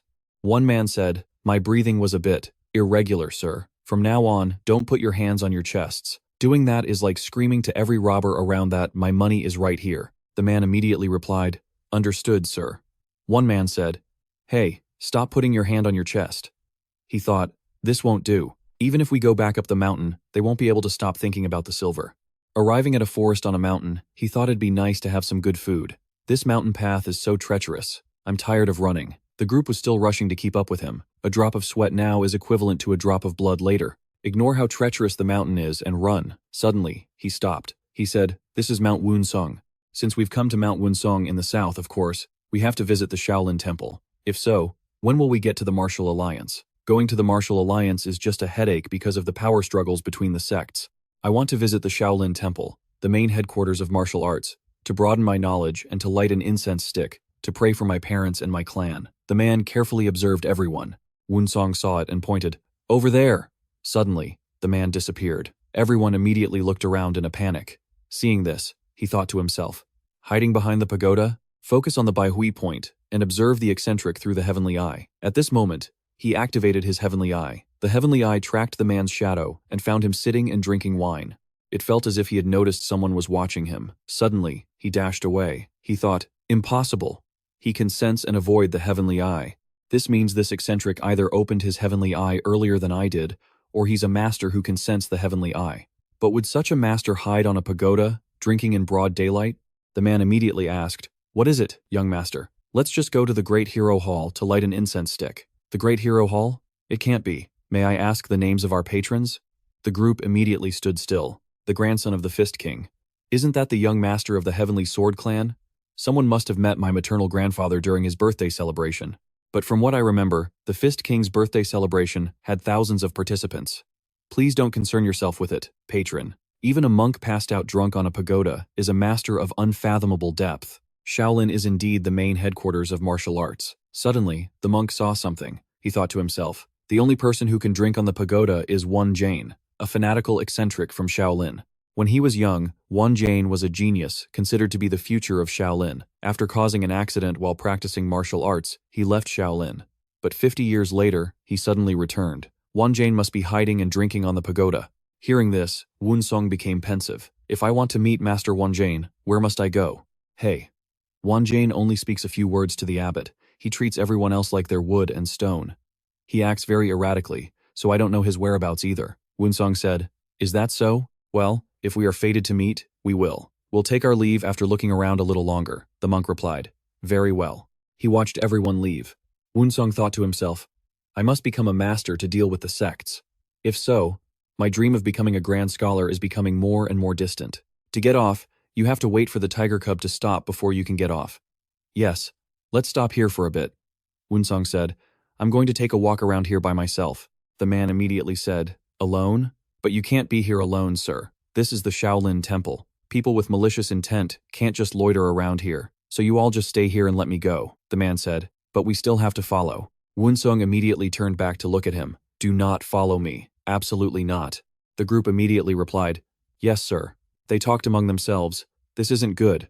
Are you sure nothing else will happen?" In the mountain range behind the Shaolin Temple. The Shaolin Temple is a serene place, the origin of Central Plains Buddhism. Where would you find wine and meat in a place like this? It's definitely not inside the Shaolin Temple itself. Then he could only have bought it elsewhere or gone to buy it himself. In the end, where can one find wine and meat in the Shaolin Temple? It's possible to set traps to catch animals and ferment fruit into wine. A place in the forest, easy to hide. Suddenly, he heard the sound of an animal, which he thought was a fox. Suddenly hearing a noise, he immediately looked in that direction. The old monk was standing there, watching the fox. He said, "You little demon, stop struggling. Wouldn't it have been better if you just handed it over from the start?" Then, he snatched the rabbit from the fox's mouth. Woon-seong thought, good heavens, he's stealing a rabbit from a fox. Well, at least there was meat now. But what about the wine? He went to a water trough at the base of a tree, took out his wine flask, and opened the lid. He scooped water from the trough into the flask. At this moment, Woon-seong was still watching intently. He tossed the rabbit he'd just stolen onto a rock, then channeled his energy, causing his hands to burst into flames. He immediately used that fire to roast the rabbit. Seeing this, Woon-seong thought, He could obviously be enjoying rabbit meat and good wine right here, so why does he have to drink in secret? Could it be that the high-ranking monks at Shaolin don't go crazy smelling meat and wine like I do? He worriedly thought. Hai Guang raised the wine flask, took a long swig, and let out a loud, satisfied, ugh.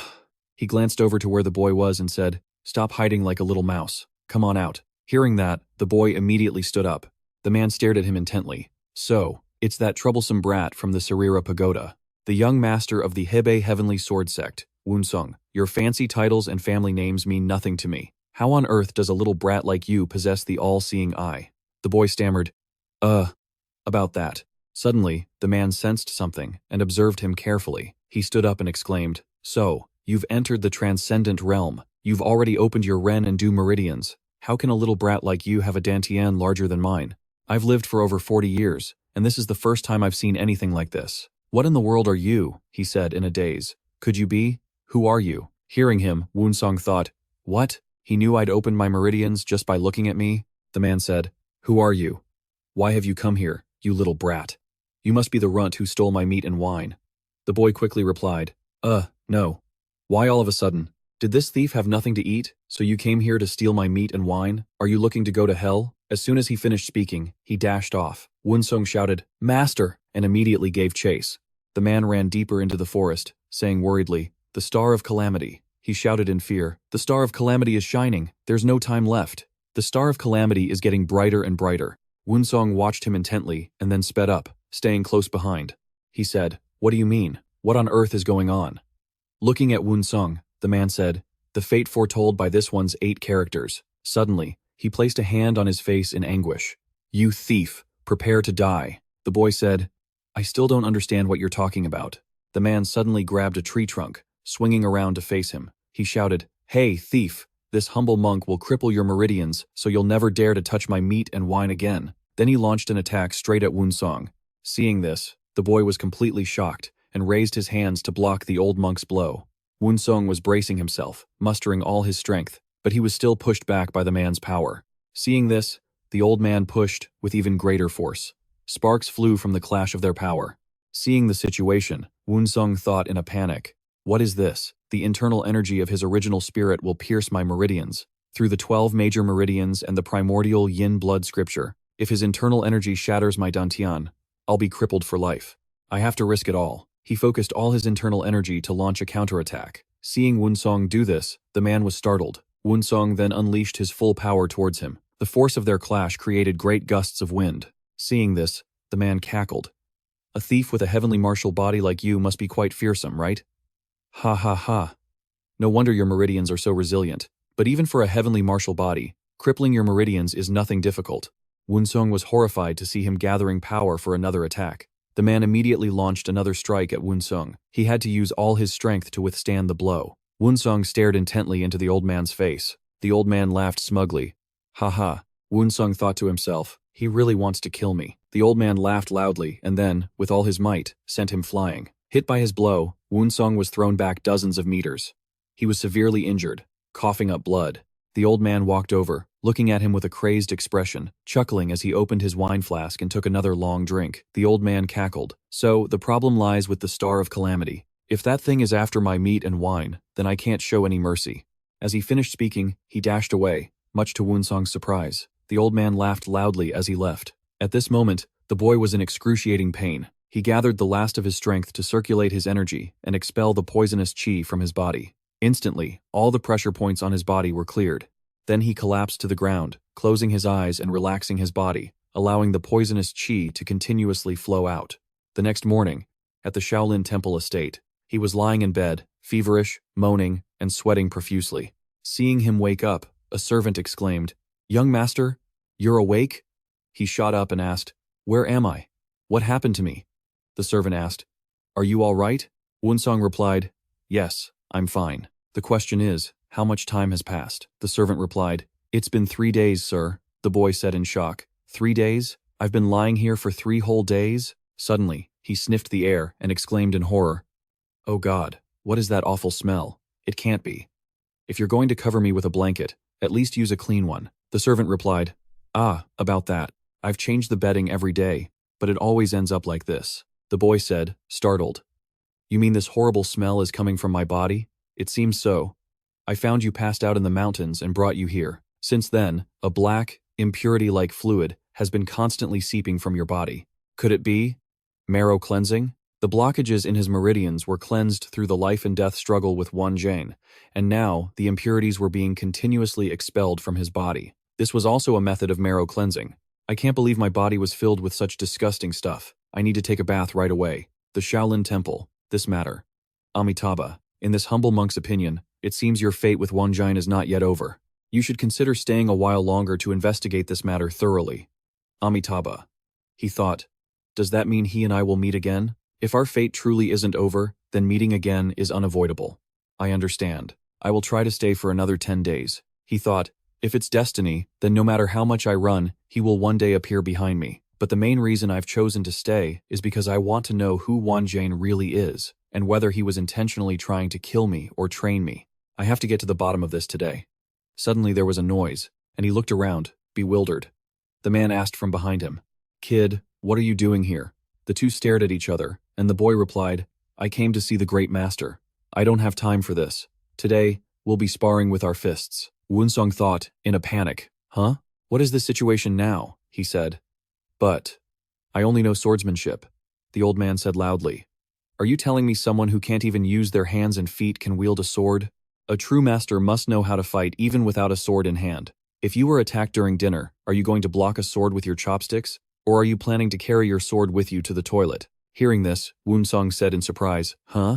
The man said, if you're ambushed in your sleep, you won't have time to grab your sword. So first, you must learn to defend yourself with your fists. Hearing him say that, the boy thought anxiously, I wonder if I should follow his instructions. The man yelled, Hurry up! The boy tossed his sword down and said, All right, fine. Whatever. Look, I've put my sword down. Immediately, the man attacked, yelling, One step, one fist. Woon-seong was startled when he saw the man's fist. A punch went straight into Woon-seong's face. The man yelled, Where are you looking? The boy shouted back, You sneak, the man said. You can't even block the 6 harmonies fist? The problem isn't the technique, it's who's using it. The greatest master needs only the 3 talents sword art to defeat any superior swordsmanship. A 6 harmonies fist, from the hands of Woon-seong, is more terrifying than any sword technique. Hey, you stupid kid. The moment you get hit, your body should know how to react. As soon as he finished speaking, Woon-seong took an elbow to the chest. Next was another punch to the middle of his chest. The man said, You don't even know how to block? Then came a blow across his face, sending him falling painfully to the ground. Look at yourself. Your body must be trained every day. You've never pushed past your limits. Woon-seong said, Wait a minute. Are you treating me like a punching bag? The man shouted, Fighting is a skill. How can you win a match if you can't even win a fist fight? Then, he relentlessly attacked the boy. Woon-seong yelled, Help me! His scream echoed throughout the forest. On a clear, breezy night in the Shaolin Temple, his servants worried when they saw his condition. He lay on the bed, crying out in pain. Ah, I'm going to die. He was in so much pain that his face was contorted as he groaned. Ah, my body is broken. One man said, What on earth did the young master get into? The other thought, Why is he so bruised up? After a session of pitiful wailing, he finally fell asleep. The next morning, he awoke. He felt something very strange in his body. He thought, Yesterday, my whole body was bruised and aching. But after a night's sleep, the places I was hit are now full of vitality. It's true. Getting beaten up has made my muscles much stronger. Seeing him like this, the 2 servants said, Ah, the young master is up and running around normally again. Back in the forest, he leaned his sword against a tree trunk. Looking at Woon-seong, the man said, There are less than 3 days left. Even taking time to breathe is a waste. He took his stance and shouted, Let's go. All attacks begin with the eyes. The starting point of an attack is where the eyes are looking. Woon-seong tried his best to dodge the man's blows. The man said, It seems being a punching bag yesterday was useful. Your body is now reacting instinctively. Instantly, he was slapped hard by the man. Seeing this, the man said, Following the eyes is the shoulder. By observing the movement of the shoulders, you can predict the next attack. The boy was pushed back by the blow. Seeing this, the man shouted, Are you trying to run away like a little rat again?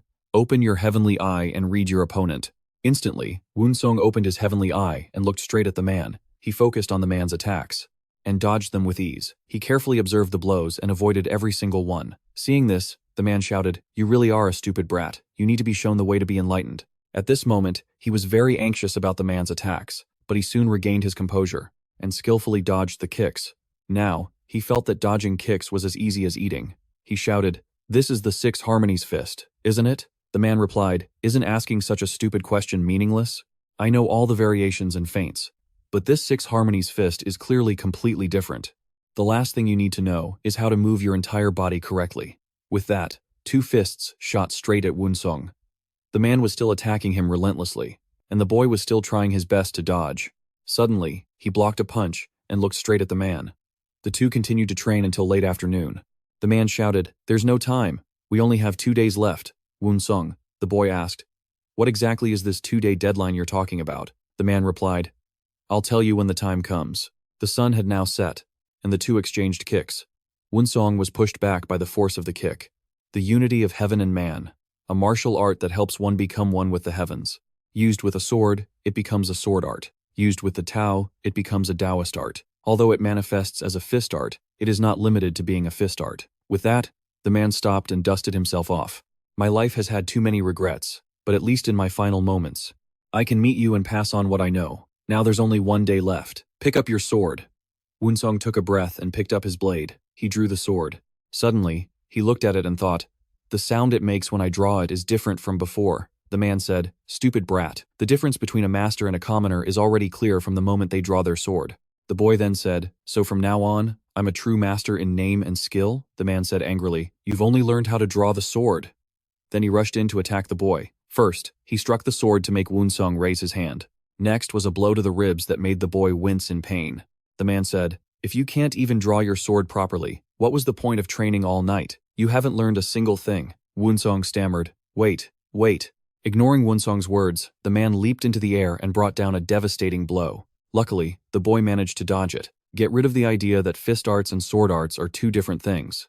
Broaden your movements like the unity of heaven and man I just taught you. Treat the blade as your fist and swing it. Hearing him say that, Woon-seong thought, "Treat the blade as a fist." Woon-seong thought of the blade and swung it. Suddenly, Woon-seong looked at the sword and thought, how? The sword and body as one. The unity of sword and body is the highest realm of both fist and sword arts. You can't realize your mistakes just by thinking. Only through real combat can one understand how the sword and hand become one entity. In that moment, fist arts and sword arts become one.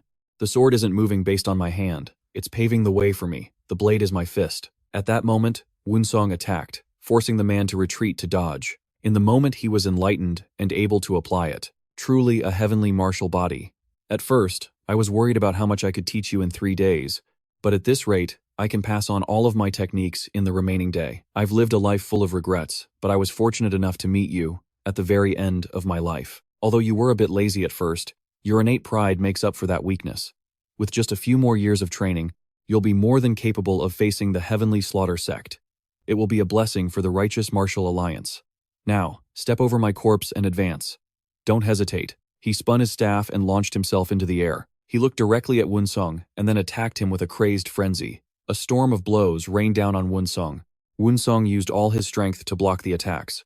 While defending, he observed his opponent intently. Seeing this, the old man attacked even more fiercely, pushing Woon-seong to the point where he could barely keep up. Woon-seong thought anxiously, "His attacks are like crashing waves." As he attacked, the old man thought, "To elevate your abilities to the next level, you must overcome your own barriers. If you're an unknown trying your best to reach the summit, you will always face a wall as towering as a 1,000-foot cliff. You must overcome that wall to reach the peak and become an unrivaled master." At this point, Woon-seong was genuinely struggling with his attacks. The old man thought, "But if you can't overcome that wall, you'll suffer from chi deviation, becoming a cripple or falling to the demonic path." Woon-seong started to get furious, his expression changing. The old man thought, "The wall. That's it." Woon-seong was surrounded by attacks shaped like the faces of demons. Looking at them, Woon-seong thought, "The inner demon that we all must face. The greater the inner demon, the more powerful the martial arts. I have to overcome this to reach a higher peak. I can't believe the inner demons of so many masters have come to confront me." Woon-seong's body faced the inner demons early to accumulate experience and train his patience. Remember when you were full of confidence. To control your body, the chi within you must flow in rhythm. Combine those two to their absolute limit, and you can even shatter a mountaintop. At that moment, Woon-seong's mind awakened. He entered a different space, reaching for the stars, and thought, "Mind and chi. Where there is chi, immense power will emerge. The sword isn't moved by my hand, it is carving a path for me. Instantly, Woon-seong put all his strength into a single swing. He thought, the sword and hand become one. He slashed away the old man's demonic attacks and charged forward. Looking straight at the old monk, Woon-seong unleashed an incredibly powerful strike with all his might. The blow split the old monk's staff in two. Woon-seong was exhausted. Seeing this, the old man laughed heartily. Ha ha ha, you've grasped it indeed. Now, can I go get something to eat? I haven't eaten in 2 days, he said. You need to do one more thing first. Then, he suddenly rushed forward and placed his hand on Woon-seong's head. Woon-seong was startled and said, No, what are you doing? The old man flipped upside down and began transferring all of his internal energy into Woon-seong. The boy panicked. What's happening, master? Please stop, the old man shouted. You fool, be quiet and accept my internal energy. You idiot. Get into a meditative posture and guide the energy as I taught you. Body stimulation power transfer, an extreme method of passing one's own internal energy to another. For the recipient, it is a once-in-a-lifetime opportunity. The more they receive, the more their internal energy increases. But the one transferring their power will lose it all and age many years in an instant. They might even become a mummified corpse and end their life right there. The old monk landed on the ground, looked at him, and said, My remaining time is almost up. In an instant, he aged visibly. He thought, meeting you was the one true blessing in my life. When the day comes that Shaolin faces a crisis like a candle in the wind, help them keep that flame from going out. This is all the will of the Buddha. Because of my arrogance, Won-ho lost the martial arts tournament and sacrificed his life. I spent 50 years training day and night inside a cave. I left Shaolin with the desire to atone for that mistake. While I struggled in Hoa Ki-ung, demons came for me. They were ferocious demons that I could neither exorcise nor overcome.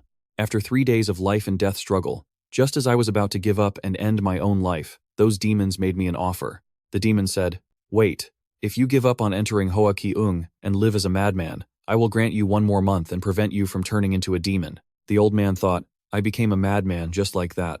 And after 1 month of lucidity, I returned to Shaolin and began searching for a talented successor. During that month, with less than 3 days left, I found this boy. It's a shame he isn't a disciple of Shaolin, but I have passed on everything I have. Now, there is only a moment left. Instantly, he dashed away. Before the demon takes control of my body, I must reach the cave at Dusa. At that moment, he arrived at the cave entrance. I've squeezed out my last bit of strength and sanity to avoid becoming a madman, and now I will join my ancestors. With that, he used all his strength, shattering the cave entrance and rushing inside, burying himself under the rocks. Woon-seong trembled as he watched from a distance. If fate allows it, let us meet again in the next life. For this life, I bid you farewell here.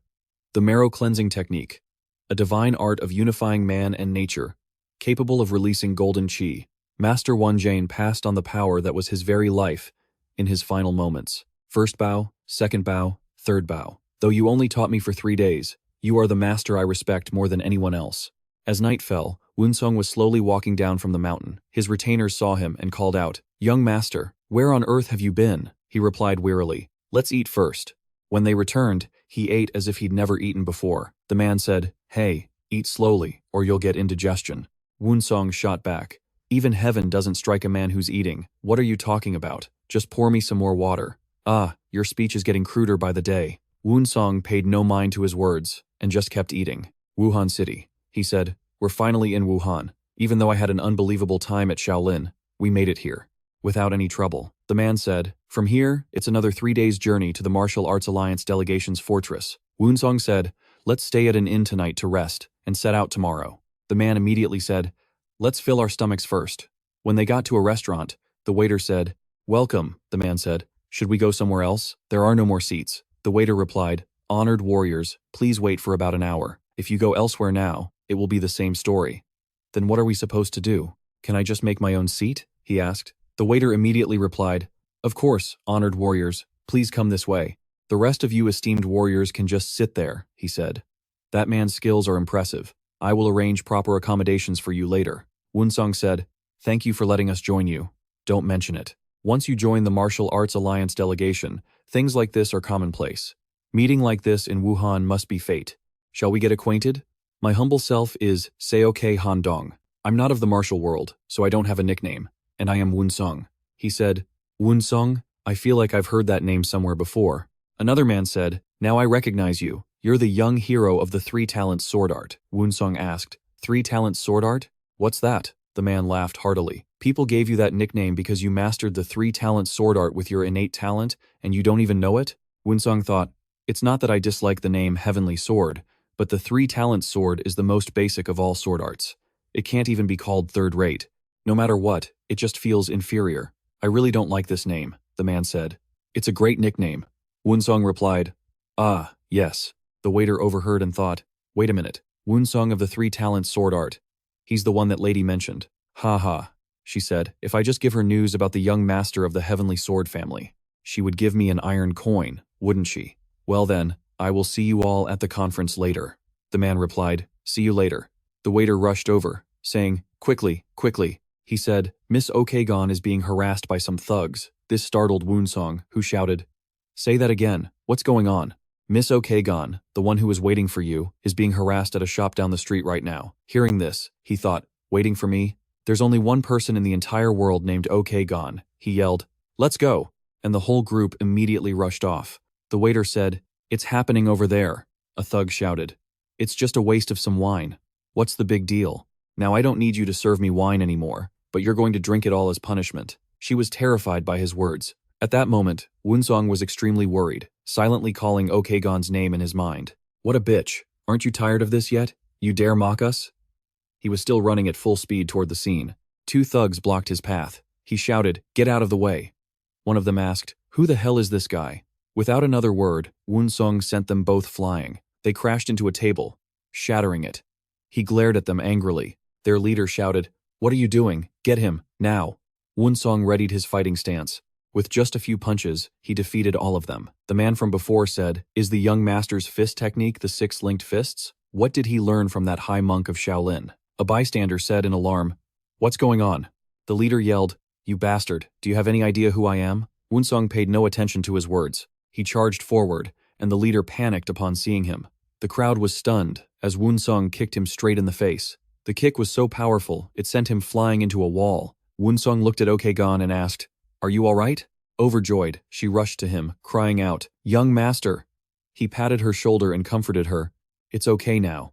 There's nothing to worry about anymore. At his words, she felt a wave of self-pity and burst into tears. He soothed her. There. Seeing this, the other man thought, Okon, the young master's handmaiden. She should be at home with the family head. What is she doing here? Woon-seong led her outside, then gave the shop owner money to cover the damages. When they returned to the inn, Woon-seong asked, so, what happened? She replied, well, I have served you for so long, but this time you left without me, so I became very worried. You must have been so uncomfortable without me to take care of you, right, young master? That's why I decided to wait for you at an inn in Wuhan, in Hebei province, where the Martial Arts Alliance is holding its conference. He thought, so basically, she's a lady who ran away from home? I don't know whether to call that brave or foolish. The others thought silently, that's incredible, to come all the way to Wuhan by herself. As expected of the young master's attendant, she must have been terrified. She didn't even have the Heavenly Sword family's permission. After a moment of thought, Woon-seong sighed and said, you really deserve a scolding. How could a lady dare to leave home on her own like that? She said sadly, please forgive me. Woon-seong then lectured her for a while. The next morning, the streets outside were bustling. Many houses were hanging firecrackers. The Lunar New Year had arrived. I can't believe growing a year older feels this meaningful. In the past year, I've experienced things that ordinary martial artists could never hope to experience. In their entire lifetimes, I broke through the Upper Dragon's Passage and opened my third eye through a strange twist of fate. I crossed the threshold of life and death to join the Martial Arts Alliance. I entered the Jianghu, and I survived bloody, life-or-death battles with the Shadow Killer Society. And by meeting Grandmaster Wan Jane at Shaolin, I recovered my true self and came to understand many things. Along with that, I received the 70 years of internal energy that the Grandmaster passed on to me.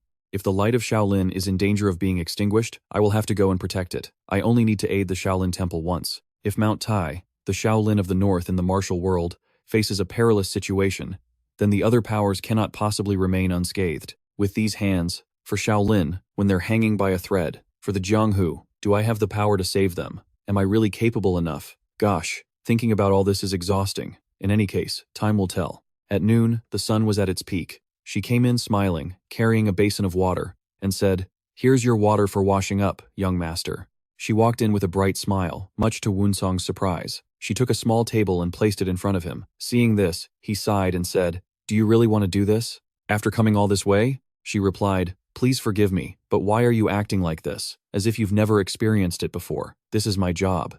I've been doing it since I learned to walk." "Well, that was when we were at home. You still want to do this after leaving home?" She smiled brightly. Yes, I understand. I won't do it starting tomorrow, so please wash up for now." He sighed. "She ran away from home just because she wanted to follow me. Even if I try to force her to go back now, she won't budge." Woon-seong asked, "What are you going to do from now on?" She said, "Just because this is the martial arts alliance doesn't mean you won't need a servant. So I think there will be plenty for me to do." "Ha, that's ridiculous. Even after coming all this way, you're still doing servant's work. Are you planning to spend the rest of your life doing this? Now that you've left the estate, you should go live your own life." Woon-seong's words shocked her. She exclaimed, "I heard that there are many handsome men in the martial arts alliance. If I meet a good one here, then I'll do as you say. So please, young master, take me with you." "You're certainly picky. I'll give you that," she stammered. "Picky how?" "It's as if you're describing me," she said. "Then this servant will try not to be so picky." Woon-seong said, "Just lower those standards of yours." She then said loudly, "This servant understands. Young master. Good, but only for 1 year. Stay here for a year and find your own path." She smiled brightly and replied, "Yes." As if a weight had been lifted, her smile was full of joy. She said, "You're the best, the absolute best, young master." They arrived at noon for the martial alliance meeting. The young master, leading his entourage, said, "Relax. Due to the defeat of Pei, leader of the Red God cult, in the great war between the righteous and demonic factions, the Uyang clan, one of the guardian families of the Red God cult, outside the hegemon clan, was forced to flee. They fled to Mount Tai, a small kingdom beyond the Great Wall. Beyond the Great Wall simply refers to the area outside the boundaries of the Great Wall. And now, 300 years have passed. The Uyang clan has become the most powerful family in the Central Plains. The current patriarch of the Uyang clan is 52 years old, and he has become a man of great power in the Central Plains, with his superior martial arts and the wealth accumulated over generations. Then one day, a visitor arrived at the Uyang clan's estate in the heart of the Central Plains. "Who are you people, and where are you from?" The man said, "Give this to your patriarch." The servant immediately replied, "Understood." He rushed inside with it. The patriarch held the invitation in his hand and spoke aloud. "This is the Red God Order, a call to gather under the banner of the Red God cult? Obeying the Red God Order is the duty of our ancestors, but that's just an old story. From 300 years ago. We can't just throw everything away to become a guardian clan for the Red God cult, not when we're the ruling power in the Central Plains. Sound the emergency alarm right now." Immediately, the signal rang out. Everyone who heard it said, "That's the emergency alarm." They all came running. Everyone focused on the group outside the gates and rushed to surround them. One person shouted, "Who the hell are these bastards? Stand back," the man said. "It seems they have some nerve. There's a reason they ignored the Red God's decree. Most clans outside the hegemon clan are like this. They've grown accustomed to their comfortable lives and have forgotten their old allegiances." As soon as he finished speaking, he charged at the group of soldiers. He laughed loudly, "Ha ha," and sent the soldiers flying to either side. He aimed for all their vital points. Next, he created a whirlwind that sent the soldiers flying. The others used their internal energy to decimate the remaining soldiers. A soldier who witnessed this trembled in fear and screamed loudly, "Everyone get up! Hold the formation!" The man was gathering his energy for another attack. Suddenly, a loud voice commanded, "Everyone, fall back." All eyes turned towards the source of the voice. The old patriarch appeared and said, "Are you a subordinate of the Red God cult's leader?" The man replied loudly, "To not even kneel upon seeing the Red God order. You truly are a pack of rats. The warriors of this clan are merely ordinary martial artists. They do not possess the strength to oppose you. That is, their fault for choosing the wrong master. If they drop their swords and surrender, there will be no further harm." Hearing this, the old patriarch looked at him, startled, and thought, "He plans to make an example of our Uyang clan to force the other clans to submit to them." He then asked, "What is your name?" The man replied, "Helion." The patriarch thought in alarm, "Helion, the embodiment of fear." The man replied, "That's right. You once bathed the Central Plains in blood? To use the surname Helion means, is this man a descendant of Pei?"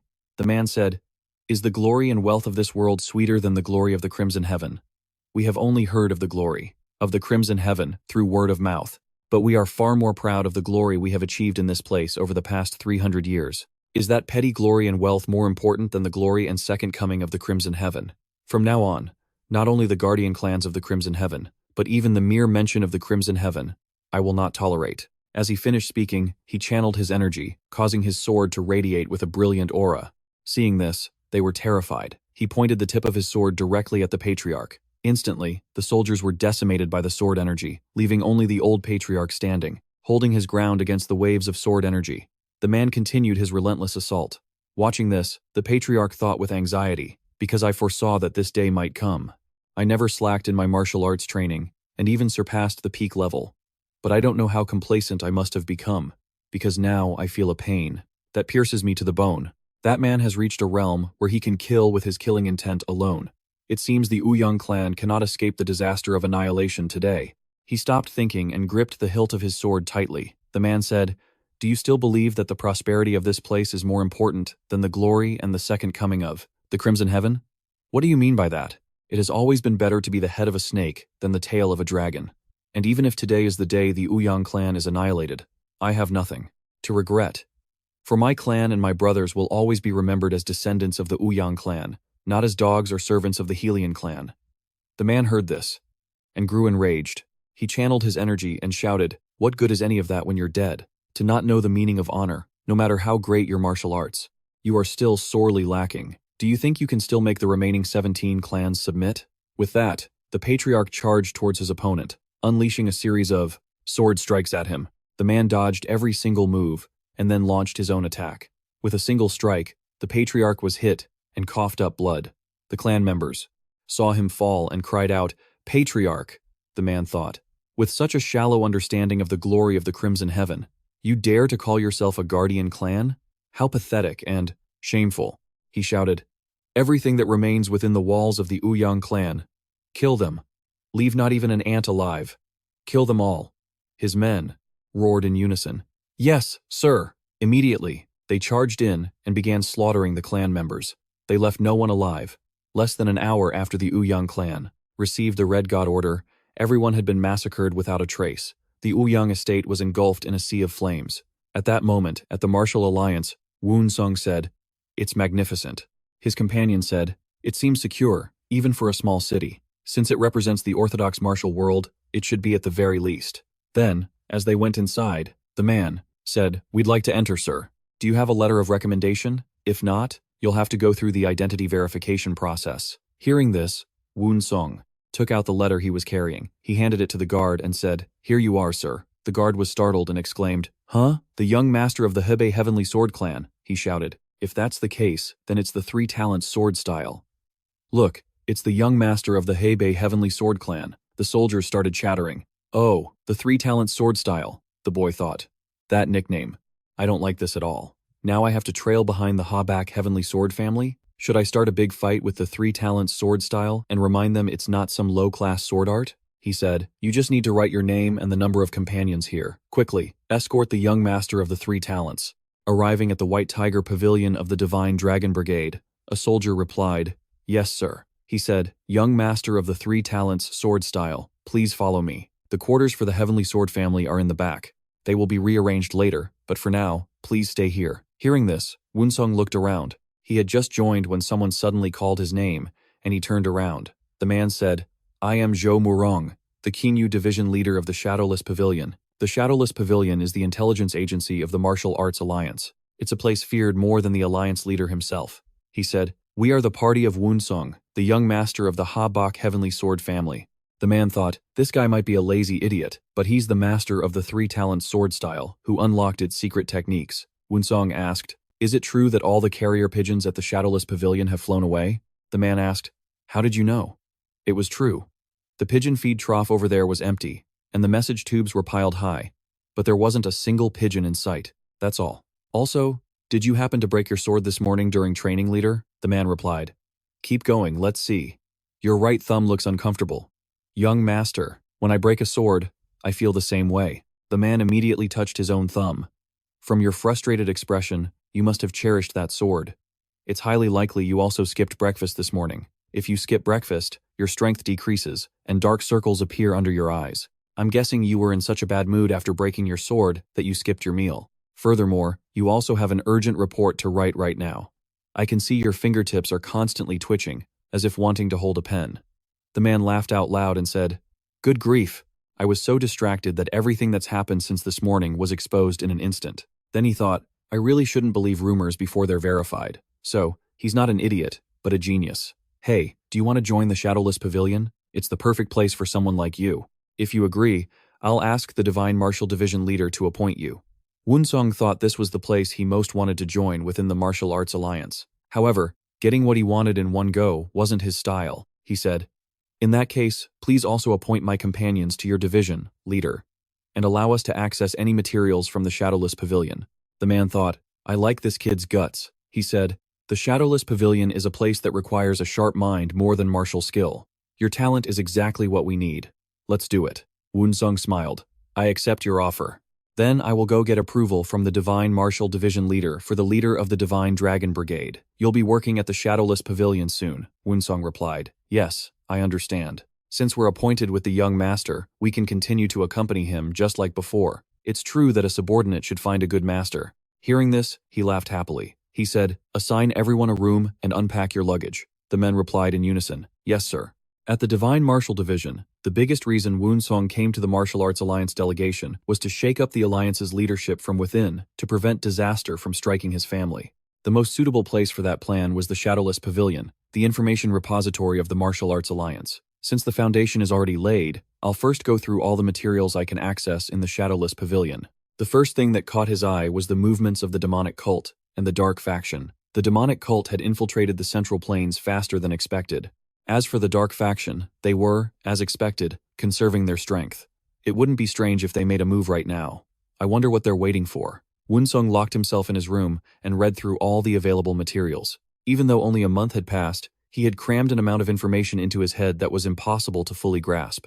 Even his sleeping time was replaced by a half-hour of circulating his energy. In the morning, he lay down and said, "I've read almost everything." The Chinyu division leader arrived and said, "You're a monster. Did you really read this entire pile of books?" Woon-seong replied, "I've skimmed through most of it.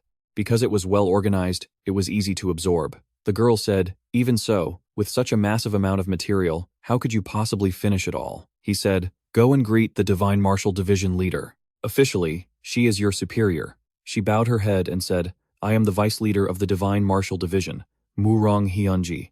Now that you've crammed all that information into your head, you should go out and get some fresh air. And shouldn't you look around and memorize the actual appearance of the delegation?" She said, "I'll take you. So, let's take a look around." "All right, I'll go see the delegation's buildings," the Chinyu division leader said. "Go ahead, take your time touring. If you're late, just head straight back to your quarters." This building was constructed in just one day? "The resources of the Martial Arts Alliance are incredible," she said. "That's because the 9 sects and 1 gang, along with other powerful families, joined forces to ensure its construction. That building over there is the Iron Martial Pavilion. We've created a new type of martial art by researching and supplementing the techniques of each sect. Over there is the Hall of Elders, where the elders reside. And the building opposite it is the Alliance Leaders Hall, where the Alliance leader stays." He asked, "And is that building the Medicine King Pavilion?" "That's right. That is the Medicine King Pavilion, responsible for all the clothes and medicine of the Alliance. I've seen the buildings in the inner compound, so let's take a look at the outer compound now. The inner compound is where the pavilion masters, division leaders, and elders, including the Alliance leader, reside.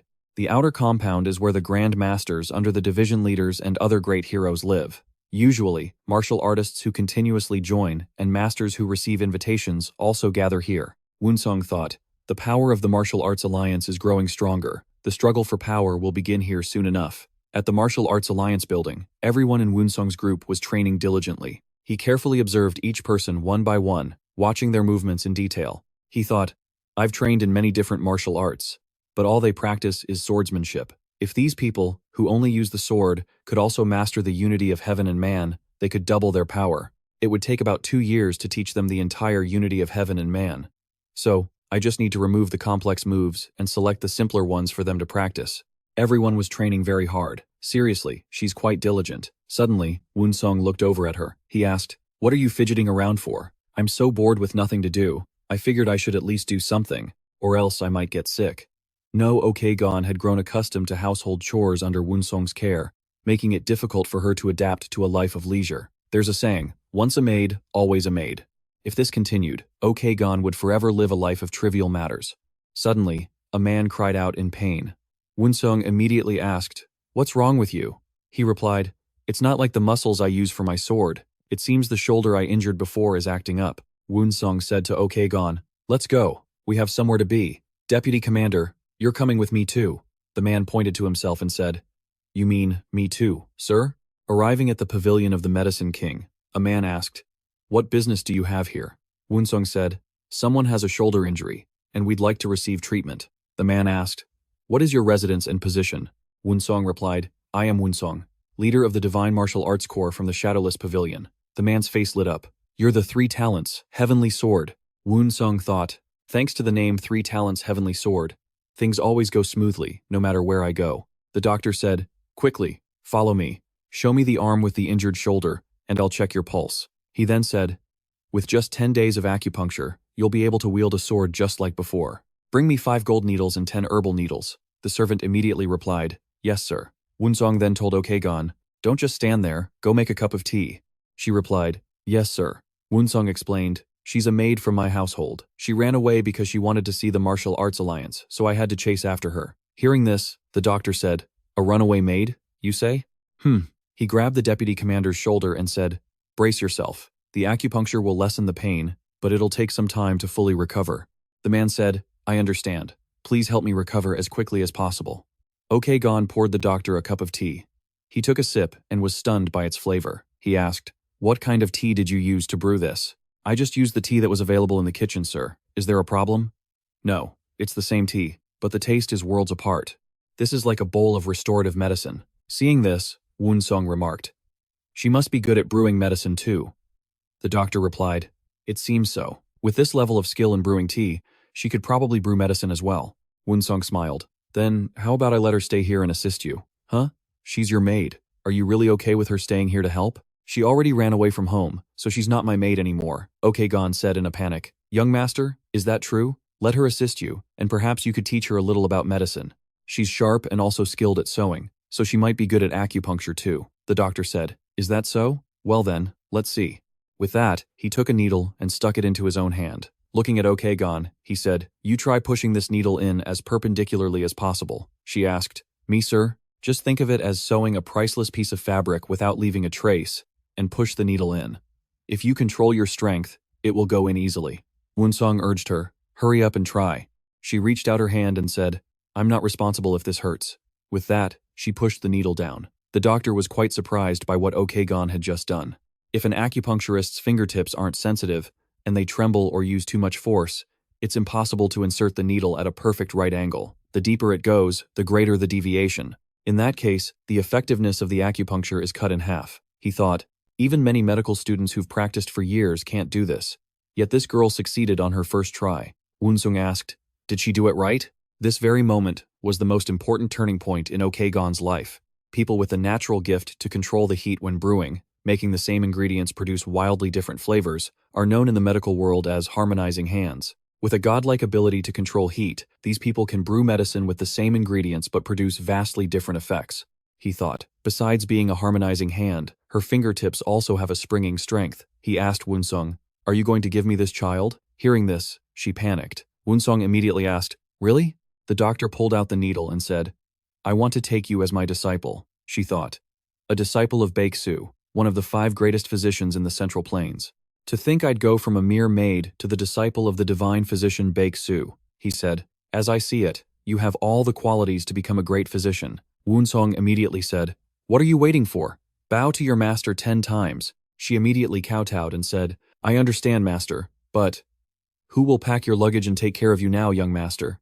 The doctor said, annoyed. If you're that reluctant to leave your master, then I'll just send you back. After leaving the clinic, Commander Jin said, The situation is that the demonic cult has already taken root all over the Central Plains. According to our intelligence, demonic cult spies have infiltrated deep within the Martial Arts Alliance. It's possible some of the elders have already been swayed by the cult. It's also possible that one of the pavilion masters is among them. Hearing this, Woon-seong was startled.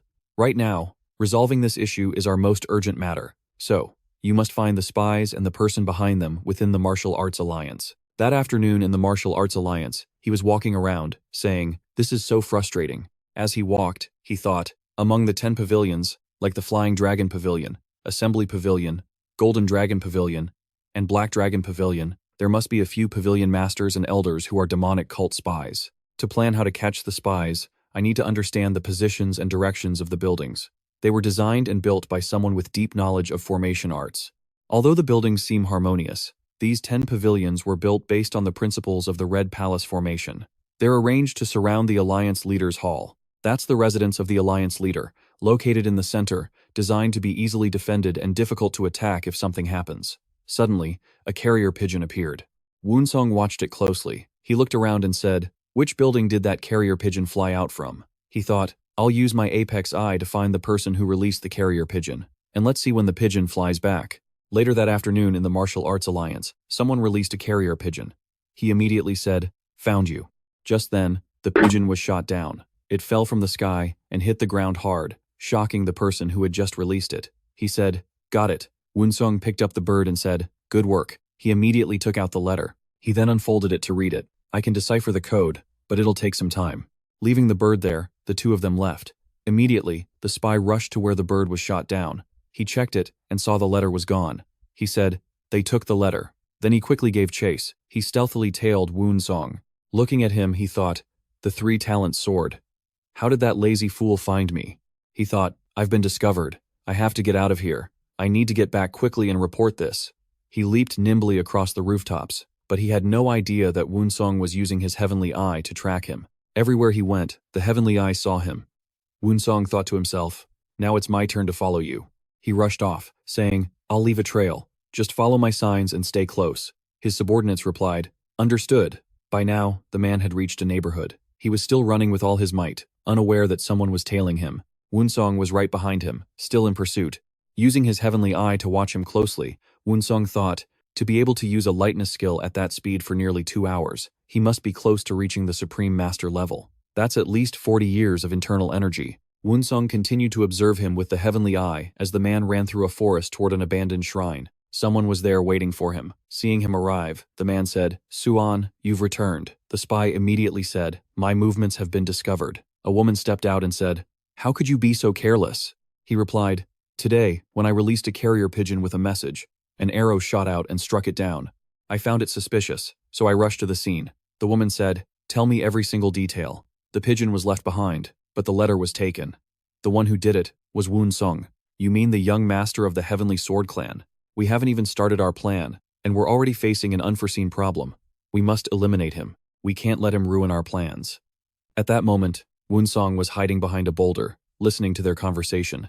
"I agree. We should deal with that brat as soon as possible, Lady Red Fairy." Suddenly, she used her hair to wrap tightly around his neck. She said, "Didn't I warn you not to expose your position before you left?" Trembling with fear, he said, "It is my fault.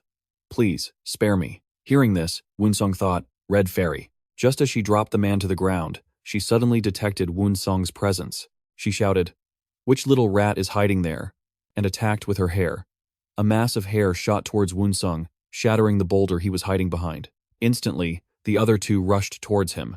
The old man laughed. "Ha ha ha, so there was a rat hiding here." He yelled, "Go and die." Then, he unleashed a barrage of attacks on Woon-seong. In response, Woon-seong raised his sword and blocked every single one of the old man's blows, but it didn't stop there. The old man delivered a devastating strike. Woon-seong raised his sword to block it, and then the next, parrying each one with his blade. The old man shouted, "You can block my fist techniques with a sword?" Then, the two of them charged at each other, attacking like a raging storm. Woon-seong stared straight at him. Then, he instantly drew his sword from its sheath, gripped it tightly, and charged straight at the old man with a decisive slash. The man was hit and coughed up blood. The spy yelled, "Arhat, it's him, the 3 talents young master. It's him, that little young master." Red Fairy didn't join the attack, instead observing Woon-seong quietly. After watching for a moment, she let out a sound of surprise. She said, "Suan, in your eyes, does that young master look like an amateur?" He trembled as he replied, "Aye." At that moment, Woon-seong pulled out a flare, lit the fuse, and threw it high into the air. The flare exploded, creating a brilliant burst of light. The woman said, "I'm a little curious. What is he signaling for?" Suan said, "I will send someone to scout the surrounding area." Woon-seong thought, "If the patrol team is nearby, they'll see my signal." Suan yelled, "All of you, follow me in order." Seeing this, the woman said, "Don't do anything stupid, like trying to stop them from coming in here. Let them all come right into the Black Fortress. Let them enter, but ensure they can never leave. You truly are the kind of young master this lady finds appealing. Your boldness and courage are truly fascinating." Woon-seong said, My apologies. She immediately asked, What did you say? You're not the type of woman I'm interested in. You're too cruel. She laughed. Ha ha ha, but I quite like that roguish look of yours. After seeing Woon-seong's signal flare, his men chased in that direction. This woman was intentionally stalling for time to lure them into the Black Fortress. Her goal was to annihilate all of them. She looked at Woon-seong and laughed loudly. Ha ha ha. Meanwhile, Woon-seong's patrol team followed the trail. They finally caught up to the location. Seeing them, the enemy formed a line to block them. The woman saw this and yelled, Wipe them all out and capture that young master. It will be hard for you to survive this. Killing someone is such a waste, and as I've already told you, you're not my type. The spy yelled. Let me handle him. She replied, I'll say it again. Capture him alive. There are many things I need to interrogate him about. He replied, As you command, and charged at Woon-seong like a whirlwind. He unleashed a flurry of blows, and Woon-seong drew his sword to parry every single one. During the fight, he remained focused, observing his opponent's techniques and easily dodging them. He paid attention to every single detail. Once he grasped his enemy's weakness, he tightened his grip on the hilt of his sword. At that moment, Woon-seong's men yelled, Ambush, attack, and charged forward. The two sides clashed in a fierce melee. The battle was incredibly intense. The old man yelled, Use the heaven and earth combination technique to attack. At this point, Suan couldn't land a single hit on Woon-seong. This damn brat, he thought furiously. Instantly, Woon-seong counterattacked, slashing straight at him with his sword. He quickly raised his twin swords to block the blow, but the impact was so powerful, it sent him flying backward. Watching this, Red Fairy muttered, What an idiot. Woon-seong prepared another technique, declaring, Next form, defend. Seeing this, his opponent said in alarm, The 3 talents sword style? Surely he doesn't intend to defeat me with such a pathetic sword style? Woon-seong charged in, saying, Feel the blade of this surprise attack. It's a common sword style that even thugs can learn for a small price. He parried the blade and said, Brat, you truly don't know your place. The martial world is a treacherous place. All right, if this is all you've got, I'll take the upper hand. Then he used all his strength to press down on Woon-seong's sword, causing sparks to fly. Suddenly, Woon-seong twisted his blade, startling his opponent. Then, quick as lightning, he slashed straight at him, knocking the man flat on the ground. The woman cried out in alarm. How is that possible? Woon-seong said, Looking at me with that expression only makes you uglier. She yelled in fury, You bastard! Her hair bristled as she flew into the air and, without another word, attacked Woon-seong. He swiftly dodged her strike. He instantly moved closer to her, then launched himself at her. She let down her hair and laughed maniacally as her tresses shot toward Woon-seong. It surrounded him and wrapped tightly around his body, even binding his sword. Woon-seong panicked at what was happening, but she suddenly yanked him toward her. She observed him intently and shouted, You bastard, you've fallen right into my hands now. You're just prey caught in a spider's web. Ha ha ha. Hearing this, Woon-seong thought, If that's the case, then I can use that world-destroying sword art to shred this web. He shouted, Taishan sword skill, tear this web of hair to pieces for me. She was startled by Woon-seong's attack and immediately retreated to dodge the blow. She said, Don't tell me you're seriously going to use the 3 talents sword art against me right now? Woon-seong shouted back. Great mountain oppression once brought down even the king of hell. The simplest things are often the most formidable. Human soars, earth shakes, heavenly slash. She yelled. He practiced the 3 talents sword art to the point of exhaustion, all to reach the supreme physical state of a true grandmaster. Defense? In your dreams.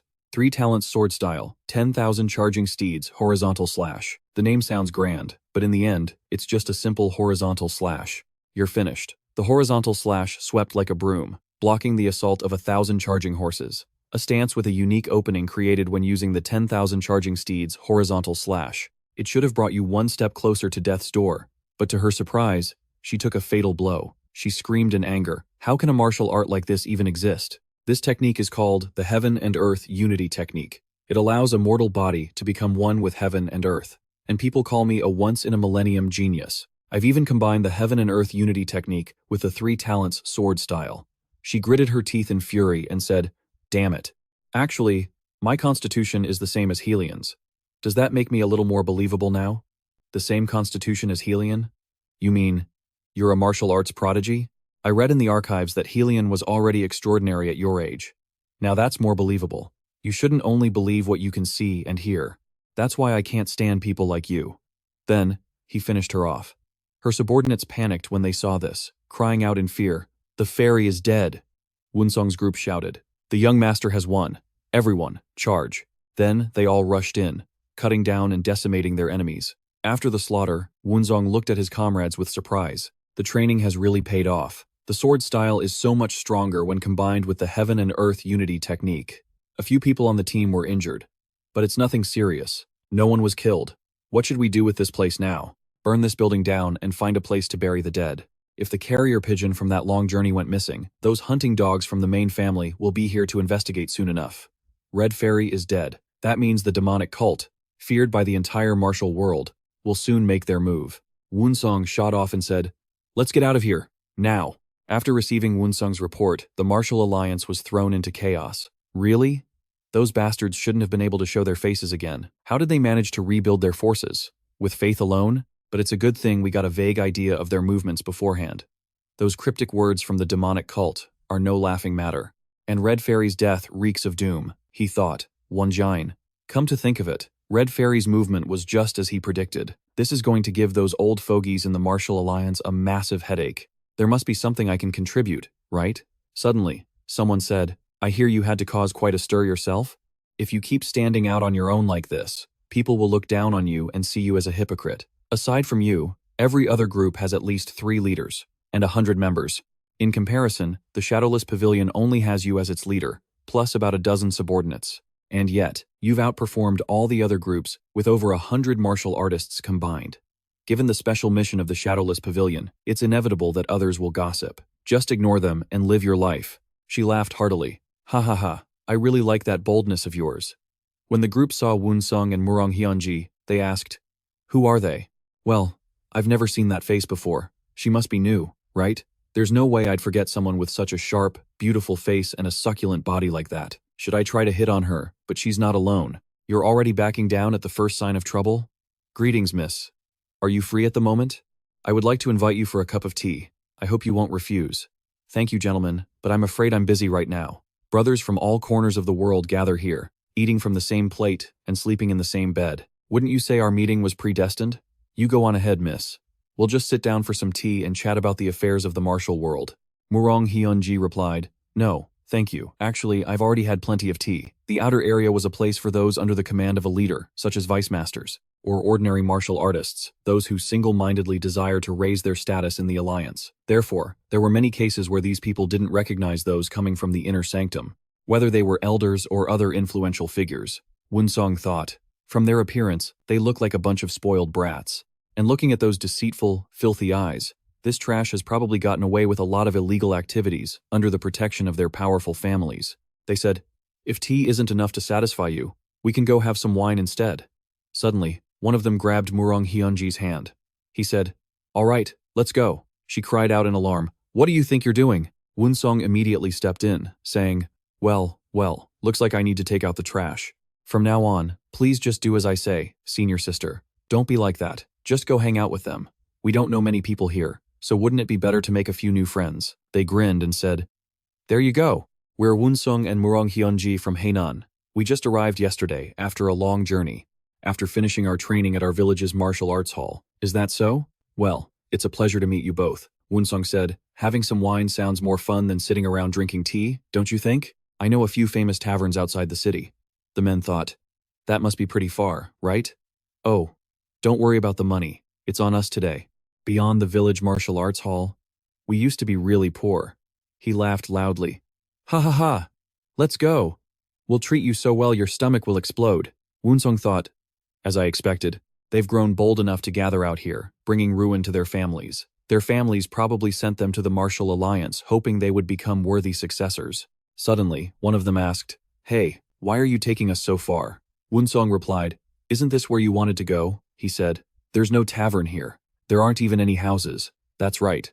This isn't a tavern, just a desolate forest. I think this bastard tricked us into coming here, right?" "Did we just get tricked?" he yelled furiously. "You son of a bitch! What do you think you're doing?" Woon-seong asked with a smile. "What do you think?" It startled the man. "You're doing something that brings shame upon your entire family. I'm sure that with just a little bit of my skill, I can send you packing. Every corner here belongs to the Martial Alliance headquarters. I can't let you get away with this." The man yelled, "What right does a little punk like you have to lecture us?" Then he charged at Woon-seong. He threw a flurry of punches, but Woon-seong dodged them with ease. By now, he was furious. He continued to throw pointless punches at Woon-seong. "Look at these simple punches. If you use this method, I just have to move my body up a little, and I can easily avoid all your attacks by leaning from side to side. This bastard is trying to humiliate me. I'm going to kill you." He immediately poured all his strength into a direct charge at Woon-seong. Woon-seong easily sidestepped the attack, then spun around and landed a counterblow right into his side. The man cried out in pain. Instantly, Woon-seong raised his leg and unleashed a flurry of kicks on him. He was knocked flat on the ground, stunning everyone. His cronies were enraged and shouted, "Look at you, you're just a little brat. We're not going to let you get away with this." Without a word, Woon-seong charged at them. He threw a single punch, striking both of them. The two were sent flying and slammed onto the ground. She thought, what was that technique? Don't tell me that was the Six Harmony Fist. They got up in pain, thinking, we're no match for him. Just who is that bastard? Just then, Woon-seong charged straight at him. He focused his power into his right hand, making the man's eyes widen in fear, then unleashed a palm strike right to his face. Without stopping, he continued his assault. He shouted, "I'll teach every last one of you a lesson." Then he landed a series of blows on the man. His cronies watched the scene, their souls trembling in terror. In the end, he was beaten to a pulp. Lying there motionless, he said in terror, "He's like a demon." Murong Hyunji, seeing this, was just as shocked. Woon-seong turned to look at the other two. They flinched in fear. They immediately kowtowed and cried out, "Please, spare us," he said. "I have no intention of killing you. Now, you can reveal your identities. This is Vice Leader Murong Hyunji, the eldest daughter of the leader of the shadowless pavilion." They exclaimed in shock. "The leader of the shadowless pavilion. Please forgive us, Vice Leader. We lowly ones failed to recognize you." Woon-seong said, "I am Woon-seong, of the Hebei Heavenly Sword Clan, and I am a martial arts master." They asked, startled. "What?" They thought in a panic. "The Hebei Heavenly Sword Clan? If he's a master from that clan, all he'd have to do is cough and we'd be thrown in prison for sure. Will we be spared?" They said, "Please spare our lives. We lowly ones will do anything you command. Give me the tags from your chests." They quickly took them out and said, "Here they are. Every morning, I will place mission instructions in the rock crevice to the right of the gate and the inner hall. If you do as they say, you will live. However, if you try any tricks, not only you, but your entire clans will face the consequences. Now go, and don't tell anyone what happened here today." They replied, "Understood. Thank you for your mercy." Then they quickly carried their comrade and left. Murong Hyunji looked at him. She thought, what is this young master's intention? If we simply sent them home, they'd be back to their old ways in just a few months. So, what is your plan? I'll make them pay for their wrongdoings. First, I want them to capture a certain type of animal, fight fire with fire. From now on, I'll have them atone by doing some muscle-stretching work. Just now, you looked like a little demon king, she thought. Someone once said that after observing him, he seemed stupid and lazy, but in reality, he's a master perfectly suited for the shadowless pavilion. Haven't I already Today there's a gathering of the young masters from the great clans. You should attend as a representative of the shadowless pavilion. The status of these young masters might have a more tremendous influence than any martial arts manual. The people attending today could become the future leaders of their clans or powerful masters in their own right, who could bring great honor to their clans. Therefore, young master, you should meet these promising individuals, make friends, and expand your connections as soon as possible. Later, the two were on the street, heading to the gathering. When they arrived, a large crowd had already gathered. Someone called out, "Over here, Lady Hyunji." He said, "It's been too long, my lady," he asked. "And who is this young master?" She replied, "Ah, this is the young master of the Hebei Heavenly Sword Clan." Then, everyone started murmuring, "The Hebei Heavenly Sword Clan." Then, the Three Talents Sword? Just a few years ago, Woon-seong was a lazy bum, the biggest headache for the Heavenly Sword Clan's leader. But at a banquet held by the Fist King clan, Woon-seong caused an uproar by defeating Peng Zhongwen, the young master of the Hebei Pang clan, using the Three Talents sword art. We thought he was just some eccentric, but seeing him in person, he has the air of a true hero. He's truly a great man. It's a pleasure to meet you, Hyunji. I am Duanmu Jias of the Duanmu clan. I am Woon-seong. Well, since fate has brought us together here, shall we enjoy a cup of tea? We have a distinguished guest today. We'd like to hear you speak to broaden our horizons. Young Master Woon-seong, why did you use the Three Talents sword art to face Peng Zhongwen instead of your clan's sword art? It must be because the Three Talents sword art is easy to learn, yet in actual combat, it's very difficult for the opponent to counter. What? The Three Talents sword art is the simplest sword art there is. Is there some kind of mistake? This is unbelievable. It must be because the opponent never imagined they'd be attacked with the simple moves of the Three Talents sword art. That's why it's a sword art that easily confuses the opponent and is hard to counter. What a peculiar way of thinking.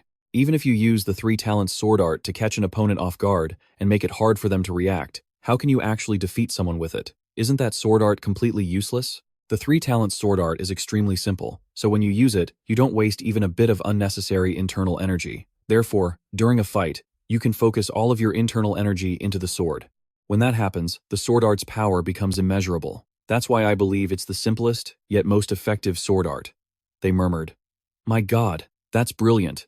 I thought he only defeated Peng Dong by luck. Talk is cheap. Peng Dong must have made some kind of mistake, she said. Young Master Huangbo, please calm down. It seems the ultimate technique of the Heavenly Sword Clan is the 3 talents sword art. Huh. Haha. The greatest taboo for disciples of the great clans is to insult another's clan. Mocking or belittling an opponent can be resolved with an apology, but insulting their clan is an unforgivable act. Because the Huangbo clan uses sabers as their signature weapon, they have frequent dealings with the Hebei Pang clan, and the relationship between the Pang clan and the Heavenly Sword Clan is not exactly amicable. So, he took this opportunity to provoke Woon-seong. Woon-seong said, Then, I'll draw this sword for a little entertainment. A man said, Hey, stop it. Woon-seong, let me borrow that sword for a moment. If you can defeat me in 3 moves, I'll ignore the nonsense you just spouted. If not, then you'll bow your head and apologize to me. We might injure innocent people in here. Let's take this outside. He laughed loudly. Ha, fine by me. The 2 of them immediately went outside. He thought, You idiot, get ready to be bedridden for a few months. Woon-seong, if you want to defeat me in 3 moves, then you'd better not. Shouldn't you make the first move? He yelled, Don't you regret this? Instantly, he grabbed his saber and slashed straight at Woon-seong, shouting, First move. Woon-seong immediately executed a footwork technique, creating numerous afterimages to dodge the blow.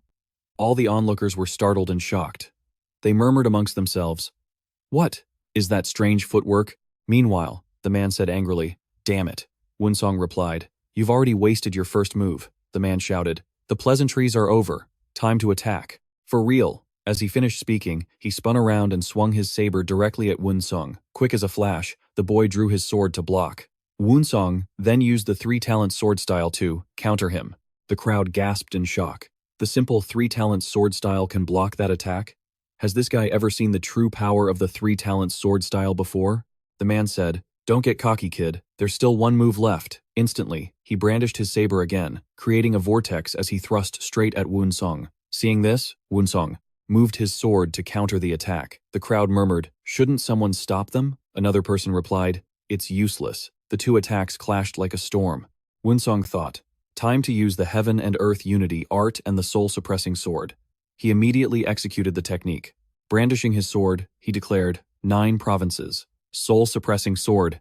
He then spun his blade, creating countless streams of sword energy that shot straight towards his opponent. The man used all his strength to defend against Woon-seong's attack, but all his efforts were in vain. He was hit head-on by Woon-seong's attack. He cried out in pain and collapsed to the ground. Trembling, he tried to struggle back up. Woon-seong asked, How is it? My family's sword style, the one you just insulted. How does it feel now? If you come from a noble family, you should at least know not to insult another's clan. If you didn't know, then carve this lesson into your very bones. The 3 talent sword, a genius disguised as a slacker. His words, his actions, his martial arts, are completely contrary to the rumors. A person more extraordinary than anyone could imagine, and also a deep thinker. This is the moment everyone has been waiting for.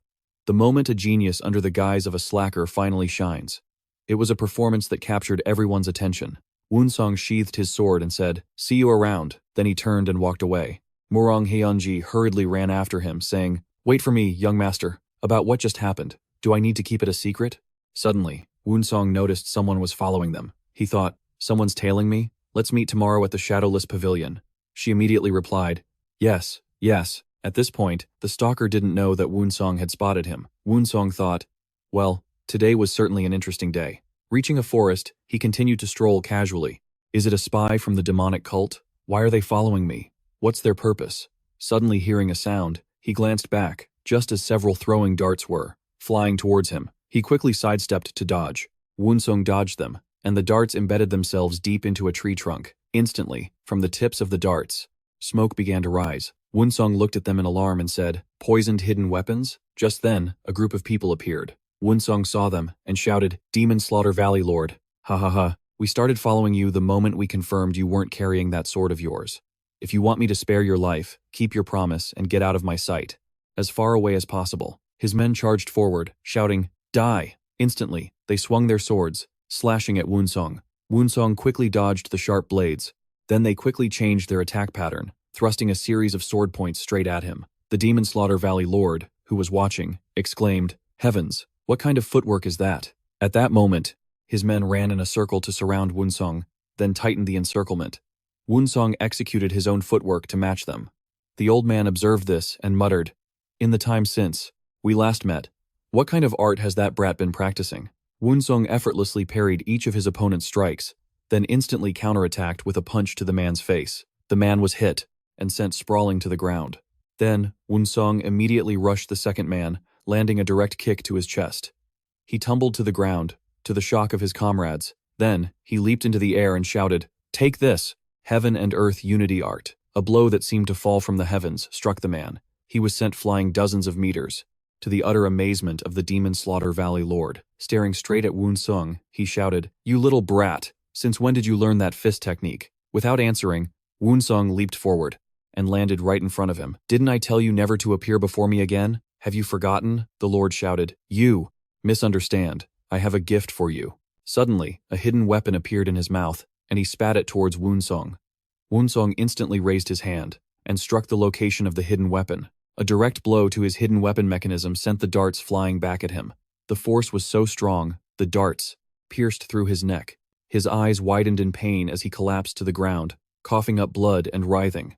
Woon-seong stood watching him. His face was still hatefully fierce. He thought, after mastering the heaven and earth unity art, if I combine it with the heavenly family sword techniques, my combat effectiveness could increase twofold.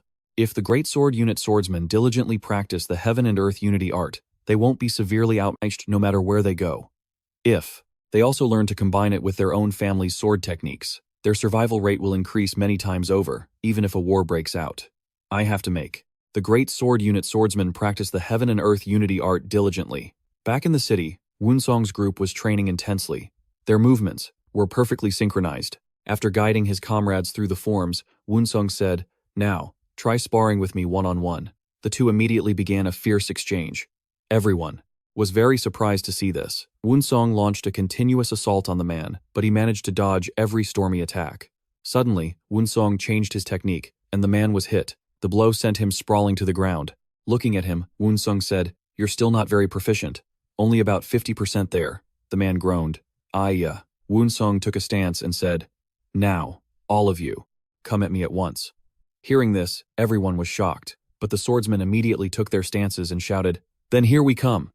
Instantly, a barrage of punches flew straight at Woon-seong. Then, the whole group charged in. He moved in a circle, knocking one man into the air, then followed up with a move that slammed him back to the ground. Next, a palm strike hit another man squarely, and another move sent the last one flying. The older man saw this and said in alarm, "Good heavens, you're using your bare hands again. Even if you challenge us to a hand-to-hand fight like this, you should still go easy on us. Is the rate at which these swordsmen are mastering the heaven and earth unity art really this slow?" he thought. "Their bodies are so soft, and they can barely land a single hit on me. Why is that? After all the training they received in their clan, is this all they've got?" The lead swordsman said, "We subordinates are used to fighting with swords, so we aren't accustomed to fighting bare-handed like this. The young master may not be satisfied, but we have truly improved a great deal." He thought to himself, "Is there really no other way? Should I just train harder on my own?" The vice captain said, "That's enough training for today. Let's take a break." A group from the medical clinic, all of them injured, walked over. Okon saw them and asked, "What is all this? What on earth happened?" The great swordsman said in agony, "Oh God, it hurts so much." The old divine doctor saw them and asked, "What's wrong? Why is everyone injured? Was there a battle?" "No, it wasn't a battle. It was the young master. No, I mean the clan leader. He criticized our training progress, then demanded we spar with him one-on-one, and, well, this is the result. It's not because of hard training. It's because of that direct combat. We were all taken down and ended up like this just from a sparring match with the young master." The woman asked, "Were the warrior's hands tied?" The man replied frantically, "No, not at all. In fact, we all rushed him at the same time, but we couldn't even land a single hit." The two men looked at each other and said, "So, we had to surrender." After hearing their story, the divine doctor stroked his beard and said, "So that's what happened. At first, I thought it was the Six Harmonies fist, but the more I practice, the more I realize it's a supreme martial art. The Six Harmonies fist is nothing compared to it. He saw that our progress was too slow, which frustrated him, so he decided to teach us directly through one-on-one sparring like that. If he hadn't held back, I don't know what would have become of us. Is that so? You all must train even harder, but no matter how hard they try, a sparrow can't keep up with an eagle, right? The female practitioner said, let's get these wounds bandaged for now. I'll go prepare some medicinal brews. At that moment, Woon-seong was standing outside, contemplating. He thought, was it really too much for them? I should also check my own abilities after all this self-training. Unlike being taught, teaching someone what you know makes you reflect on your own abilities from a different perspective. Through that process, the instructor will realize their own shortcomings and strive to perfect themselves. Arriving at an empty clearing, Woon-seong stopped. He looked around and said, this place should be fine. He leaned his sword against a tree, warmed up with the heaven and earth unity art, and decided to practice some swordsmanship. He started with a circular spin, then unleashed the full technique forward, followed by a spinning leap into the air. As I thought, training while teaching others really does make me improve. Faster than training alone. He picked up his sword and placed his hand on the hilt. They say that when a true master draws their sword, even the sound it makes leaving the sheath is different. The sound echoing now was completely different from before. This means I've taken another step towards becoming a master. He brandished his sword, performing a series of different forms. Then, he focused his energy into the blade, thrusting it straight forward in a spiraling motion. The sword's edge raced forward, creating a vortex that slammed into the tree trunk. The strike was so powerful it pierced through the tree, leaving a large hole. He stood there, looking at his sword. He thought, how powerful the attack is and how far it can reach depends on my level of training. After being able to condense sword chi, the next stage is the level of a sword master, where the condensed sword chi can be unleashed outwards and directed forward in the form of multiple small rays. Further than that is sword force, which means gathering all the rays of sword chi into a single, unified entity. After that comes the flowing sword, using one's mind to control the sword and move it freely through space. And finally, sword heart, where one's own inner power from deep within condenses into the shape of a sword, making a physical blade unnecessary. My current level is still far from the next stages, but does this mean that once I master the swordmaster level, I can move on to the next stages? Right now, I have to use all my power just to release a single ray of sword chi. That's decent for now, but when I become more skilled, I'll be able to split that ray into 2, then 3, and eventually into countless rays of sword chi. After splitting them into numerous parts, I'll merge them all back into one. Suddenly, he heard a noise and turned around. It was a leaf, hurtling towards him. Woon-seong instantly dodged to avoid it. The leaf slammed into the tree trunk with a loud thud. Woon-seong was shocked when he saw the leaf embedded in the tree. He thought, to be able to channel such profound internal energy into a single leaf, making it pierce a tree trunk. This person is definitely an absolute top-tier master. Suddenly, a man appeared, standing proudly like a general. Woon-seong thought, that leaf grazed past me, but I didn't feel any killing intent. He's probably not an enemy. Woon-seong then asked, who are you? The man replied, don't look at me like that. It makes me think I don't need to feel sorry for you anymore. Which means you're the one who should be apologizing, right? Woon-seong asked, are you telling me I should apologize to you? It seems you've misunderstood and think I'm making excuses. Instantly, the man's sword sliced through an ancient tree, stunning Woon-seong. The man said, take a look at the cross-section of that nearby tree. Woon-seong immediately looked at the felled tree. Then the man said, now, look at the cross-section of the tree I just cut down. Woon-seong touched the 2 severed trunks and thought, the cutting angle is identical. From the shape of the cut, it's clear it was done by the same person. A normal person wouldn't notice, but anyone who has studied the way of the sword would recognize it easily. Besides this tree, he must have cut down the other trees around here a few months ago. This place is a secret training ground that I prepared myself. But today, when I came here as usual, I found you already here, training without my permission. Now do you understand who should be apologizing to whom? Woon-seong bowed and said, you are right, I am deeply sorry. The man laughed heartily. That's more like it. It's only right that you apologize. I am Namgung Cheon, the Sword King of the Council of Elders. And I am Woon-seong, the young master of the Heavenly Sword Pavilion. Woon-seong thought, he's the leader of the Iron Blood Pavilion, the one who oversees all martial arts matters within the Martial Alliance. Oh, so you're the young prodigy of the 3 talents sword style. Since you've admitted your fault, you have to pay the price, don't you? As the heir to a prestigious clan, you should be clear about these kinds of transactions. Woon-seong asked, stunned, and what is the price I must pay? The man said, it's nothing too expensive or difficult. You just need to help me with a little training. Hearing this, Woon-seong broke out in a nervous sweat. He thought, who in this world could possibly notice and point out the flaws in the peerless sword strokes of the Sword King? When I observed his movements just now, I couldn't see a single opening. Woon-seong grew anxious as the man spoke. Compared to you, sir, my martial arts have far more flaws. I am truly ashamed, thinking this was a once-in-a-lifetime opportunity. This duel would help him improve his techniques and swordsmanship skills. Through it, he could help eliminate the forces plotting to harm his clan. Woon-seong said, I'm going to fight with everything I've got, so don't you hold back. What if I make a mistake? Woon-seong thought, I can't make any mistakes this time. I have to use the 9 provinces soul-suppressing sword right from the start. He immediately took his stance and shot forward like a gust of wind, appearing in front of the man and suddenly swinging his sword to attack him. The man instantly raised his sword to block Woon-seong's blow and immediately launched a counterattack. Woon-seong was also quick, parrying all of his opponent's moves. Woon-seong observed him carefully, then continuously swung his sword at him. At that moment, Woon-seong unleashed the 9 provinces soul-suppressing sword. The energy from the blade was like a tornado, rushing towards the man like a raging storm. He quickly dodged the sword strikes, but Woon-seong's sword chi sliced through the nearby tree trunks. The falling trees forced the man to leap backward to avoid them. He landed some distance away and stared intently at Woon-seong, saying, Not bad, but your moves are too chaotic. Isn't it more beautiful when it's simpler? Even with the same technique, if you try to express it in the simplest yet most effective way, that's what creates the difference between you and others. Hearing him say this, Woon-seong was startled. The man said, Now, show me your 3-talent sword style. After all, your nickname is the young master of the 3 talents sword style.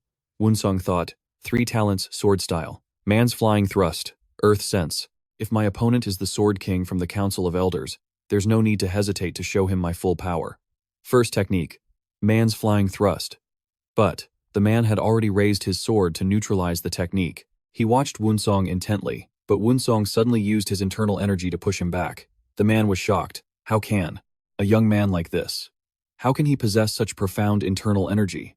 How can a kid like him unleash such terrifying internal power with just a single sword technique? Is that also the 3 talents sword style? Instantly, Woon-seong swung his sword to attack him. The man used his own sword to block all of the boy's moves. Not bad. He immediately returned the favor. Woon-seong leaped up, flipped over behind him, and landed lightly on the ground. The man said, This time you spun your sword in a circle? What kind of movement technique was that? What exactly have you been doing all this time? On the surface, it looks like the 3 talents sword style, but when we spar, it's a completely different kind of swordsmanship. What's going on? Woon-seong said, A lot has happened, but I can't reveal the details. The man said, Just by looking at your sword strikes, I can tell something strange has happened. This seems to be a great blessing for the orthodox martial arts world. Now I'm getting fired up. I'm going to fight with all my strength, so you better come at me with everything you've got. Then he channeled his internal energy, causing an aura to erupt from his body. He raised his sword and shouted, My entire body and this sword become one. Woon-seong looked at him and thought, He's truly like a real sword king. The man then rushed forward, shouting, This time, I'll go first. He pointed the tip of his blade straight at Woon-seong. Instantly, Woon-seong raised his sword to block the attack. His opponent's internal energy was too profound. Woon-seong immediately used the Mount Tai sword technique, the sound of its release seeming to pierce through Mount Tai itself, splitting his opponent's internal energy and sword chi. Next, Woon-seong poured all his strength into his sword and swung it powerfully towards the man. The sword chi exploded like hundreds of blades flying in every direction. The man was forced to retreat as Woon-seong spun, building momentum, and charged straight at him. Immediately, the man channeled his internal energy, creating dozens of swords out of thin air. He pointed them all at Woon-seong, and they shot forward like a volley of arrows. Woon-seong was shocked at the sight and quickly retreated to avoid the blades that were piercing the air right next to him. Immediately, Woon-seong gripped his sword hilt and spun his blade in a circle. Seeing the man's uncanny sword paths, Woon-seong asked in alarm, What kind of swordsmanship is that? But at this point, Woon-seong didn't even have time to ask questions. He struggled to parry the man's sword strikes. He grew alarmed as the blades attacked with increasing ferocity. Seeing this, the man shouted, Not bad, kid. Then he unleashed a series of mysterious sword forms directly at Woon-seong, shouting, Take this. At this point, he had the upper hand, pushing Woon-seong further and further back. He attacked relentlessly, his strikes becoming more and more frenzied. Woon-seong was having a very hard time blocking and dodging his blows. Woon-seong's own sword paths formed a protective circle around him. By the time the man stopped, Woon-seong had been pushed far back. The man looked at Woon-seong, took a long breath, and said, Well, That was certainly a surprise. Woon-seong replied, "Thank you, senior. I have learned a valuable lesson." The man thought, even though I only used 5/10 of my internal energy, the fact that he could counter, repel, and deflect my attacks is truly astonishing for me, the Sword King. For a young kid to be able to do this. If you truly want to thank me, then point out the flaws in my attack style. In a normal confrontation, there would be no opening to get through the Sword King's strikes. Hearing Woon-seong say this, the man listened intently. Woon-seong continued, "But if your opponent attacked recklessly, trading their life to strike you, it could cause a serious wound to your arm." The man asked, "Is that so?" He thought, "I've never really wanted to risk my life to attack someone, but what if someone in a real battle did that to me? How would I fare if I had to face an enemy with a severely injured arm?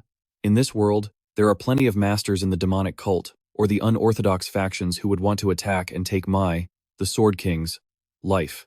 If that's the case, I must make my sword techniques stronger and eliminate all my openings," he said. "Yes, you're absolutely right. With such outstanding intelligence and heaven-sent talent, it would be a disaster if this person had been born into an unorthodox or demonic sect. This is truly a great blessing for the orthodox martial arts world." Back in the city, the old divine doctor said, "It's so late, they're probably all sold out of this ingredient." Okon immediately said, "I told you we should have gone tomorrow," the old man shouted angrily. "You fool! If we don't add this ingredient, we'll have to throw away all the ingredients we've already added and start over from scratch." The boy replied, "Geez, then you should have told me to prepare in advance. You didn't say a single word to me," the old man shouted. "I suddenly got an order for a large quantity of medicine. What was I supposed to do?" The boy said, "It really was sudden. But to request such a large quantity of healing medicine, does that mean a big battle is about to happen? Great wars always occur under unforeseen circumstances and often lead to bloody disasters. In any case, no matter what happens, our job is just to treat the injured as quickly and effectively as possible." Okon said, "If nothing happens, then it's for the best. If there's a war, we won't have any work, will we? And if we have nothing to do, we'll get kicked out of the martial arts alliance." Okon then asked, "So, a war would actually be better for us, wouldn't it?" The old man replied, "Enough talk. Let's hurry up the mountain and find those herbs." In a forest, the divine doctor's group was hastily searching for medicinal ingredients when they suddenly spotted another group of people. He asked, "Who are those people?" Then, his group watched them intently, without a word. The strangers immediately charged, attacking the divine doctor's group. One person shouted, "Ambush!" Another yelled, "Charge! Fight the enemy!" Someone else said to the divine doctor and Okon, "You two, fall back and find a place to hide," he yelled. "Protect the masters." Terrified, she asked the divine doctor, "What do we do, master?" He said, "Stay calm. Even if you're being chased by a tiger, you can survive if you remain calm. If I'd known this would happen, I would have brought more escorts." At that moment, the divine doctor's group was getting beaten to a pulp. After a short fight, his group was completely defeated. A large man looked at him and laughed heartily. The divine doctor said, "Oh no, it's too late." The man stared at him and said, "Go Baek-su, the divine doctor of 100 hands?" The old man looked at him nervously and asked, "Yes, who are you?" The man pointed at him and asked, "Then is the woman standing next to you Okon?" At first, I thought his target was Master Baek-su. The man said, "Ah, a handmaiden so determined that she ran away from home. She must be no ordinary girl," Okon thought. But it turns out that wasn't it. He knows everything about me, from my background to my personality. She looked at him, thinking, their target is me. There's only one reason they'd target me, to get to the young master Woon-seong. They're kidnapping me to lure Woon-seong out. In times like this, I have to be decisive. I can't let them just drag me away like this. With that thought, she thrust her hand into her pouch, searching for the mountain yamgrass. Instantly, she threw it straight at the man. He swung his sword, slicing through the cloud of grass, and shouted, "What kind of trick is this?" Immediately, his men cried out as their eyes began to burn. After the eye pain, they started sneezing and yelling, "It hurts." If the spicy mountain yamgrass gets in your eyes, you won't be able to open them for a while, and the smell will linger for a long time. The man said angrily, "You despicable brat." Just then, Okon shouted, "Let's run, master." Seeing the two of them escaping, he immediately gave chase, yelling, "Where do you think you're going?" In a flash, he caught up and delivered a devastating blow to the divine doctor's head, sending him tumbling to the ground. Seeing this, a panicked Okon cried out, "Master!"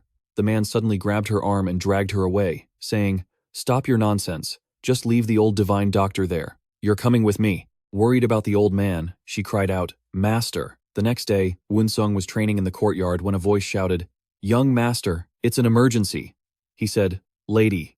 Okon has disappeared. Woon-seong asked in alarm. What do you mean? Explain everything, now. Yesterday, the young lady went out to find emergency herbs and ingredients with the head of the medical pavilion. However, some brutes from the mountain defeated the escort warriors and kidnapped her. No, why are you only telling me now? About something that happened yesterday? Arriving at the clinic, the divine doctor said, Come in. I was waiting for you. I was on my way up the mountain for emergency herbs when some large, blade-wielding brutes suddenly appeared and attacked us. Woon-seong asked, What happened, master? I thought they would target me after taking down the escorts, but their leader mentioned that my disciple was a runaway handmaiden with a strong personality. I think he knows a lot about my disciple. The leader knocked me unconscious. Woon-seong asked, And Okon disappeared? It seems they kidnapped my disciple to get revenge for you attacking them, Woon-seong said. I'm going to check. The scene. A moment later, once I understand the situation, all that's left is to find a way to save her. Arriving at the forest where the kidnapping took place, many people were still lying there unconscious. Woon-seong observed, thinking, they were completely overwhelmed and taken down on the spot, so they didn't leave any tracks. But if she's smart, she would have left. A trail. Woon-seong suddenly spotted pieces of herbs stuck to the grass. He picked them up and asked the divine doctor, What's this? He replied, This is a type of herb called mountain yam grass. It has a pungent quality. That's right, my disciple threw this at them yesterday. If it gets in their eyes, it will cause pain, so they won't be able to open them for a while. At the time, I thought she was just using it to throw at them. But it seems she did it because it has a long-lasting scent. Woon-seong said, In that case, let's follow the scent. This herb's fragrance lasts a long time, so if it's on their bodies, it can be smelled from a radius of 100 jang. My disciple touched it, so the scent will still be on her. If she didn't throw it all and carried some with her, the smell will be even stronger. But if they're outside a radius of 100 jang, even 1,000 dogs couldn't find them. Still, it's better than having no scent at all. For now, we can rest easy. Woon-seong said, There. Goal is to use her to lure me out, so they won't kill her or go too far. Within a few hours, they'll take her where they need to and send a threatening letter. Woon-seong thought, who would use such a cowardly method? Those despicable, blade-wielding brutes. He returned to the scripture depository pavilion to find materials related to the Hebei Bang clan among the businesses or buildings in Wuhan. The Hebei Bang clan is one of the 10 great families, with businesses and relatives living here in Wuhan. The Xiaoxiang House is a brothel that the Bang clan acquired and has managed for over 100 miles away, and it's solely owned by the Bang clan, so the possibility is very low. Among the options, the place she's most likely being held is the manor about 10 miles from here. The lord of that manor is Bang Hong-seo, the cousin of the Bang clan's leader, Bang Il-san. He leads a group of seasoned subordinates near the mountain peak, so dealing with the escorts wouldn't have been a problem for them. Woon-seong said to his men, We're going to investigate the Bang clan leader's manor. Does anyone think this was not the work of the Hebei Bang clan? Immediately, Woon-seong dashed off, shouting, Hurry! Great Sword replied, All right, let's all move out. Everyone moved with great urgency, the group moving as fast as the wind. Woon-seong rushed ahead, with the rest of the group struggling to keep up. As the group neared their destination, they stood on the roof of a building to observe. Seeing no movement, everyone stealthily approached the gate. Then Woon-seong suddenly saw the medicinal fruits. He picked one up and said, Mountain yam grass. He then thought, The trail she left is clear. They're holding her here. Woon-seong said to his subordinates, Infiltrate this place. Instantly, the whole group leaped inside. After running through the garden, the group moved quickly and pressed themselves against the door of a room to listen in. The big guy said, Are you almost done? The old man was engrossed in his work. He replied, Just a little bit more. The man watched. It's taking quite a while, isn't it? The old man answered, This requires caution. If not, those old foxes from the marshal Lam Min would notice immediately. Smelling the scent rise, he said, Ugh, this smell is awful. The man explained, Demonic chi is a potent poison. He replied, I know, but we can't afford any mistakes. Don't worry, this poison will remain in the body for quite a long time and is harder to detect than the demonic chi from being cut down by a demon-forged sword. In that case, the body will decompose after 5 days, and only then will the demonic chi disperse. But this poison is stronger than demonic chi. It will remain in the body for 10 days, and its toxins cannot be neutralized. He then said, We don't need that long. We just need the body to be discovered after 3 days. He picked up the sword and thought, The plan this time is to frame the demonic cult as the kidnappers by killing Okon, the girl whom the son of the Heavenly Sword family sees as a younger sister. If he discovers Okon died from demonic chi, he'll assume it was the work of the demonic cult. At that point, he, the son of the heavenly sword family, will turn his blade against the demonic cult, and they will slaughter each other. He then said to his men, "Bring that bitch out here. I'll proceed as planned." A subordinate replied, "Yes, sir." At that moment, Woon-seong, who was outside, had overheard the entire conversation. He then thought, if I follow him, I'll find out where she is. The group followed him to a room. He went inside and shouted, "Drag that brat out here," one of the men replied. Right away, as he appeared, Vice Sword lunged forward and took him down with a single strike. The remaining man shouted in alarm, "Who are you?" Without another word, he was also felled by a single sword strike. Woon-seong then pushed the door open and went inside. Seeing her, Woon-seong called out, "Okon?" Woon-seong shouted, "Quick, untie her." Vice Sword said, "It seems she's unconscious," Woon-seong thought to himself.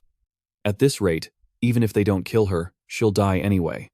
Since she was going to die regardless, they just carelessly tossed her in a corner like this. He then circulated his energy to heal her. He channeled his internal energy through his hands and into her. After a moment, she managed to let out a soft groan. Woon-seong said, "She's stable for now. She's out of the worst of it." Great Sword then said, "Let's get out of here, quickly." Woon-seong immediately carried her and left. When they got to the door, everyone stopped in their tracks. They were surrounded.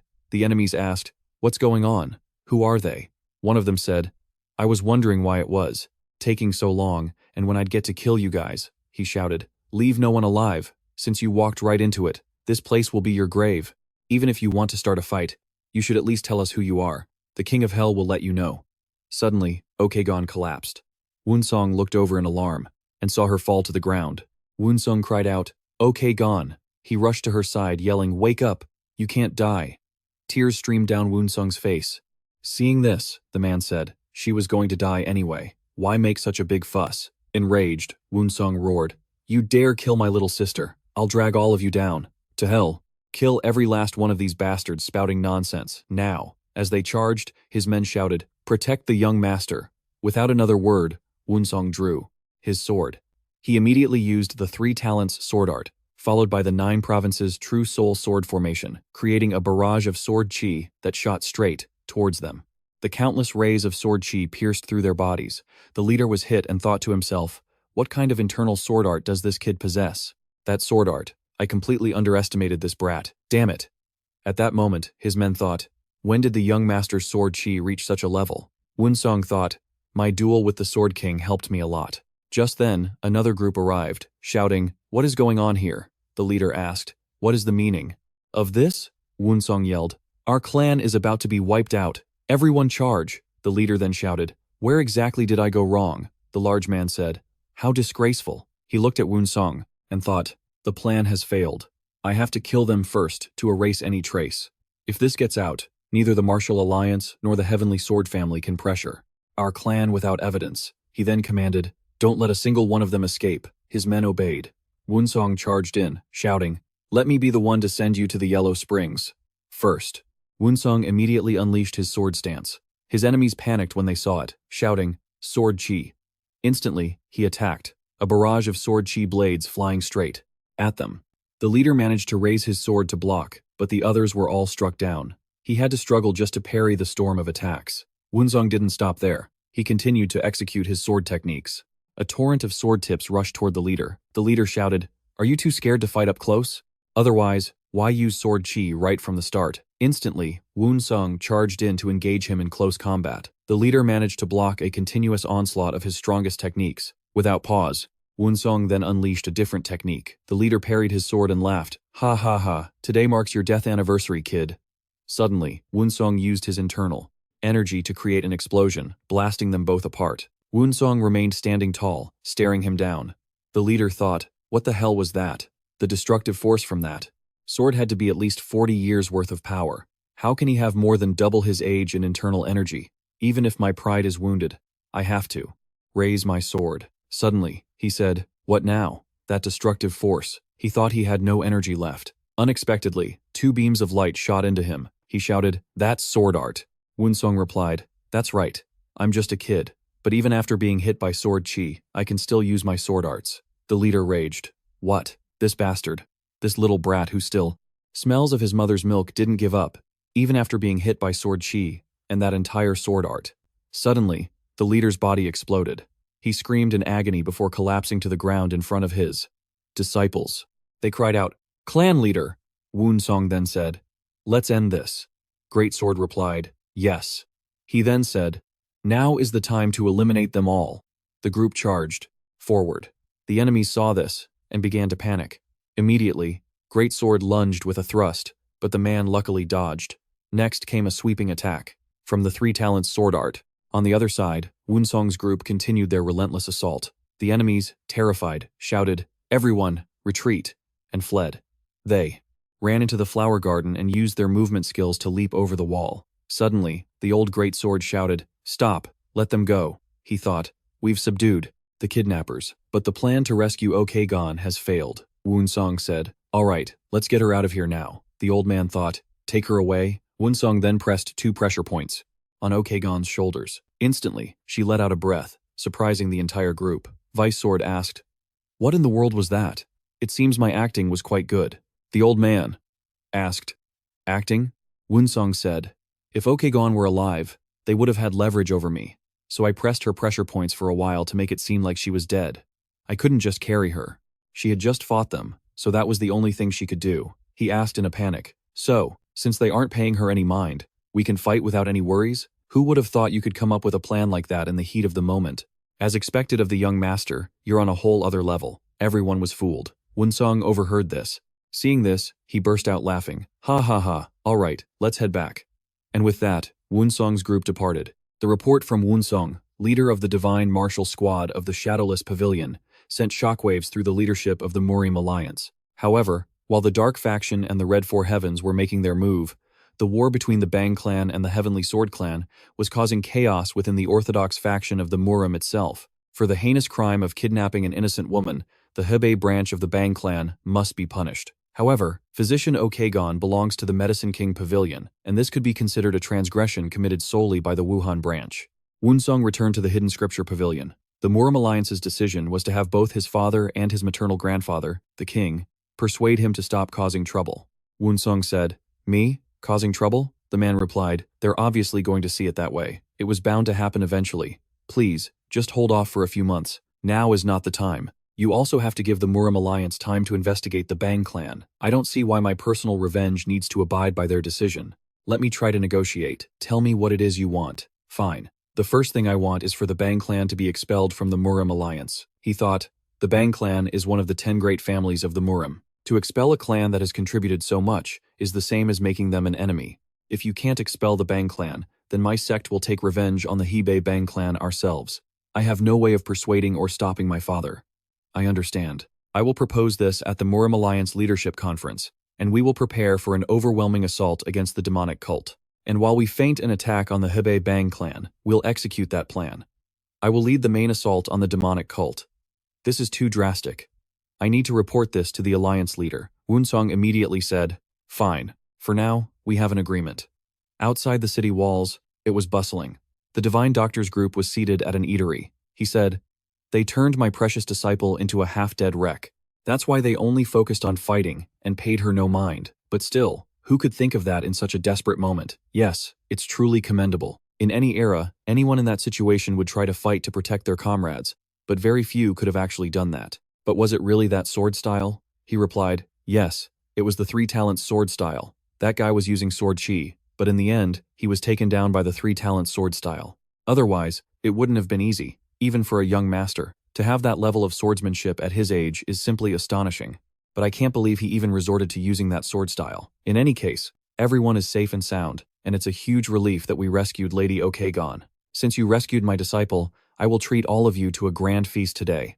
Hearing this, everyone cheered in unison. In a forest clearing, the members of Woon-seong's group were training intensely. Woon-seong thought, if I immerse myself in nature and practice the heaven and man combination, the absorption of the world's spiritual energy will be many times faster. My meridians will be cleansed by this spiritual energy until they are completely free of impurities. Woon-seong looked over at the men training and thought, the effectiveness of applying the heaven and man combination in actual combat is enormous. Even though I taught them the easiest movements from the heaven and man combination, they still can't perform them correctly. Was I being too greedy? Looking at them, Woon-seong shouted, "What are you all doing?" "We We subordinates are trying our best to practice the movements you taught us, young master.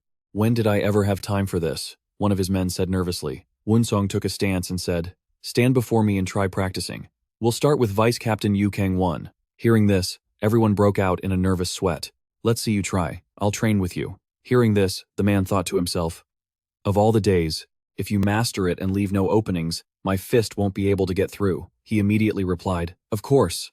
Woon-seong shouted, begin. Come at me with everything you've got. Hearing this, he launched an attack at Woon-seong, following up with a continuous barrage of blows.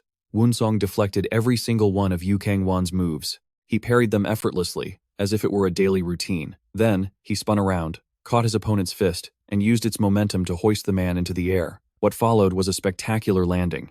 The man said in pain, please go easy on me, or I'll suffer internal injuries. Woon-seong thought to himself, how did I learn this so quickly back then? It must be because I was getting beaten while studying so hard. Woon-seong said, nothing in this world is free. Yu Kang-won thought miserably, why is the young master suddenly saying that?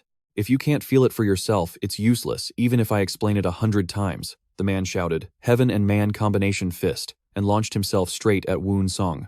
He attacked like a raging storm. The sword captain, watching from the sidelines, said, don't just swing your fists wildly. Follow what you've learned. Completely unpredictable. Woon-seong looked straight at him and shouted, opening. He then dashed toward Yu Kang-won and landed 2 palm strikes on the side of his face, causing it to distort. He then followed up with a punch to the center of his chest, sending him flying back and tumbling to the ground. Trembling in pain, he asked, why only me? Seeing that he couldn't continue fighting, Woon-seong said, who's next? The entire group was sweating bullets in fear. The captain stepped forward and said, I will be next, sir. The rest of them thought to themselves, we're so dead. Woon-seong immediately said, begin, and rushed in, attacking relentlessly. After a brief assault, he shouted, opening, and lunged at the captain. A single punch landed squarely in the center of his chest. The force of the blow was so strong it sent him sliding back dozens of meters. He thought in agony, how is this possible? Woon-seong said, do you all know why? The captain immediately asked, why is that? Woon-seong didn't answer, instead shouting, next. Another man stepped up, and the two began to fight. Every time he shouted opening, his opponent was struck down. Then he moved on to the next person, who suffered the exact same fate. The group watched, sweat pouring down their faces. Feeling sorry for him, the captain said, please, stop. We subordinates can't do it. By tonight, you all must master this until there isn't a single opening. Anyone who can't keep up with me will be sent back to the main family. The man said, sweating in panic, young master. Woon-seong thought, the battle with the Hebei Bang clan and the Red Four Heavens is drawing closer. Those who don't master this will likely die in that battle. I just want to return without losing a single one of you. Please, don't make me the villain who has to bow his head and deliver the news of your deaths to your families. At that moment, they all seemed to understand. Young master, your subordinates have been short-sighted. Even if we have to stay up all night, your subordinates will do their utmost to train. If even one person hasn't mastered it, then no one rests. They all shouted in unison. We, your subordinates, will definitely master our training. Hearing this, Woon-seong thought, but can their bodies handle it? I'll have to ask Okon to make some restorative medicine for everyone. In that case, I should try practicing the 9 provinces divine soul sword myself. He went out to an empty field, drew his sword, and said, what an incredible sword technique. I began to gather my chi, thinking, I have to make the most of this time to train my internal energy so I can escape the phantom pavilion. If I do, I'll surely be able to dispel the dark clouds gathering on the horizon. Outside the sect, the group was still training diligently. By the time they returned, Woon-seong was in his room, reviewing some documents. He was startled by something. He read a diagram of a true consciousness technique passed down by Zhu Zhongtian to the Zhuge clan 300 years ago. It described how he had sealed the combined fire chi of the Red Four Heavenly Ice. This very technique had brought victory in the war between the righteous and demonic factions. To attain this level of consciousness, it was terrifying. He went to ask if they had been successful. Woon-seong said, I thought I just needed to push a little harder, but in the end, I failed. It's a secret consciousness technique that Zhu Zhongtian passed down to the Zhuge clan, but only the Zhuge clan head and the estate master can understand it. Zhu Zhongtian belonged to a mysterious sect. If he chose to reveal himself, he would be a tremendous asset to the righteous martial arts factions. Why wouldn't someone with such power ever show their face? If he appeared, he would be revered as the greatest master in the martial world. In such cases, there are usually a few prohibitions. Either their knowledge of consciousness has reached the heavens, but their martial arts are weak, or they live under some kind of heavenly punishment. Woon-seong thought, Zhu Zhongtian, I really wish I could meet him, just once. At that moment, people were heading towards the city gate, all gathered around a notice board. Grandmaster Woon-seong of the Golden Dragon Pavilion has submitted a request for a martial duel. He's challenging the divine leader of the Phantom Pavilion, Yu Kang-won. Upon hearing this, someone rushed back to report. By now, the rumor had spread throughout the martial arts alliance.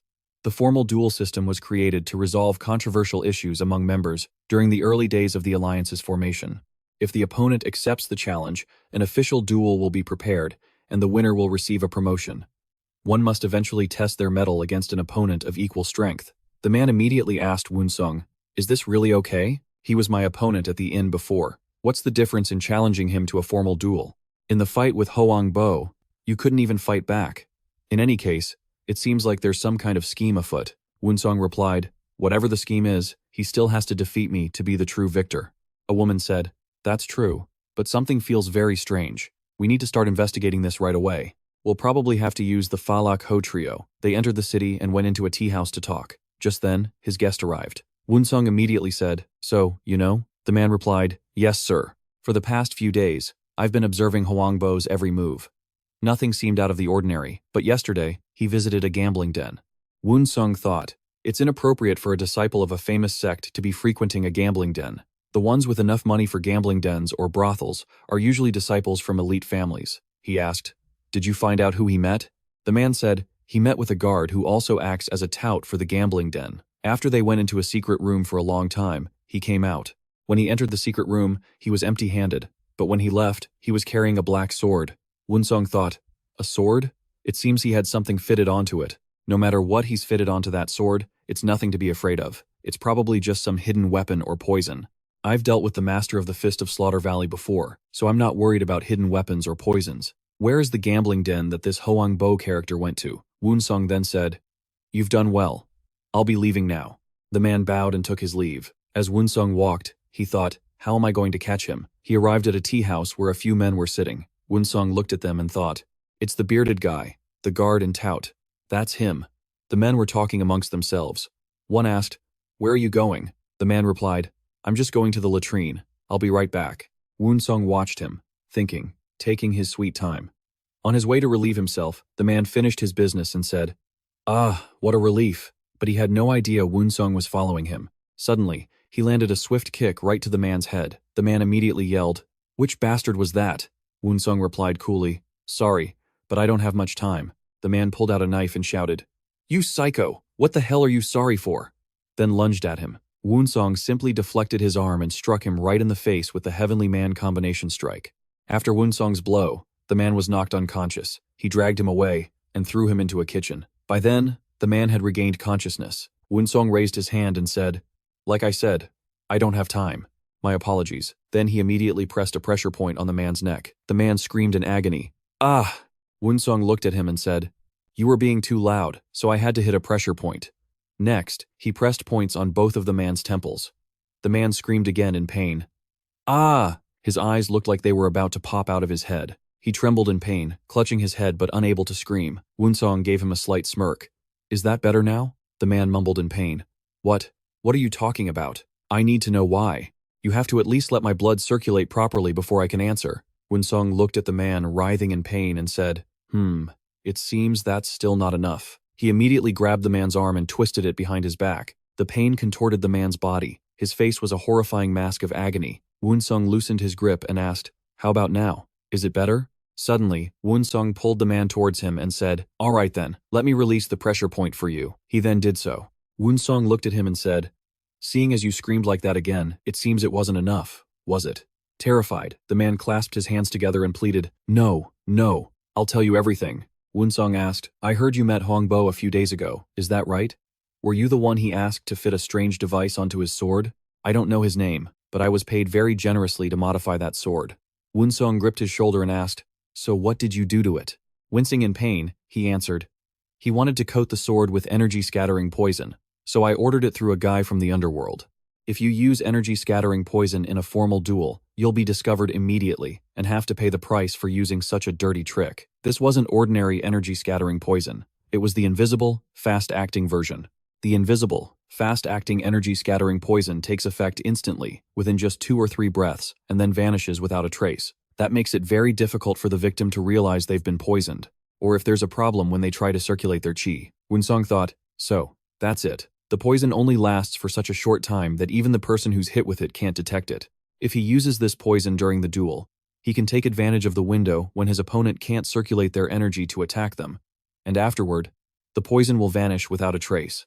He's probably planning to use that poison to defeat me. How many times can that poison be used? The man replied, up to 10 times. Just in case of failure, he tested it twice himself, so there are 8 uses left. Woon-seong asked, how does it work? He was about to speak when Woon-seong immediately struck a pressure point on his neck and said, sorry, but I don't have time for this. Then he landed several punches on the man's chest. He shouted, keep this up and you'll cough up blood and die. The man cried out in fear, I get it. Please save me. When the swords clash, if you twist the hilt, the scattered power poison is released. Woon-seong turned back. In the city, Woon-seong overheard 2 men talking on the street. They were wondering when the evaluation duel between the Grand Master of the Golden Dragon Pavilion, Hwang-bo, and the guild leader of the Shadowless Guild would take place. The other man said, the evaluation will be held at the end of the month. Woon-seong thought. Even when establishing positions in the martial arts alliance, not many people wanted to prove themselves through duels. He has really hyped up this evaluation match. At that moment, over at the arena, Hwang-bo was preparing to fight him. He said, come on. The blue-haired young master immediately drew his sword, but Hwang-bo flicked his own blade to deflect its path, then followed up with a horizontal slash. The two then exchanged a series of beautiful techniques. Hwang-bo put all his strength into his right shoulder and swung his sword powerfully at the young master. The blow was so strong that it forced the young man to slide back a bit. He was struggling to block the sword. Hwang-bo thought, now's the time. The qi-scattering poison has taken effect. He twisted the hilt of his sword. Instantly, a stream of gas burst from the sword. The purple-haired young master inhaled it and thought, huh? What's going on? I can't use my strength. Am I paralyzed? Immediately, Hwang-bo struck him with a powerful blow that sent him tumbling to the ground. The crowd gasped, exclaiming, what just happened? So there was a reason he signed up for this. Duel, huh? The purple-robed young master said, I concede. One man commented, nice, his martial arts have improved.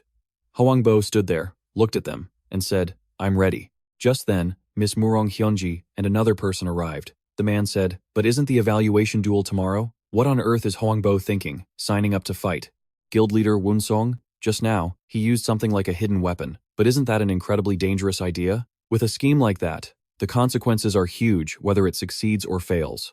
Let's say guild leader Woon-seong is defeated. The Shadowless Guild will launch a full investigation into him, which will cause conflict between the members and the leadership. The aftermath won't be pretty. Murong Hyunji replied, I agree. At that moment, the Grand Sword was asking the Vice Sword, where is the young master? He replied, the evaluation is tomorrow, so he said he needed to get a good night's sleep first. The man said, that's our young master for you. The other replied, we're the only ones so worried we can't even sleep. Now, at the martial arts stage, Woon-seong and Hwang-bo were facing each other, waiting for the signal to begin.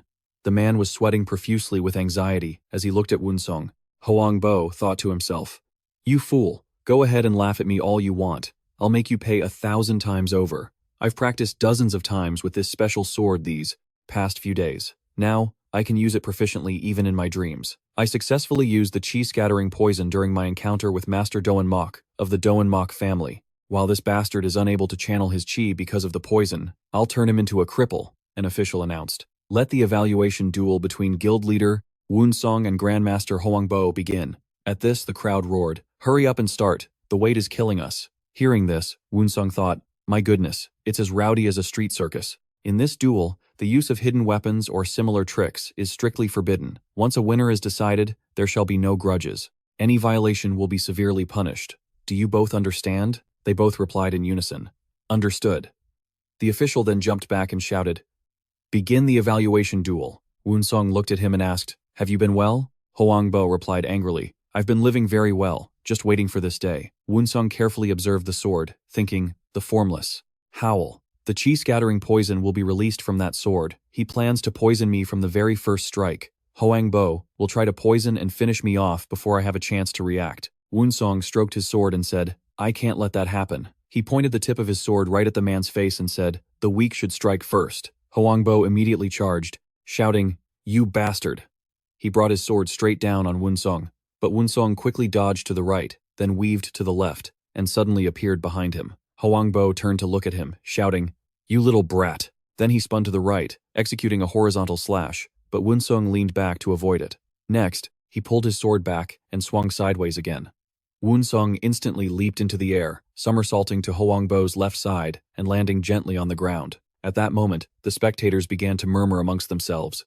What was that? What kind of footwork is that? Could it be the ghostly divine step? Huangbo shouted. You bastard! Is all you know how to do is dodge? Woon-seong replied. Think of the people who've been waiting for this duel. It would be a shame if it ended too quickly. Huangbo shot back. What? He was furious, almost crazed, as he yelled, But I don't want to drag this out. It seems Grandmaster Huangbo is being provoked by guild leader Woon-seong's words. The other person said, He's being drawn into a psychological battle. Woon-seong flicked his sword and said, Come on. The man thought angrily, That bastard is looking down on me. I have to poison him with the chi-scattering poison before he starts attacking seriously. To do that, I need to close the distance. But I haven't been able to get an inch closer. Finishing his thought, he screamed and charged at Woon-seong. Seeing this, people shouted, He's not defending at all, only attacking. If he gets counterattacked, it'll be very dangerous. Huangbo thought, Attacking like this is risky, but I have to take the chance to close the gap. Woon-seong dodged to the right to avoid the sword. Then he continued to run, weaving past him. He dashed past Huangbo's face with a smile, saying, Too slow, too slow. Huangbo raged, I know how to fight. Suddenly, he slammed his sword into the ground. The blade dug deep into the earth, and with a sudden flick, he sent dirt and rocks flying towards Woon-seong. Then, immediately, he executed a sword technique that formed a vortex, which rushed forward along with the debris. Woon-seong instantly swung his sword, shattering the pieces of earth and rock flying towards him. Seeing this, Huangbo used his golden dragon soul-breaking blade technique. His blade strikes seemed to twist around each other. Woon-seong retreated to avoid his slashes. At that moment, Huangbo let loose a series of strikes on the ground, kicking up a huge cloud of dust. Woon-seong's men shouted, Despicable. He's using the dust as cover. Right then, Huangbo was rushing towards Woon-seong. The two clashed, sending dust flying everywhere, and the force of their internal energy pushed them apart. Instantly, Huangbo swung his sword at Woon-seong. Woon-seong focused intently on him, then swung his own sword up to block his opponent's techniques. Sparks flew in bright flashes each time their weapons collided. Woon-seong slid past him, then spun in a circle, moving behind him. Then he stepped with his left foot, circling back again, leaving his opponent completely bewildered.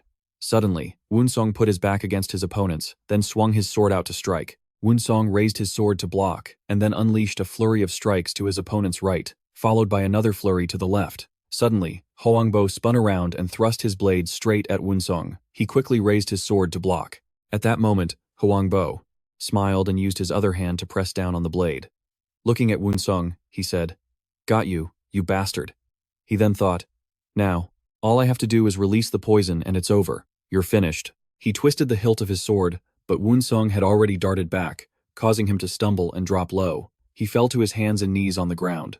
Just then, the sword began to release the scattering energy poison. He inhaled the toxic gas and was terrified. He trembled and said, I can't circulate my energy. Woon-seong approached and looked down on him. The crowd watching from the sidelines began to murmur. What happened to him all of a sudden? He can't move.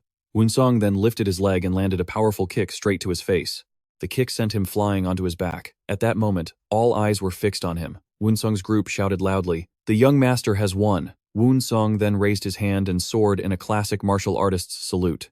The crowd erupted in discussion at the sight. Incredible. He won the moment he fought back. The master of the divine martial troupe is victorious. Woon-seong then walked over and picked up the man's saber. He brought it to the referee and said, Huangbo used poison. He then twisted the saber's hilt to show the referee, who immediately saw the toxic gas being released. Woon-seong said, That's scattering energy poison. Its effects only last for a very short time. Try circulating your ki, sir. The referee immediately did as Woon-seong suggested. He said in alarm, I can't gather my internal energy. After 2 breaths while attacking, it induces a state of hallucination. The referee exhaled and said, I see. So that's how it is. The spectators who witnessed this began to gossip. Did he really use poison? My God, this guy is insane. An elder stood up and declared, How dare you brazenly use poison in an official ranking match like this? And you call yourself a disciple of the Alliance, a descendant of a prestigious family? How could you act so despicably? Woon-seong's entire group pointed their swords at him and said, As members of the divine martial troupe, we of the shadowless pavilion arrest you under the orders of our master. The shadowless pavilion will conduct a thorough investigation, as he may not have acted alone. This demonstrated the reach and power of the shadowless pavilion's intelligence network. Suddenly, a group of people approached and announced loudly, "I wish to register for a duel against the master of the shadowless pavilion's divine martial troop." Seeing this, Murong Hyunji said, "Another duel?" The man said, "Is this permissible under the circumstances? This is my final wish, before I lose my status as a disciple of the Alliance. The Martial Arts Alliance's Huangbo clan, the Golden Dragon Pavilion's master." The elders began to discuss the matter. In truth, another person said, "In any case, we should grant a dying man his final wish. Let him proceed." An elder asked for the opinion of the Shadowless Pavilion's divine martial troop master. Woon-seong declared loudly, "I accept the challenge." Upon hearing this, the crowd cheered and broke into discussion. Things are really escalating now. One person said, "As expected, of the Shadowless Pavilion's master, a true man." The man looked directly at Woon-seong and said, "Since you've already fought with a saber and a sword, let's fight with our fists this time." Woon-seong's group immediately said, "How cowardly." Compared to hand-to-hand combat, the Heavenly Sword clan has long been famous for its swordsmanship. "A fist fight, huh?" Woon-seong said, "Fine, give my sword to the sword deputy." The deputy called out, "Young master," the referee announced loudly, "then let the duel between you two begin. Please step into the center of the arena. I must remind you again, despicable tricks and attacks with the intent to kill are strictly forbidden." Woon-seong clenched his fist and said loudly, "Understood." The man grinned, baring his teeth as he flexed his bulging muscles. The referee stepped back and shouted, "Let the match begin." Woon-seong thought, although the Martial Arts Alliance is a coalition, formed to defeat the demonic cult and the Red Four Heavens, in the end, the interests and reputation of one's own sect always come first. Today, I'll show these people from the Martial Arts Alliance exactly who I am. In this match, I am both the true young master of the Heavenly Sword Clan and a son of the dragon, not some lazy, incompetent fool. His opponent thought, because the Golden Dragon Grandmaster was discovered using poison in the duel, the Golden Dragon Pavilion will also be expelled from the Martial Arts Alliance, even though it was Grandmaster Huangbo's fault for cheating. In an official duel, the fault is enormous, but the Grandmaster of the Golden Dragon clan cannot be beaten and dragged away like a dog in front of all these martial artists. For the sake of the Golden Dragon clan, I must fight one last battle. He stomped his foot hard on the ground. He thought, in a sword fight, I'm a step below the Heavenly Sword clan, but in a fist fight, I have the Golden Dragon's secret dragon fist, the ultimate technique passed down through the Golden Dragon clan. I'll leave you beaten like a dog on the floor. Woon-seong said angrily, I already told you not to use such vulgar tricks. The man shouted in fury. What did I do? Woon-seong looked at him. Your laugh was just that vulgar, so I had to say something. The man cursed. You bastard! Woon-seong beckoned with his hand. If you're going to challenge me, then come on. The people on the sidelines were shouting, Fight, fight, hurry up and fight. One of them said to Murong Hyunji, the Golden Dragon Pavilion's master has already been drawn into a psychological battle. He's already lost the battle of wits. Woon-seong held up 3 fingers and said, Come on, I'll give you the first 3 moves. Hearing this, Woon-seong's group said in alarm, What? What did he say? He's giving him 3 moves? He thought. This is a grave insult to the master of the Golden Dragon Pavilion. The man's face turned red with anger as he yelled, Damn you! He then immediately charged toward Woon-seong. He launched himself into the air, channeling energy into his right fist, and threw a punch straight at Woon-seong. But Woon-seong quickly dodged to the left, so he followed up with the Golden Dragon Palm Fist. Woon-seong continuously retreated to evade. Next, he leaned back to dodge his opponent's strike, then moved to the left again. Unable to land a hit, the man grew furious and launched a frenzied attack at Woon-seong. He threw a double punch, and Woon-seong immediately leaped into the air. His internal energy created a shockwave right beneath Woon-seong's feet. He immediately launched himself into the air as well and threw a kick at Woon-seong. Woon-seong quickly raised his arms to block the kicks. He then took a step back to avoid them, and then pushed off hard with his foot to retreat even further. Woon-seong landed lightly. He looked at his opponent and said, Your fists are powerful. Seems you're much better with them than with a saber. Suddenly, Woon-seong appeared to his left. Then, he moved to the right. The man thought angrily, This bastard. He's mocking me, showing off his movement techniques. Woon-seong rushed forward and said loudly, Let's warm up a little more, shall we? The man charged in, but Woon-seong jumped into the air again, flipping over to land behind him. Woon-seong landed gently on the ground right behind him. The spectators murmured, I think that's Yellow Dragon flies in the clouds. Another said, Is a move like that even possible? The elder said, It looks simple, but that's no easy maneuver. Woon-seong raised his fist and said, I've given you your 3 moves, so you'd better prepare yourself. You little brat, who do you think you're lecturing? How long do you think you can defend? With that, he began to circulate his internal energy.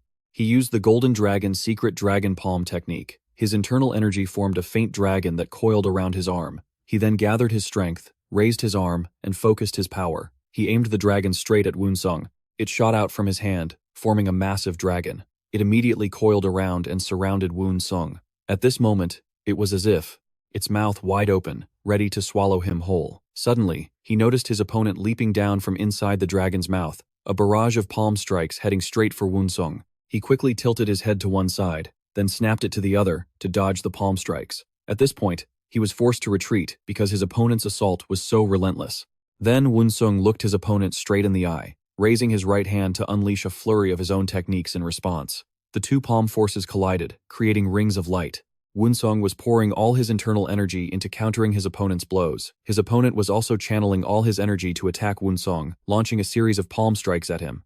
Not to be outdone, he unleashed a barrage of palm strikes to counter. His opponent then used all his power, and the two men's hands met. Their power erupted in a brilliant aura. Woon-seong immediately channeled his internal energy into his hand, and the two of them continuously exchanged blows using their internal power. Then, they were both thrown back. Staring at Woon-seong, his opponent shouted, "You've barely eaten a spoonful of rice, yet your internal energy is this strong?" Woon-seong's group exclaimed, "I can't believe they're dueling with internal energy. If they're not careful, they'll both be seriously injured." Woon-seong shouted, "Cast aside that prejudice. I'll show you the true power of the Golden Dragon's internal energy." As soon as he finished speaking, his opponent was struck by Woon-seong's palm strike, his clothes tearing to shreds. Next came a direct blow to the center of his body, and the force of the strike blew him far away, sending him crashing to the ground. Woon-seong walked over and looked down at him. Seeing their master trembling, the disciples said in fear, "Master, how? How can this be?" At that moment, the old referee announced, "The divine martial arts troop master is the winner." Woon-seong stepped forward and said, "Thank you, everyone." The elders began to whisper amongst themselves, some smiling, others saying, "That young man's internal energy is truly powerful. The hero who will lead the martial arts alliance has appeared." At that moment, the crowd roared, "Who said the young master of the Heavenly Sword Clan was lazy? He's incredible. From now on, the young master of the Heavenly Sword Clan will reign over the martial world." Woon-seong said to the elders, "I must take my leave for now." An old monk said to Woon-seong, "Young hero, if you have time, please, grant this humble monk a moment." Woon-seong replied, "Of course." The monk said, "I will have someone guide you to the entrance of the elders' hall." Just then, the audience shouted, "Hey, no, fight one more person." When he arrived at the elders' hall, a monk was waiting there. Woon-seong approached the monk and said, "The divine martial arts troupe from the shadowless pavilion has arrived." The monk said, "This way, benefactor. Please, come inside." The old monk said, "Please have a seat, young hero." Woon-seong replied, "Thank you." He picked up the teapot and said, "First, allow me to offer you a cup of tea." As Woon-seong drank the tea, he thought, "For the abbot of Shaolin to personally pour me tea. Isn't this too great an honor?" The monk said, "I heard that you are the true successor of my senior brother, Yuan Zhen." He replied, "That's right." Woon-seong recounted, "It was he who guided me to the final transmission." "In that case, young hero, you are a lay brother to this humble monk." Woon-seong quickly said, "Abbot, you are too kind. Didn't you already prove it during the duel?" The face of Yuan Zhen appeared in his mind as if he had just seen him moments ago. "Please, help our Shaolin temple, which is like a candle in the wind, escape this danger. I beg you, young hero, please take the time to teach us heaven and man as one, my senior brother's ultimate technique." Woon-seong replied, "I will do so." The monk said, "Then, can we start right now?" Woon-seong immediately replied, "Of course." The monk said, "Thank you so much, young hero." In a forest behind the elders' hall, Woon-seong said, "Heaven and man as one must be practiced with natural energy to double its effectiveness."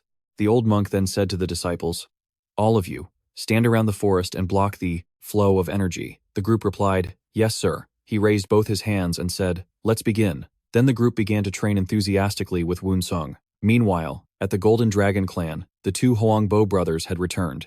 Their father roared in fury, "You fools!" Then he immediately slammed a palm strike right into his son's face, making him collapse to the ground. Then he grabbed the other one and shouted, "And you too!"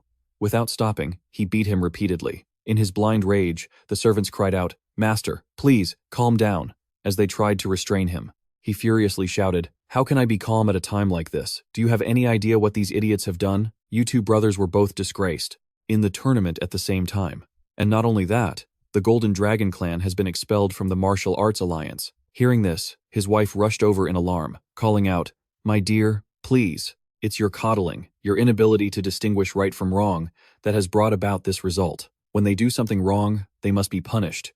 But every single time you try to convince me otherwise, and finally, it has come to this." Hearing his words, she sadly said, "How could this happen?" He pointed at the two brothers and said, "They have tarnished the reputation of our clan.